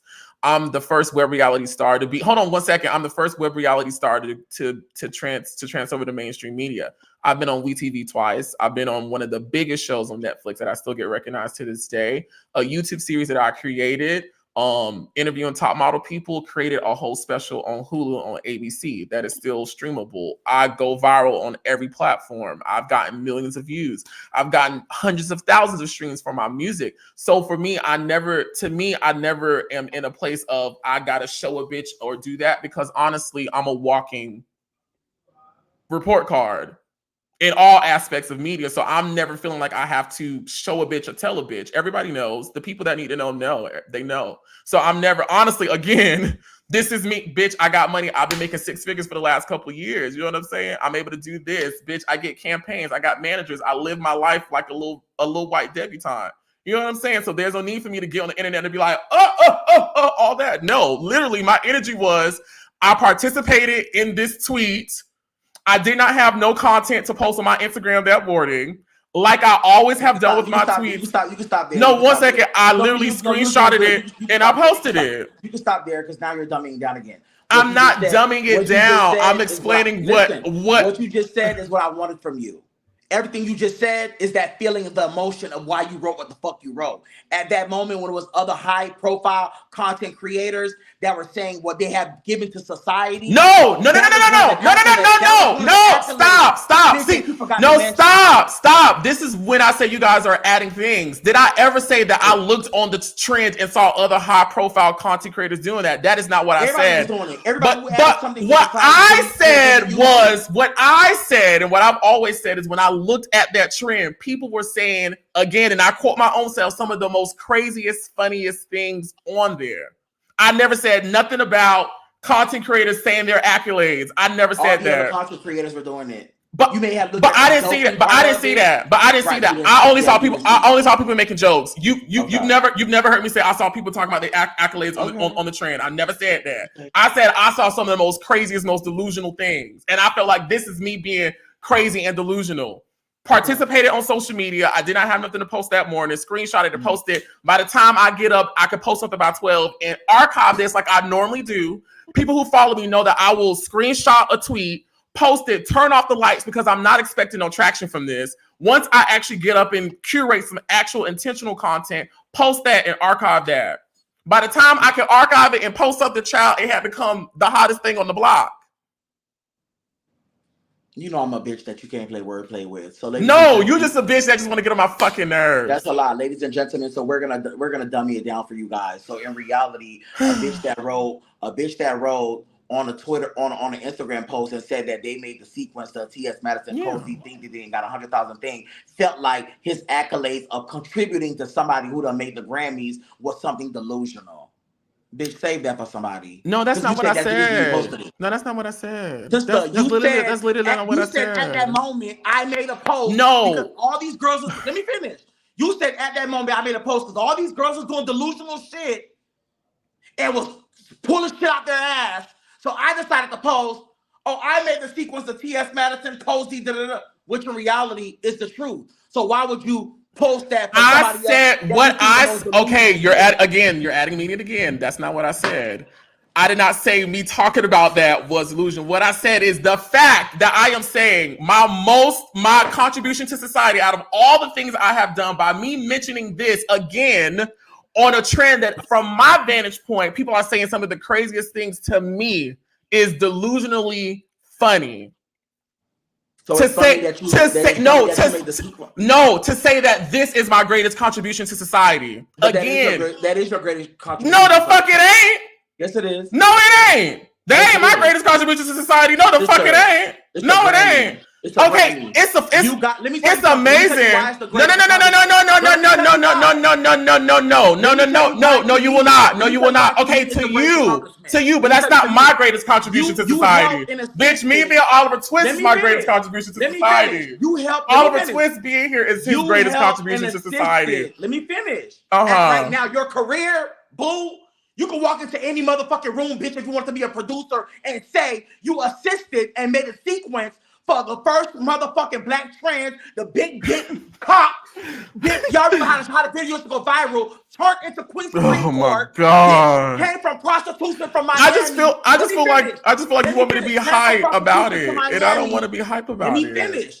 Came from prostitution to Miami, all the way to mainstream, bitch, being featured in Beyonce Cozy, who's now a part of the writing acts of a Grammy, bitch. So that is the greatest contribution to society. But I don't. I'm just breaking it down. No, I understand you and I hear you. But in all factuality, that I don't feel like that's my greatest contribution to society. I don't. In music, I don't feel like that's my greatest contribution to society. I mean, well, guess what, sweetheart? You're talented. You're an artist. You're an engineer. You're a videographer. You're all the things. I'm a creator. And you're a creator. And guess what I do. Being a creator assisted your gay mother to get a Grammy or be attached to a Grammy because of your vision. When you said that story this morning about how you called everybody and asked them what the fuck to do with this 1 hour video, and everybody told you, just be creative, Oliver. Just be creative. I hear you. I just feel like you want me to be hype and angry about it. No, I don't want you to be hype. This is what I feel. This is what I feel. I'm done with it. I'm glad you're done. I thank the Lord. Because in reality, girl, I'm gonna be honest with you, girl. It's straight, no shade. It's straight bullshit. And I don't give a fuck. I really don't give a fuck. I know you don't, because you're gonna protect your friendship and you're gonna protect where you're at, and we're not. No. Also, you should have never wrote it. Let's get down to the. You should have never wrote it. No, okay? I mean, when the time is right, I'm always talk about the things I've created. No, I'm just saying what you wrote on Twitter. If all this chaos that it caused, you should have just never wrote that shit. You should have never followed the trend. You should have never wrote the most delusional thing that you seen that people was writing. And TS Madison would have never felt offended. Well, the people in the comments would have never agreed with you. I will say in reality, they were taking up for the black, gay, queer, in your words, LGBT content creator. They were taking up which for I understand. Okay. Which I understand. If I was trying to get on the internet and get it crunk, I will say I'm on the internet and trying to get it crunk. Because I've gotten on the internet, if you go down my YouTube channel, where I've addressed things very directly and head on with Lisa D'Amato, all these things. Give me a second. Shaw's World, I've never had a problem with TS Madison. I love TS Madison to motherfucking death. Bitch, I'm doing my job like she does her job. I'm dissecting the situation and calling bitches out on their bullshit. I don't want her and Oliver to fucking fall out, because guess what? He's been there and she's been there for him. They have a bond that no one can motherfucking break. The same way him and motherfucking Funky Dineva has a bond that no one can break. These the same two bitches that he has always picked their motherfucking side. I'm not here to break it down. I'm here to tell him, in the midst of him writing that post, he hurted her feelings because guess what? He wanted to follow a motherfucking trend. Yes, thank you so much. Like, thank you. No, thank you. Honestly, again, I understand what everyone is saying. And bitch, I understand. Like making them get into it for. I'm stating the facts. No, I get it. But these are your facts. Again, I'm only explaining what my intentions are. Now, whether people want to believe it or not, if I got up that morning and wanted to start and raise hell, I would have sat in it, because honestly, clearly, if I wanted to raise hell, it was mission accomplished. Mm-hmm. Right? Following your mindset. If I wanted to get up and raise hell and get attention and get people talking, bitch, mission the fuck accomplished. I don't feel like you want to hold on. Anybody that knows me knows I don't live for none of that. I don't live for none of this. This I don't get into. I don't like it. I don't like talking about personal relationships, and I don't like talking about business on the internet, because I'm talking about things that do not involve people who can affect change. And if I talk about those things in a public place, it's only going to make them worse based off what I've seen from other situations.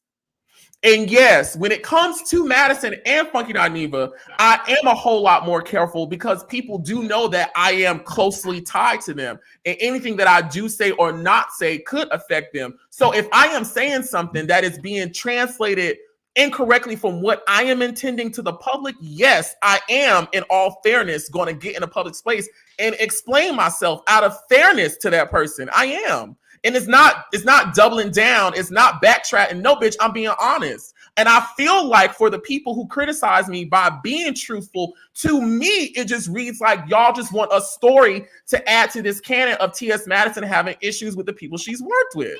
That's just my opinion. Now, we don't got to talk about this shit no more, because you got yours and I got mine. What else the fuck you want to talk about, bitch?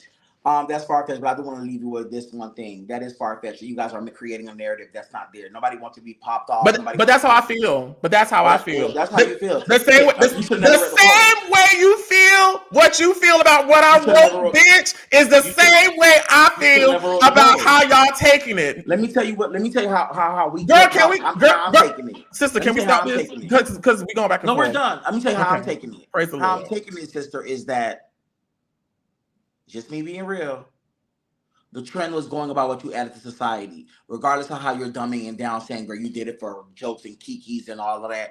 Girl, you was looking for clickbaits, bitch. You already had posted that accolade motherfucking months ago. It made 100,000 views. You wanted to let the girls know what you did for society again, and you thought it was gonna get 100 motherfucking thousand views, but because of everything that was happening with TS Madison, bitch, she woke up on the wrong side of bed that morning and she light your ass in the motherfucking comments. She lit your asses up in the comments. What I love and what I enjoy in being a person who gets talked about a lot on the internet, it is really fun for me. And Darius knows this. I really enjoy hearing how people piece all these things together on what they believe a person felt and thought. And I'm literally sitting here like I'm literally telling you what I felt and thought. But I'm not saying you. No. I'm saying it's fun for me. It's funny to me to see how people piece all these things together. And that's why I keep saying I feel like people have created this story when to me there was no story. Because there's never been a story. And I'm gonna say this to you from the other side because you're the editor. We do the blogging. My thing to you is that. Can I play this right fast? I think this is good. Hold on. Go ahead. Let me play this right quick. Now somebody sent this to me. So how do you know if you have low dopamine? If you're shit, I don't got it. Fuck. I want to say this. I want to say this to y'all. Regardless of how y'all create these narratives in y'all heads. We wouldn't have nothing to talk about if you bitches don't post, say, or do what y'all do. So in reality, we don't make this shit out of our ass. Y'all, listen, I've been talked about on the blogs in different spaces for years. I don't give a fuck because I find it appropriate. I mean, you should be talking about good me. publicity. My motto's always been good publicity. People talking about me has never bothered me because I know who I am. I know how I feel about myself. I know what the truth is, and I know what God knows my heart, honestly. And if He knows that I've intended anything different, He's going to deal with me accordingly. And so that's why I'm able to. That's why I'm able to walk around and still smile and do what the fuck I'm doing because I know the truth and I live in the truth. It's my truth. Yeah. I see it and I feel it every day. And the truth is, you made the sequence the cozy, the T.S. Madison part. Is there anything else you want to talk about, bitch? That was pretty much it. I enjoyed myself. We had a really good time, you guys. Make sure you guys are following Oliver Twixt, honey. Now you know this is going to create a thing. You know this, right? No, it's not. And let me be very honest. I'm gonna tell some of my business, bitch. When I want to get a bunch of views and clickbait, I just post something. I just post me in a 2-piece or in a skin tight thing, and I already know that's gonna get the people talking. Yeah, it ain't selling no more because we already seen how good your ass look. No, it actually still does. No, sister, we already seen how your ass look. We seen. But you said it doesn't sell no more. It still does. I'm telling you. Yes, it does. Yes, it does.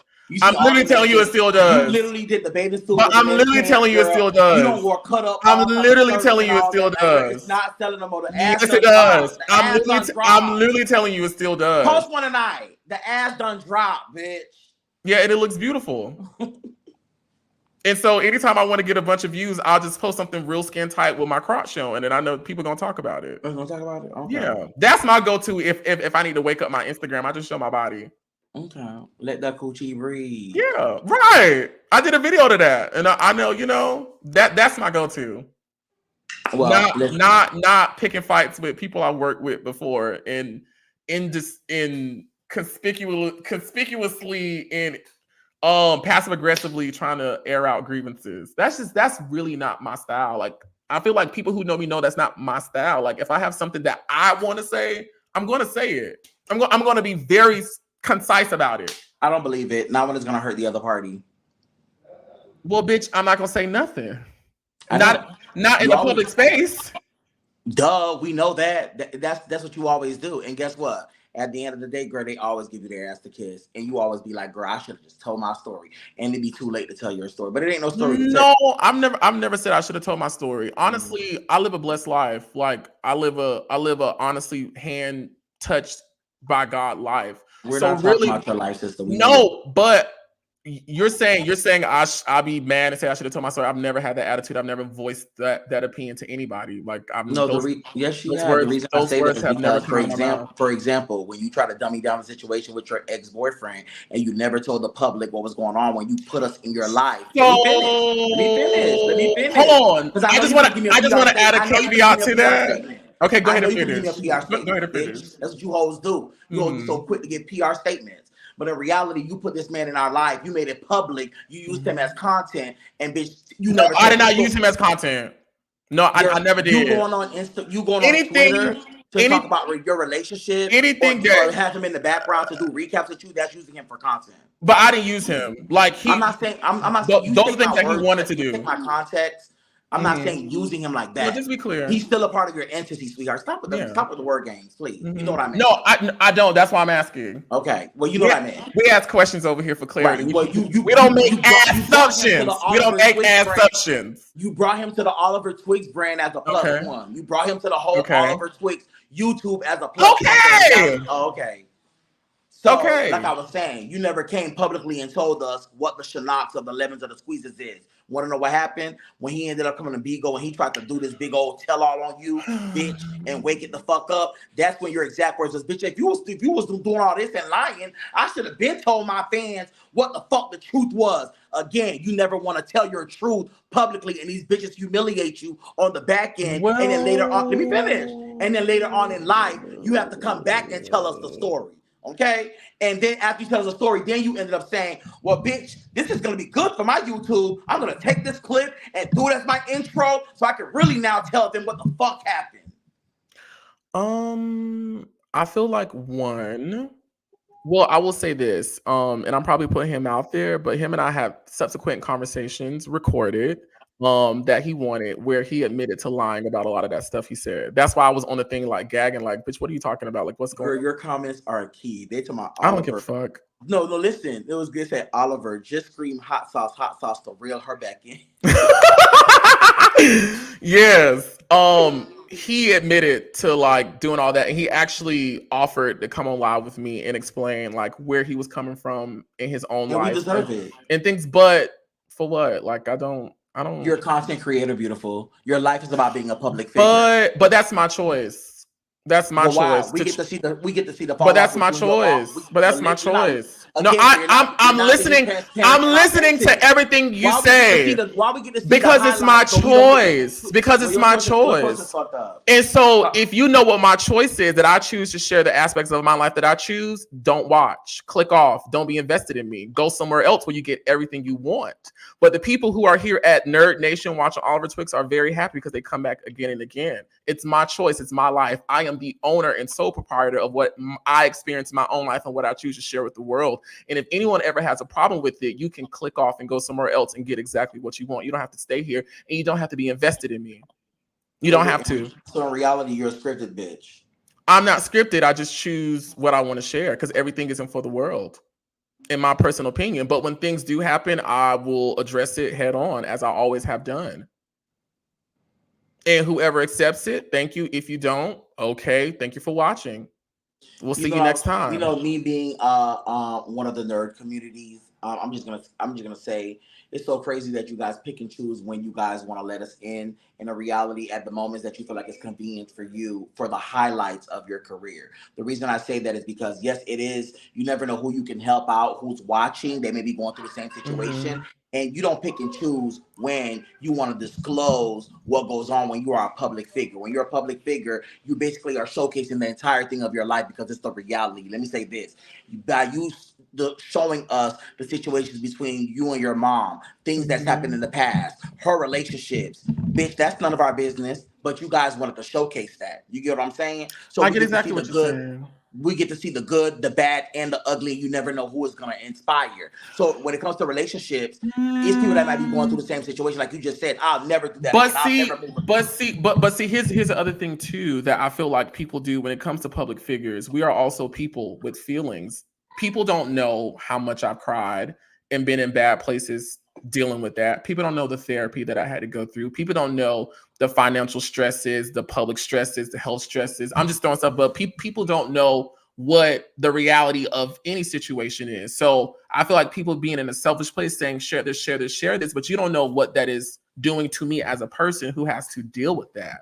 And so I know for me personally, yes, I do pick and choose the things that I want to share. One, to protect people, because again, I like I said on that live with you, I learned very early on that no, I really can't be sharing everything if it involves other people who are not in this space and who can deal with all of that. That's a conversation that I had with him where I apologized. I was like, I'm really sorry. And from that moment on, anything that I shared was with his permission that he agreed to. And a lot of things he wanted to do. The idea of him ever being involved in my social media came from him because he used to watch all those couples and all that other shit. All these ideas came from him where I was like, oh, okay, well, he wants to be involved. Okay, well, do you want to do this? I never force anybody. And so, yes, there are things that I pick and choose because my mom and I were comfortable sharing that. And we can deal with what people would say about us after they watch that. Other things that I've chosen not to share may not be as safe or as stable for me to put in the public. And this is what I say about from my personal experience, everything does not have to be in a public place because sometimes things cause more damage than it actually does help. It causes more harm than actually benefiting. Why would I talk about the bad side of my relationship after him and I've been broken up? And one, I didn't really care to talk about it. I was ready to move on from it. And two, he had already told me years ago in 2019, 2020, not 2019, 2020, 2021, that he didn't want me to do that. So why would I in 2022 in 2023 be talking about him? I wouldn't. The same way in 2023, he brings his motherfucking ass. But that's his choice. But that's his choice. Let me finish. Girl, one thing I hate about you. Girl, one thing I motherfucking hate about you. I don't give a fuck. Because you do the same goddamn thing, bitch.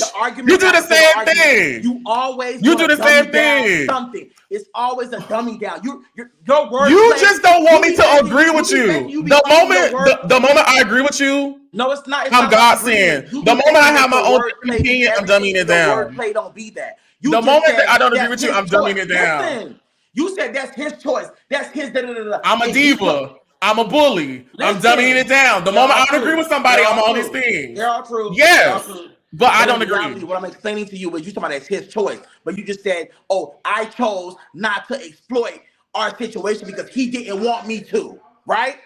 But did you have a motherfucking choice when he got on Bigo and tried to slander your name and defame your character and I brought your motherfucking ass up there to confront that bitch and he had to apologize to you? That's still his choice? Because you gave him a choice not to talk about your relationship. No. He didn't give you a choice to come on Bigo to try to spray you. Okay.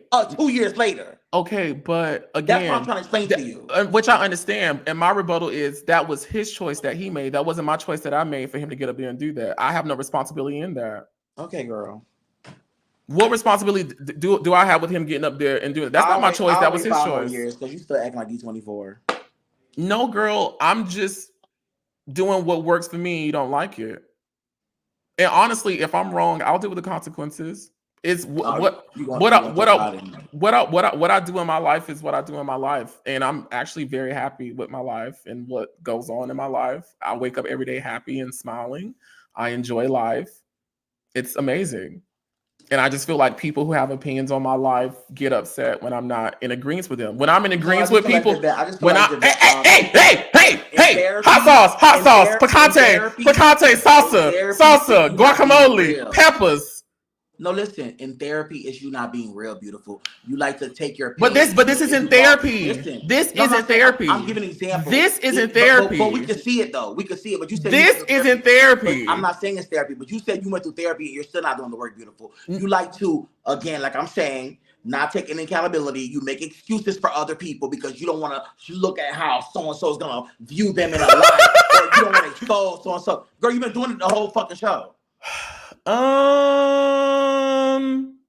don't know about. I don't know about therapy. You focus on all the. What you talking about? Of how people are. I'm giving an example. Instead of focus on exactly what all. Give an example. Give an example. I'm not even gonna give an example because it's stupid.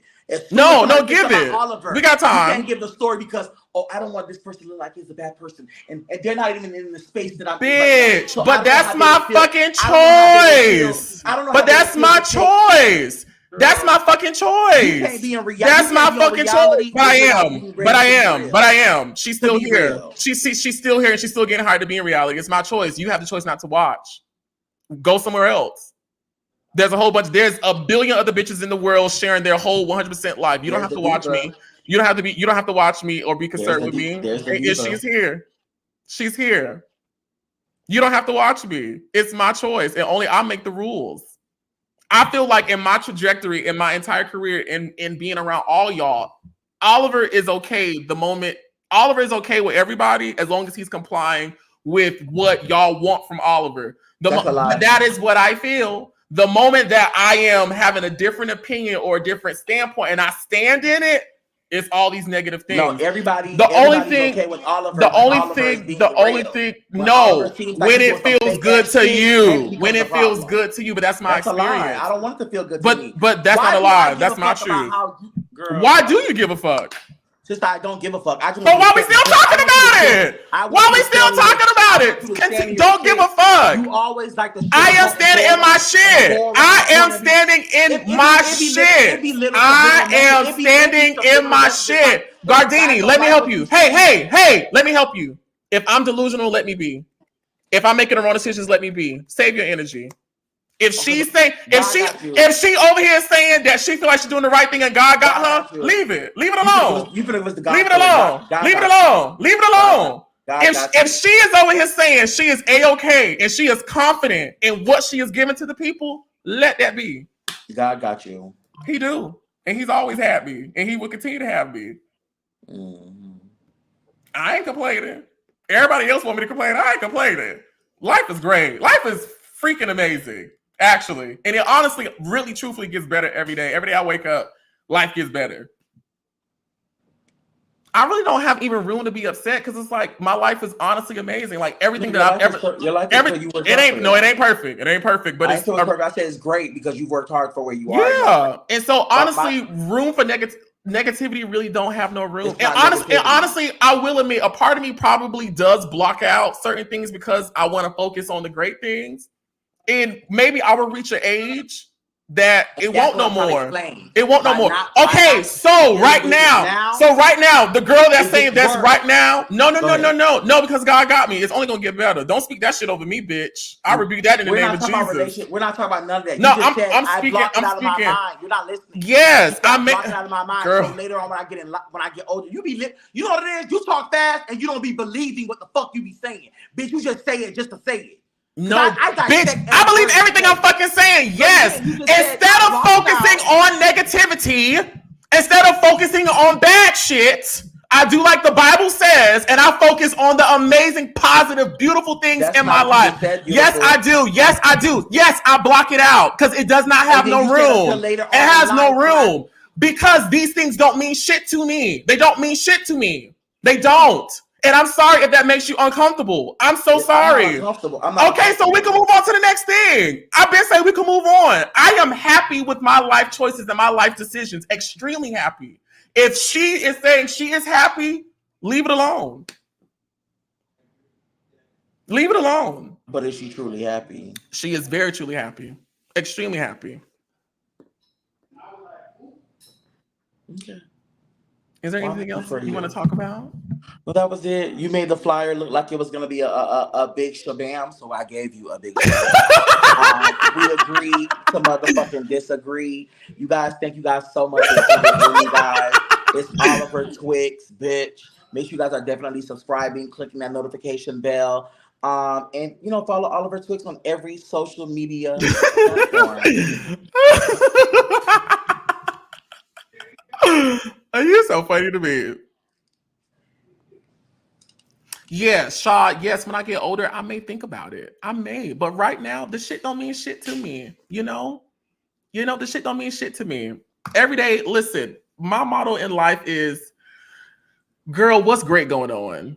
Because in my personal opinion, this is from my vantage point, I see so many people that I've worked with and I'm around who have millions of dollars, millions of followers, millions of views, shows, TV shows. I see them have all these great, amazing things that so many people would want, but they focus on that one little thing that is going on. And to me, it's going to sound cliche, but this is my truth. It is an utter disrespect to God who has blessed me to live this life that I have for me to harp on the negative things going on. In order for Oliver Twixt to function, Eddie Zimbalist Oliver Jr. to function at the level he does, I cannot dwell in the negativity and all of that shit in chaos. I give it over to the Lord, and in due time, he will review, he gonna work it out. It's not in my job to work it out. But in order for me to continue to take care of myself, to walk around sane, to be happy, to be healthy, to be productive, to not be lazy, to not let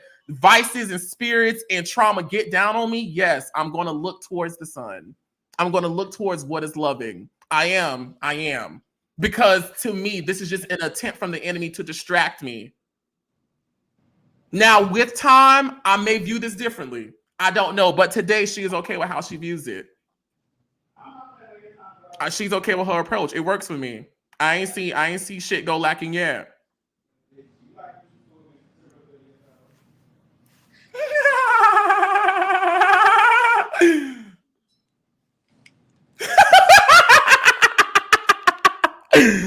Girl, we gave these people a show. I'm tired. It's 12. It's 1 o'clock in the morning. It's 10 o'clock my time. Bitch, no, I'm over this. I'm ready to go. And I've been up since 7 o'clock this morning doing Hell's Kitchen on Bigo. If you guys are not on Bigo, you guys definitely download Bigo. Come follow me on my show on Monday, Wednesdays, and Fridays, Hell's Kitchen, where we drag host the motherfucking hell and we dissect and give you the lemons of the squeezes of the juices of the shanocks. Bitch, we see through the fake shit. Hello?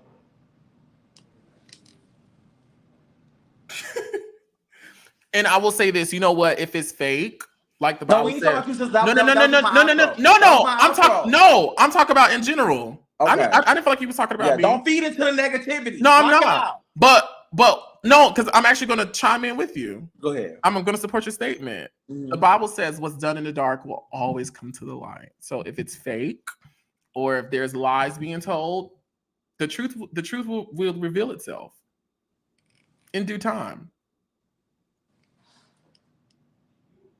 And remember, never fake it till you make it, because that's how you get fake results. Girl, I love you. This was fun. I had a good time. Yeah, girl. It was long over. And y'all, this is how we were all in real life. How you just see this right now, this is us in the house, bitch, and I'm over there smoking my cigarette, slapping my thighs. Girl, eyes bucked up. Like, I can't get through this bitch. I can't get through to her. but when she hit them green screens, she know everything. She be off the dome ready. So I love you. Thank y'all so much for watching. I am going to chop this up because this is long as fuck. Girl, leave the whole 4 hours up. I'm definitely going to leave it up, but I always chop up the videos. Oh, yes, girl. We got to have the highlighted moments, bitch. Because there was some highlighted moments, bitch. I had a really good time, y'all. Shout out to everybody. Maggie, Shad, Not Too Much, Miss Hello World TV. I'm definitely rewatching this again because I enjoyed this. Thank you so much, X Beauty. Now that I'm looking at both of our y'all, why it looks like good versus evil with Rosa in the flames. That's exactly what it is. This is definitely good versus evil. She not evil. Truth versus lies. Peace versus chaos. Transparency versus script. Maturity versus juvenile. We can keep going, bitch. But you know I'm never gonna back down from you, ho. Prevaricator of the truth. Wait, a what? A what? A prevaricator of the truth. That means you lie, bitch. This is what standing in your shit look like. This is what honesty look like. This is what, bitch, giving the tease, the whole tease and nothing but the tease look like. This is what, bitch, when you go on trial and you don't give a fuck who you got to motherfucking throw on the bus because you getting 30 years in motherfucking prison, bitch. So everybody must go. We love you, Rosa. Now back to Vigo. Bye, y'all. I love y'all so much. Thank you guys so much. I love you guys. Yes, and follow Rick Rosa on everything. Listen, guys, thank y'all so much for watching. Until next time, be sure to pray and Kegel. And now I know this is, and it's live. I can't take it down. I can't do nothing. I didn't want that. God. Jesus. Just when the people write this up, I don't want nobody saying I started this because I ain't started none of this. I didn't start none of this. I love it, Rosa. Gaurdini so much. Thank y'all for watching. Be sure to pray and Kegel, my friends. Until next time. Good night. Yeah. Everybody go. Everybody go. Everybody go. But it's better celebrate. Play it one time. You gon' play